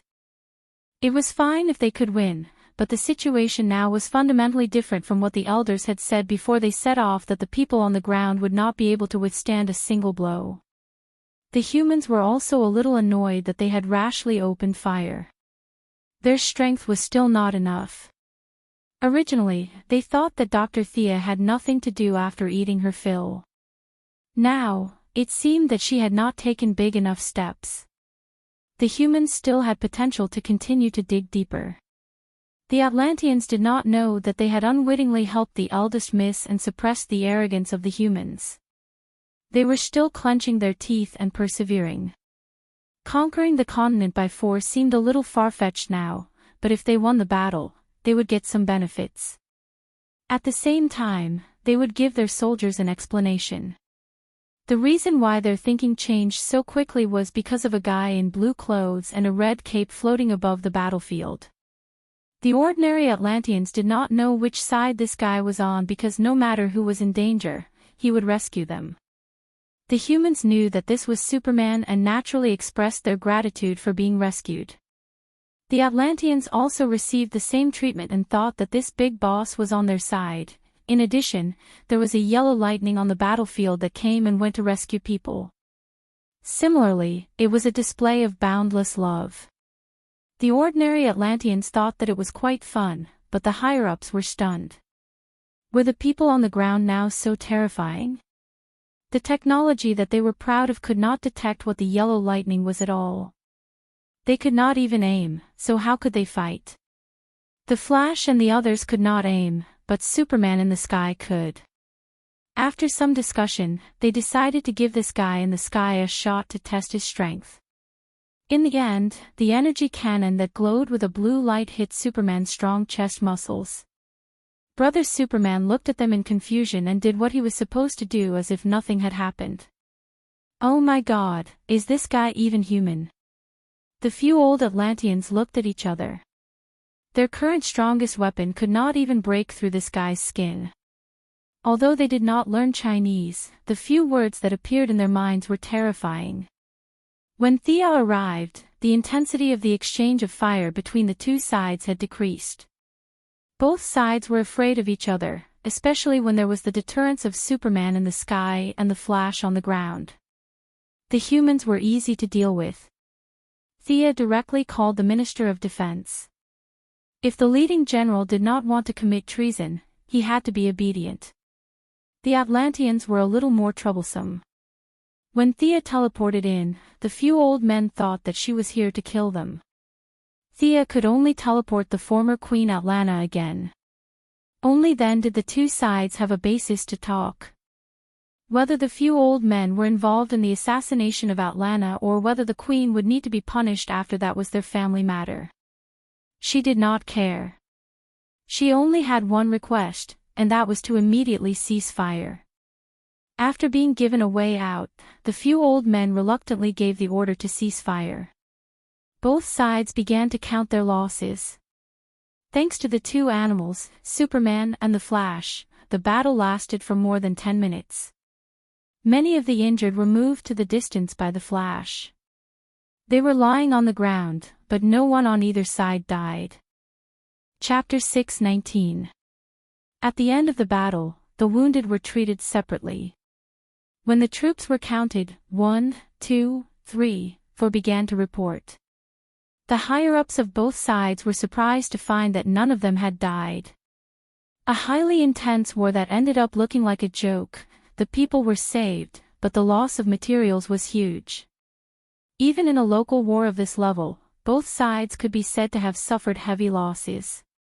Guns, ammunition, all kinds of military equipment, these all cost money. In particular, the giant mech and the two sea beasts were almost defeated. The giant mech was directly destroyed, and the pilot was rescued by Superman. Of the two sea beasts, one was a translucent sea beast like a jellyfish. Due to the uniqueness of the creature, although many of its limbs were broken, it could grow them again as long as it ate. The other sea beast was a little nautilus-shaped. It was now lying on the coast like a small mountain. Many of its body core had been replaced by machinery, but it was pierced from front to back by the giant mech's sword. A large amount of purple blood was flowing out of the wound. All the Atlanteans were still in fear. In their culture, the sea beasts were like some kind of sacred object. Of course, most ordinary people did not know that their scientists were semi-mechanizing the sea beasts. "Thea, do you have any way to save it?" The Sea King, who had swum back and forth from both sides of the Atlantic Ocean in a short period of time, learned about the situation of the sea beasts. He also came to Thea to think of a way. He remembered that the young lady had healing abilities. Theo looked at the 1,000-ton behemoth and was a little surprised. Could healing spells treat this thing? Even Morgan Le Fay, who was good at healing, had not seen this thing before. She threw 2 healing spells with an exploratory spirit, but the effect was not obvious. This thing was too big. The healing spells that could accelerate the growth of human cells seemed to have been thrown into the sea. Even Thea's Eye of God could not see any slight changes at the cellular level. At the same time, it grew in the deep sea and was naturally repelled by the light attribute. Several powerful healing spells were ineffective. Thea could only take out the God of Death's staff and use the seawater beside her to perform a large-scale water-based healing. This time, the effect was much better. The 3 cracks on the side of the Nautilus that were cut by the giant mech were shrinking visibly, and the transparent hole in the middle of the body was also slowly healing. How long has this thing lived? The Flash, who was also very scientific and exploratory, looked at the giant beast and asked her. Thea was speechless. This sea beast had probably lived from the previous era until now. From this point of view, it was indeed much more valuable than a mech. She put away her original nonchalance and became serious. The God of Death's staff could subdue this sea monster, but it was useless against her now. Moreover, this thing must have eaten a lot. Its mouth was bloody and its 3 rows of sharp teeth were not beautiful. Thea ignored the faint pleading from the staff. Just as she was trying her best to treat the patient, a faintly discernible voice entered her heart. "Why is this staff in your hands?" At first, Thea was stunned, but she quickly reacted. It was the old Sea Emperor. "Why is this old man looking for me?" He also recognized this staff. Or was he somehow related to the God of Death? "You mean this staff? It has been in my hands for many years. What's wrong?" The other party did not respond for a long time. After 5 minutes, when Thea was almost done with the treatment, his voice came again. "How about this? This matter will not affect my relationship with Mount Olympus. As a private transaction, can you give me the staff? I will not let you suffer a loss." Oh. Thea was a little nostalgic. The other party was very eager, and the desire to make a deal was extremely strong. This was a signal from the divine position. The staff was now dispensable to Thea, but it must be very important to him. If she did not ruthlessly skin him, she would not live up to the name of the goddess of trade and wealth. The staff was of great benefit to Poseidon, this was certain. If she gave it to him now, there would be 2 results. 1, his strength would increase greatly, and he would fulfill his promise, which would be an additional help to the crusade against Hades. The other was that he would violate his promise and turn against the gods. Thea naturally chose the former. She would let him stay half dead for the time being. At present, she was not lacking in high-end combat power. She replied to Poseidon that she would consider, but only after the Battle of the Underworld. Both sides needed a platform to improve their understanding of each other.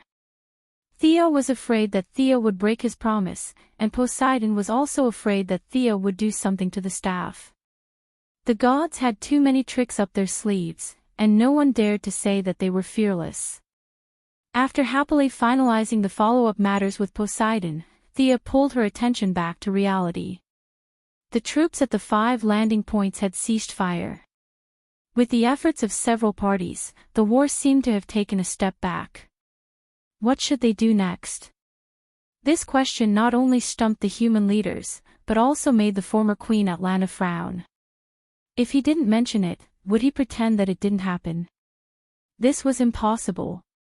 The battlefield was filled with bullets, and the human side had mobilized more than 100,000 soldiers. It was impossible to keep this a secret. The government had to give an explanation to the people. It was impossible to make up lies. They could only selectively tell part of the truth.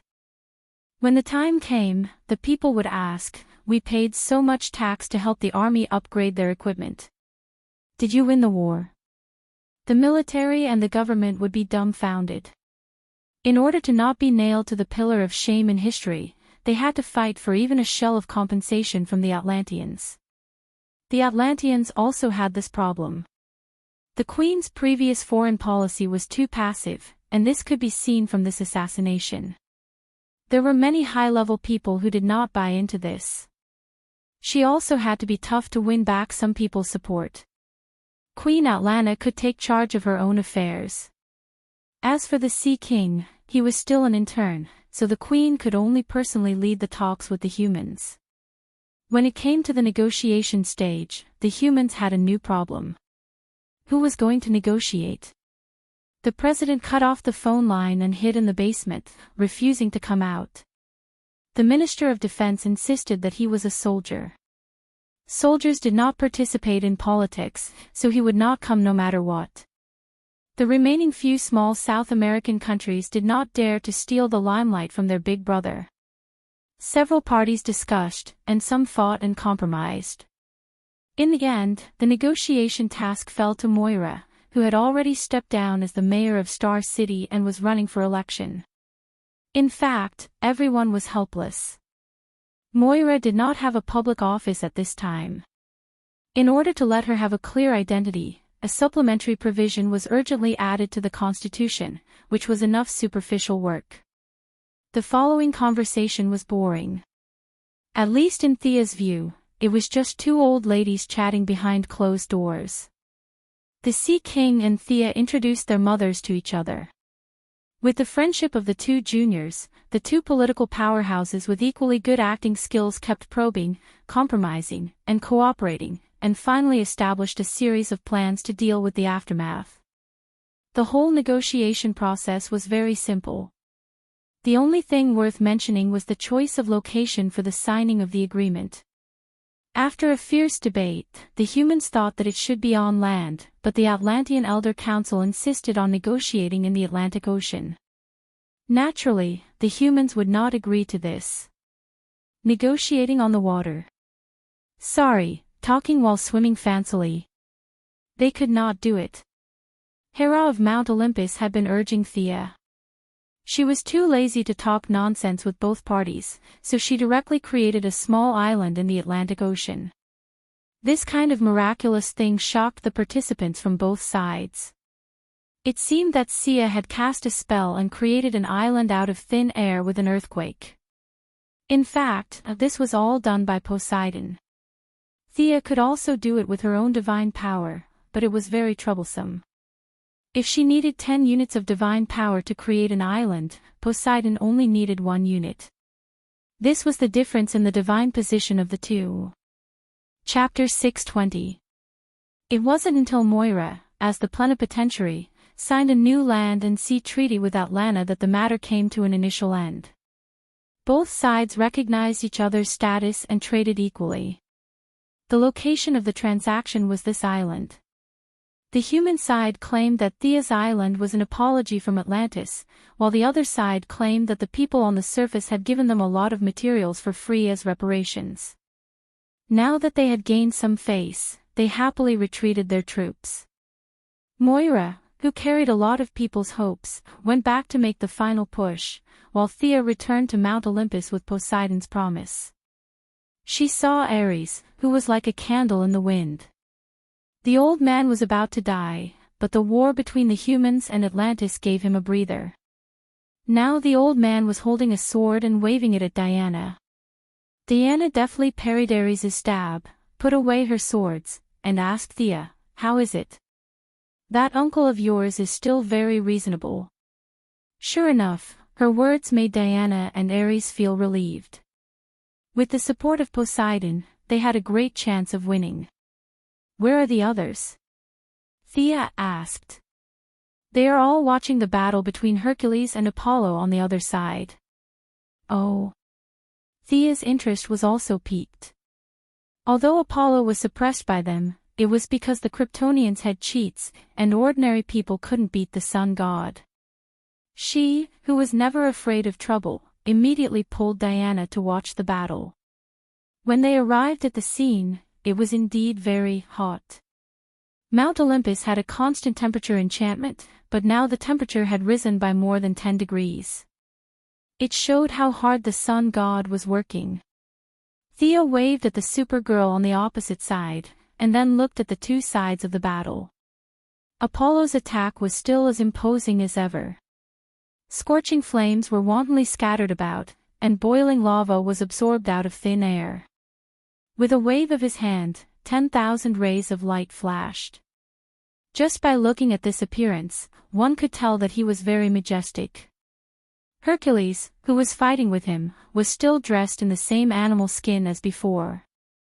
Hercules held a giant axe in his hand, fully displaying his advantage in strength.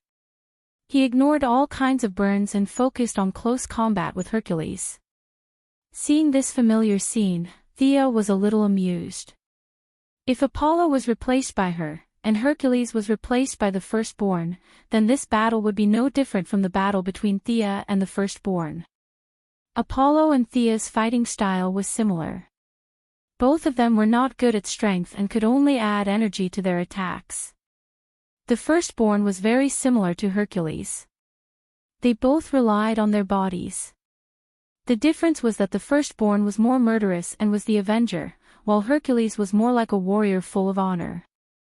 In the end, whether softness prevailed over hardness or hardness prevailed over softness depended on the grasp of both sides. Sister Thea, Sister Diana. Little Supergirl took advantage of the free time to walk to the two girls, looking as cheerful as a deer. Adventure, fighting, these were all messages deeply rooted in the genes. When Fiora was born, she was genetically modified to be an adjutant, and when Kara was born, she was genetically modified to be a warrior. Fighting was her nature. Compared to Superman, who made her study, work, and be an ordinary person, she preferred to fight. Thea rubbed her little head. This girl's energy had increased by a lot. Needless to say, she must have absorbed it from Apollo. She was indeed a cheater. The humanoid son was restrained by the Kryptonians, which was why he was so angry. Seeing Supergirl and Thea talking intimately, Apollo repelled Hercules with 2 consecutive moves and turned to look at Thea. "I heard that you tied with the Firstborn. If it weren't for the guy in the red cloak, would you dare to fight with me?" For a moment, everyone looked at Thea. "Damn, I am the goddess of wealth, not the goddess of war. Why do you all want to fight with me?" However, good opponents were hard to come by, especially at her level. Thea also wanted to see how strong Apollo, who sat on the throne of the King of Gods in the original time and space, was. "He is very strong. You have to be careful." Seeing that Apollo had found another opponent, Hercules naturally stopped. He did not know that Thea had ascended to godhood and was still judging her based on his previous impression of her. Thea walked out slowly, flicking the soft whip in her hand. Brilliant silver flames danced around. The sound and light effects of Thea were not inferior to Apollo's. Apollo snorted and also took out his weapon. Thea was a little surprised that this guy was also a bow user. The golden bow was matched with dazzling sharp arrows. Unfortunately, the goddess of moon's silver moon longbow was no longer a match for her because of her divine power. Otherwise, it would be interesting to compete with her archery skills. Her opponent stared at her like lightning. Thea did not want to be a target, so she could only attack first. She waved the silver flames in the air. Needless to say, the light and fire elements were the same, so her opponent must have a high resistance to them. The water element was suitable, but unfortunately, its attack power was too low. The dark element did not look good, and its compatibility with the silver flames was too low. Thea could only inject the wind element into the non-elemental silver flames. The silver flames turned into a sky blue color and danced in the air to interfere with Apollo's vision. She hid herself in the flames and used the dazzling light effects to close the distance between them. Under the sun, no one can escape. Apollo spoke like he was singing, and there was even a bit of an aria. Unfortunately, Thea did not have time to sneer, because the opponent's arrow had already left the bow, and the target was her body. "Can you see through my invisibility?" Thea did not panic in the face of danger. Her legs did not move, but her body moved 10 meters horizontally.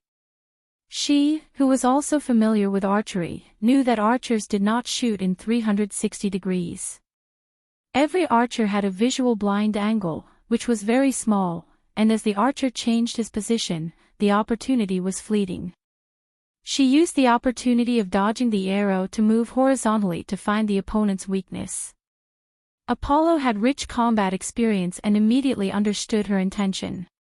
He quickly distanced himself and reloaded his arrow to prepare for the second attack. Thea's several attacks were seen through by her opponent.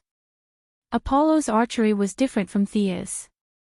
His archery was very imposing, with a kind of grand and unstoppable rhythm. Thea was helpless against the divine power of the sun god.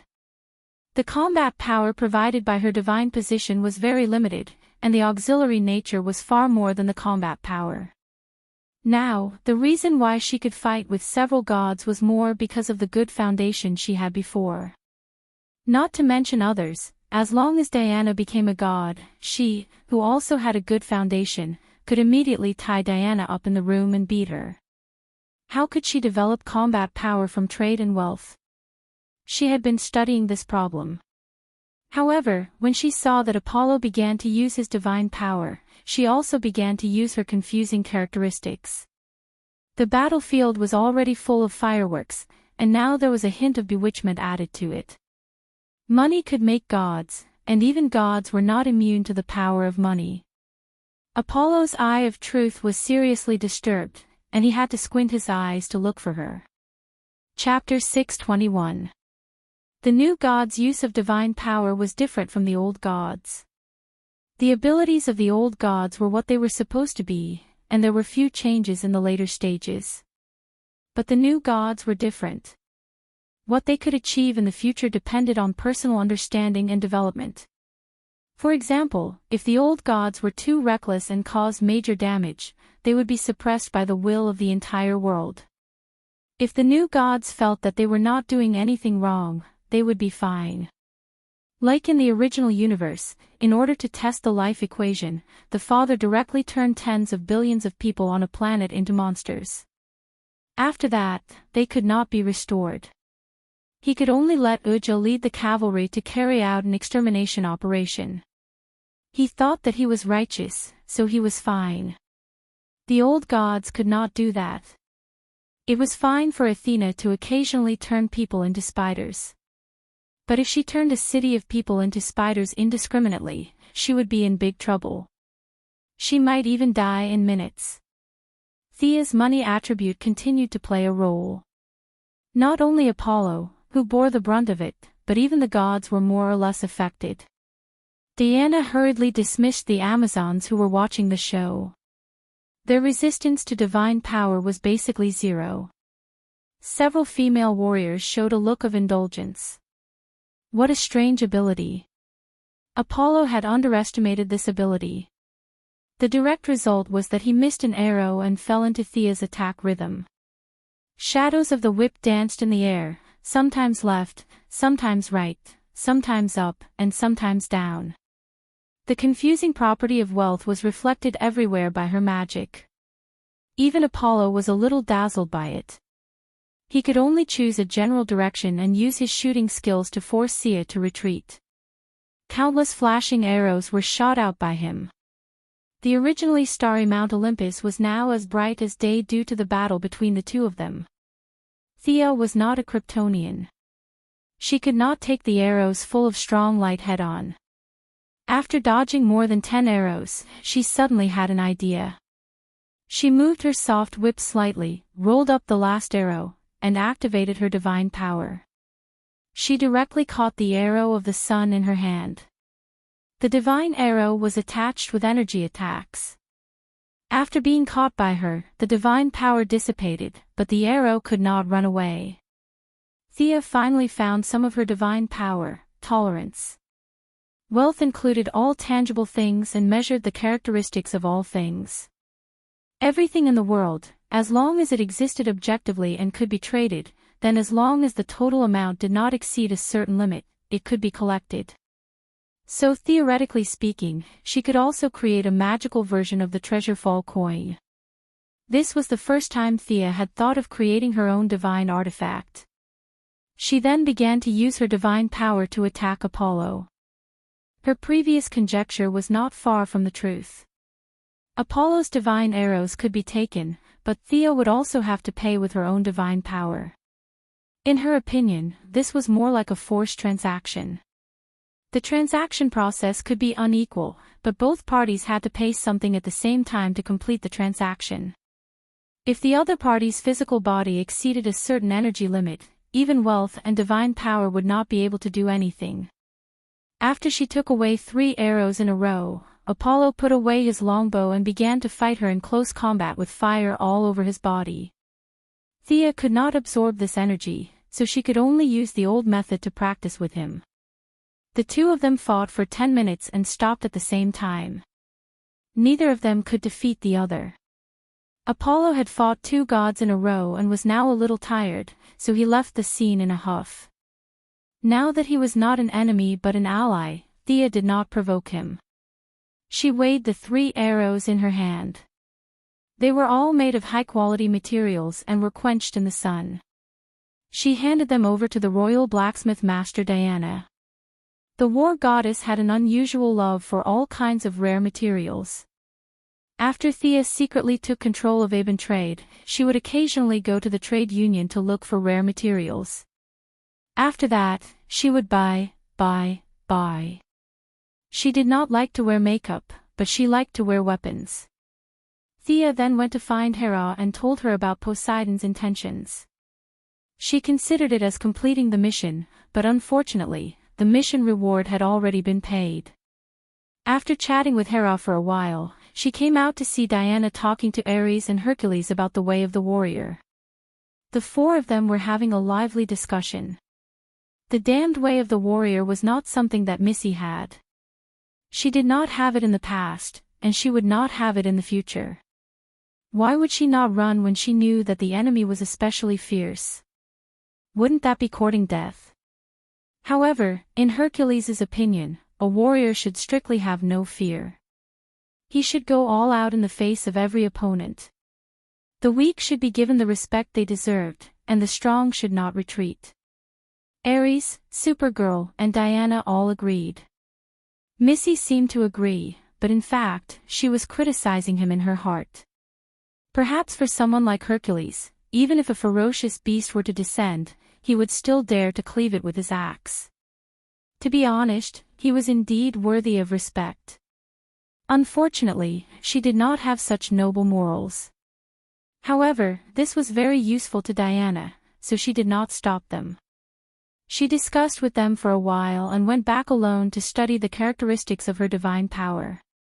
Tangible things could be sold and traded. Then, did that mean intangible things could not be traded? It was not absolute. The demons had provided her with a new idea. The trade of souls was the demon's favorite.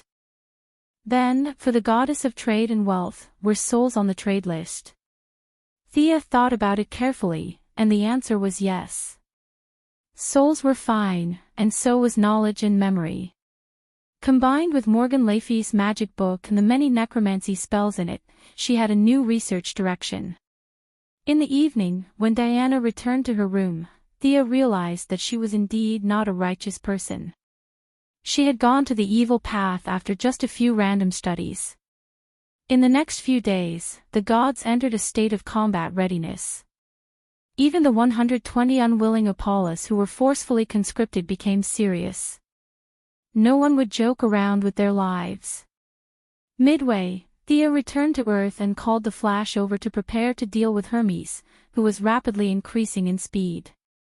She also introduced him to Supergirl with bad intentions. The first time the two met, they had a good impression of each other. Supergirl's sincerity and Barry's sunshine touched each other. To be honest, Thea did not think that Ayers was that good. Supergirl paired with the Flash. Just thinking about it made her feel good. Compared to Ayers, that black girl, Supergirl was her daughter-in-law. Surely, the mother of the god of speed would not object. Although she thought highly of the two of them, Thea still had her morals. She did not do anything unnecessary and let nature take its course. 3 days later, the gods had gathered. The two gods who had escaped were also forced to return. Hera, the god of strength, Hercules, Apollo, the god of sun, Ares, Dionysus, the god of wine, Hephaestus, the god of blacksmiths, Demeter, the goddess of agriculture, and Eris, the goddess of strife. The 8 Greek gods, Thea, Diana, Supergirl, and the Flash left Mount Olympus to meet up with Poseidon. Chapter 622. Seeing the huge strength of the gods' allied forces, Poseidon was also a little moved.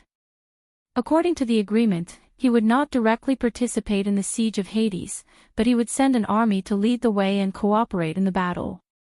After that, he would get the jurisdiction of the Styx. After the war, no matter who won or lost, the 3 sides would meet. Poseidon's avatar could only wear the golden armor, wear the crown, and hold the trident and advance with the gods. His army also poured out from the vanishing point that Thea had observed before. The Nagas were Poseidon's trump card. Their upper body was human, and their lower body was like a sea snake. The male Nagas were brave warriors, and the female Nagas were magicians. Poseidon, who had always looked up to Zeus, also had the dream of spreading the world. However, compared to Zeus's powerful genes, his illegitimate children were a little less presentable. He had more sons than daughters, and most of them were giants and rough men. Now, the one leading the sea race army was one of his sons, the Cyclops Polyphemus, who was famous for eating people. He was the son of Poseidon and the sea fairy Teusa. After the two sides met, they simply reiterated their responsibilities and obligations, and the army began to go along the waterway to the underworld. The death gas of the underworld was fatal to ordinary people. Except for the gods, ordinary Amazons, the sea race army, and the Flash and Supergirl might not be able to resist. The gods' response was to consolidate at every step, gather the power of the gods to transform the underworld in a short time, and force Hades to jump out to fight. Otherwise, the underworld was vast, and no one could find him. If he refused to fight, then they would transform the underworld directly. Every inch of land lost in the underworld would weaken Hades' divine power. In the long run, it was good news for the gods that he did not fight. The Greek gods were used to being lazy and casual. Even such a serious battle was like an outing. The Flash was a little nervous at first. When he saw so many people and gods and myths, he was shocked and felt like he was in a dream. Fortunately, there was a cute little girl beside him to relieve his tiredness. Are these guys really as described in the legends?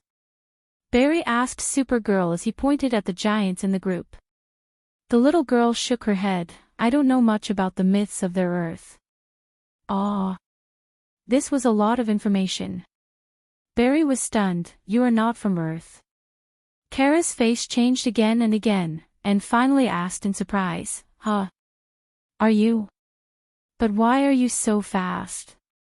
After saying that, Supergirl walked quickly to Thea and said bitterly, Sister Thea, I seem to have been exposed. Sigh, such a naive child. Thea had known Kara for several years. Sometimes, she did not know whether to laugh or cry at this naive child. No wonder the Martian Manhunter had been protecting her.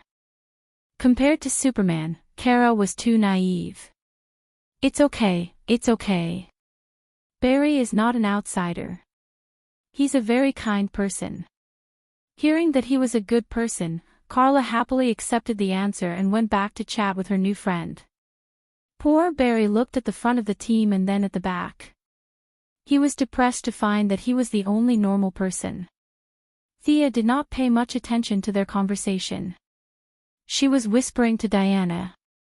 With so many gods fighting against Hades, she felt that she could do nothing. If the battle was intense, she might even go to Hades's treasury to take a look. The Greek gods were interesting. The god of wealth was none other than Hades. All the gold and treasures buried deep in the earth belonged to Hades. It was precisely because this guy was also the Greek god of wealth that Sia had been inciting several parties to fight against this grandson. There were both old and new grudges, as well as the messy struggle for divine power and divine position. It could be said that it was extremely complicated. At this time, Sia was discussing with Diana in a low voice about how to take away Hades' treasury without attracting attention. It would be even better if they could kill this guy silently on the battlefield. Diana could fight against the whole world for the sake of her lover. Now, she was only taking some of her evil uncle's treasures. She had no moral doubts at all, especially since she already knew that Sia's godhood was a treasure, so she had been helping to come up with ideas.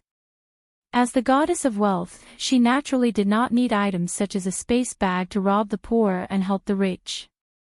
All wealth could be transformed into divine power by her, and she could freely convert it back. The goddess of wealth also had a super small plane that Sia named the wealth space. All items that could be classified as wealth could be stored in it. However, it would be ungentlemanly to just rob them. It would be best to make it a transaction, such as robbing the other party's treasure and leaving a copper coin behind. The group of people and gods did not hide their tracks. They walked through the secret passage to the underworld. This secret passage was created by the old man Poseidon many years ago. God knows what kind of grudges he had with Hades. The group emerged from the shallow water.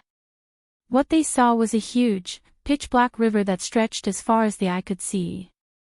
It was the river Styx.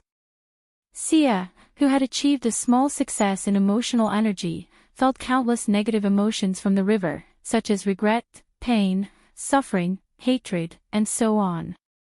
She winked at Ching Nu, and the other Green Lanterns worked together to form an emotional shield, protecting the ordinary people's minds from being invaded.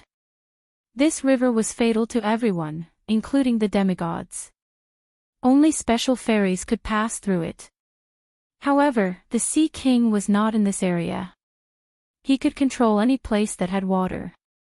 An interesting characteristic of the Greek gods was that their jurisdiction was very scattered. For example, the wealth that Thea could not forget, Hades had jurisdiction over it. In fact, Poseidon did too. The treasures buried underground belonged to Hades, while the treasures in the sea belonged to the Ocean Emperor. That was the literal meaning, but the actual meaning was different. Hades insisted that the treasures at the bottom of the sea were also underground, and should belong to him.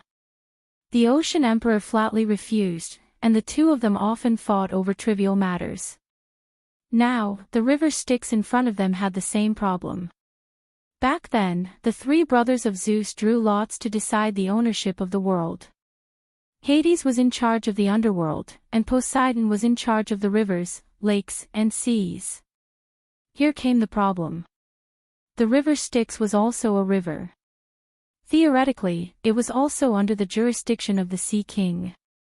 However, Hades believed that the river Styx was an inseparable part of the underworld. Since ancient times, the river Styx was a member of the underworld family. The two of them had often argued over this river. However, because Poseidon was slightly weaker than Hades, the scale of the argument had not been expanded.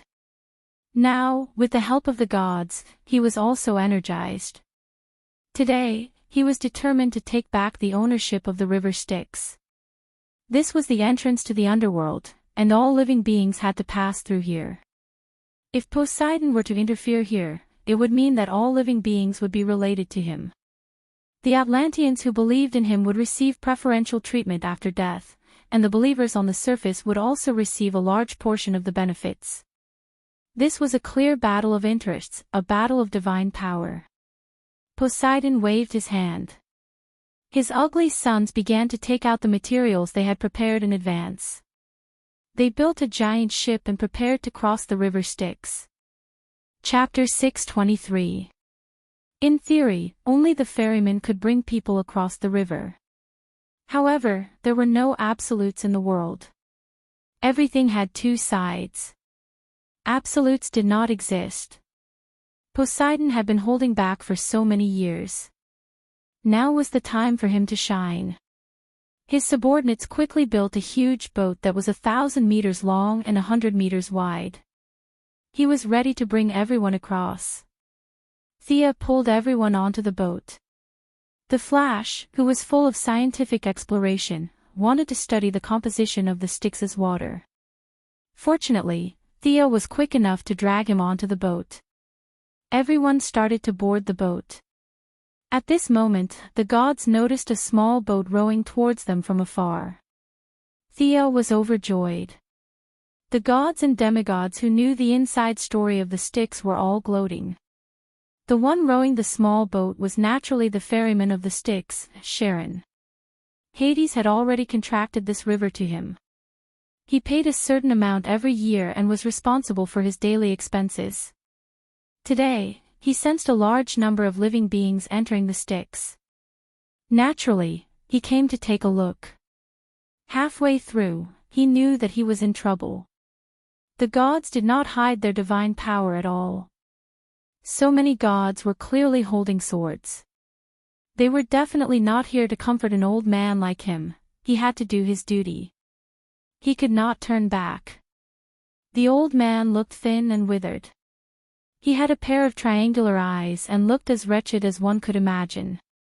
However, he was actually very senior. He was also a god. Theo looked at the old man rowing the boat slowly towards the gods. She sighed in her heart. The ferryman of the Styx, Charon, was a trash underworld gladiator in her impression. However, in this world, this guy was not so simple. He was the son of Nyx, the goddess of creation. He was of the same generation as the three goddesses of fate. Unfortunately, his time had long passed. Or rather, it had never come. In front of a powerful god, even a senior would have to bow his head. He could wag his tail and beg for mercy from the junior Hades. Naturally, he did not dare to anger Poseidon and Hera. Theo was a new god to the Greek gods. Hera and the rest were also replacements to the descendants of the gods of creation. One generation after another. This was also the reason why the gods were afraid of the future. Seeing the boat approaching, who would deal with this guy? The gods were communicating with each other through their eyes. Thea, who originally wanted to be a bystander, felt the thread of fate tremble slightly. She had done many experiments in private, and now she could barely make use of the function of this thread. If she followed the arrangement of fate, then the thread would be tightly attached to her hair. If she wanted to do something that fate didn't plan for, then the fate thread would suddenly protrude, a classic example of reverse growth. Fortunately, the fate thread was now somewhat connected to her and was slowly accepting her.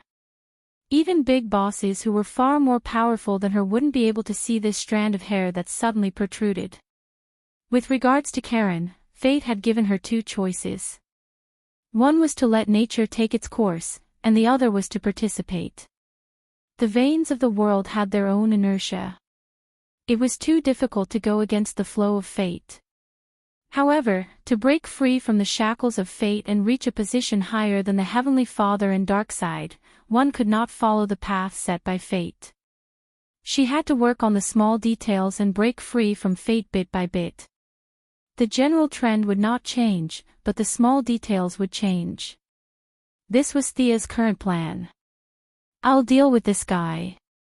She volunteered to negotiate with Karen, who was rowing the boat over.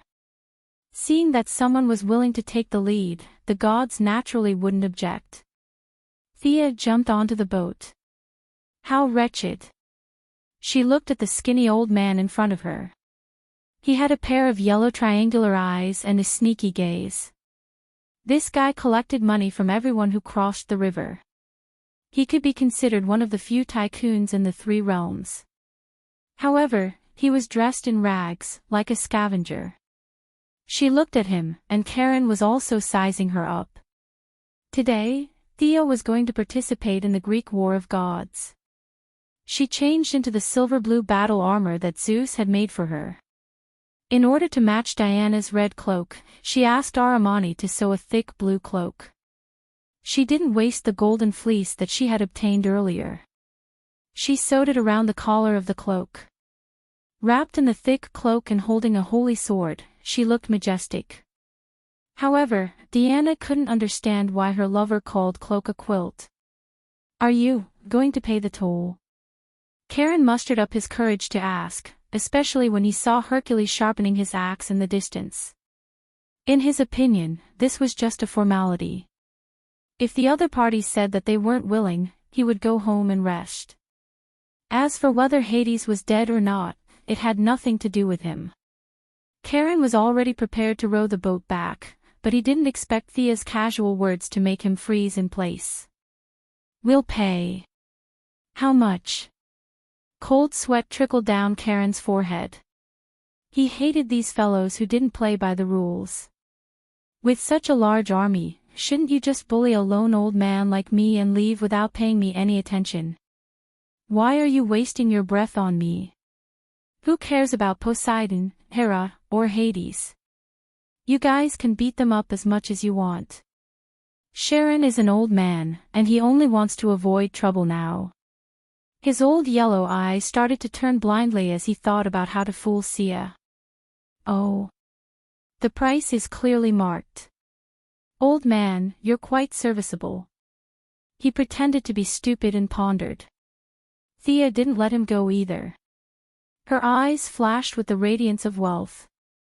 Out of curiosity, she pulled out a sign that was neither gold nor silver nor copper from under the deck. She could recognize the words. It was ancient Greek. She immediately read it out: 10 mortals, 10,000 demigods, 1,000,000 gods. "Old man, you're really good at making money." Then, under the old man's shocked gaze, Thea used her wealth and divine power to convert an astronomical amount of money to Karen. This amount wasn't small, and it used up a full fifth of her divine power. She handed over a mountain of money to Karen. If it was in the past, this wretched old man would have jumped up in excitement. However, he didn't think so now. Old gods had to abide by the rules. Even if this river crossing fee was added by him and was part of the rules, he had to accept it. Karen accepted the river crossing fee with a bitter face. Thea's face was a little pale. She stared at Karen with a faint smile. If he wanted to earn her money, he had to be prepared to lose his pants. Thea paid according to the rules, which meant that the transaction had begun. He had to follow his rules and send this group of people across the river. "Can't you cross the river by yourself? Why do you have to drag me along? I don't have any combat power," the old man complained. He couldn't help but complain to Thea. His rules were very clear. Bring people across the river. Although Poseidon had a huge ship, in order to show the word "bring," he had to paddle a small boat in front. From afar, he looked like a guide. It would be fine if Poseidon won, but if Hades won, the future of this guide would be worth pondering. Others were led astray and mistakenly boarded a pirate ship, but he directly joined the enemy and became a guide. In the past, this kind of people were the worst to be hated by rulers. Chapter 624. Sharon thought that being forced to become a thief was already the worst news, but the worst was yet to come. The experience in the underworld was a nightmare that he had never imagined since he was born. The sighing old man looked at Thea sitting on his boat with her eyes closed.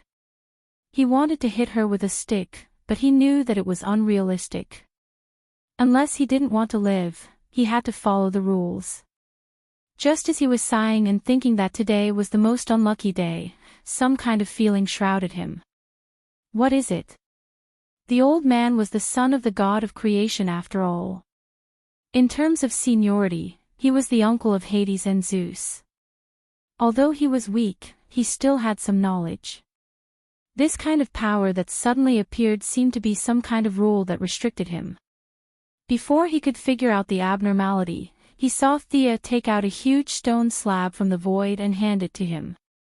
Why are you giving me this? Sharon took the stone slab and looked at it. On it was clearly written, "Send the gods, Thea, across the river." He was unfamiliar with this extra name. If he wasn't wrong, it should be the despicable woman that he wanted to hit the river with a stick. He focused and continued to read. One party paid, and the other party provided service. It was written very clearly. When he saw the last line of the agreement, he thought that he understood the other party's sinister intentions.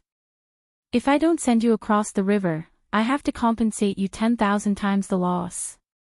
The old man pointed at the line of small words and asked stiffly. You must be eyeing my property. The goddess of wealth of some divine system? Old man Sharon felt a strong sense of wealth from the agreement. Although he had never seen the new god, he could still judge the nature of the divine power. The conclusion was obvious. The other party was eyeing his money. She was eyeing the hard-earned money that he had earned as a ferryman for tens of thousands of years. However, he didn't know how the other party came up with the punishment clause. This kind of method that could be implemented without his consent was too strong. Anyway, he didn't plan to go back on his words. He would just take them across the river. 10,000 times the compensation. What a joke. Thea had paid an astronomical figure. The crossing fee included 2 gods, more than 10 gods, hundreds of demigods, and hundreds of thousands of mortals. It was a huge number. Multiplying this number by 10,000. Sharon felt that he couldn't afford it even if he worked for tens of thousands of years. It was just crossing the river. I'll just take you there. He felt that Thea's methods were mysterious and unfathomable. In fact, this was a new application of the Genesis. The subject of the transaction did not change, and the transaction item did not change, but it could add a note without the other party knowing. Originally, Thea couldn't have added it directly since she was also a party to the transaction. However, she was able to borrow her own talent, the power of will within the order scale. This mysterious power was capable of drawing out the origins. Now that she had faked an outsider to the transaction and proposed changes, the main body immediately agreed, resulting in the final version in Karen's hands. The other party thought that Thea was interested in his small amount of money, which was an insult to her taste. This document was only a restriction. There was nothing above the river Styx. From time to time, there would be spirits of the dead swimming around in the water. The small boat was in front, and the huge ship was behind. They slowly moved to the other side of the river.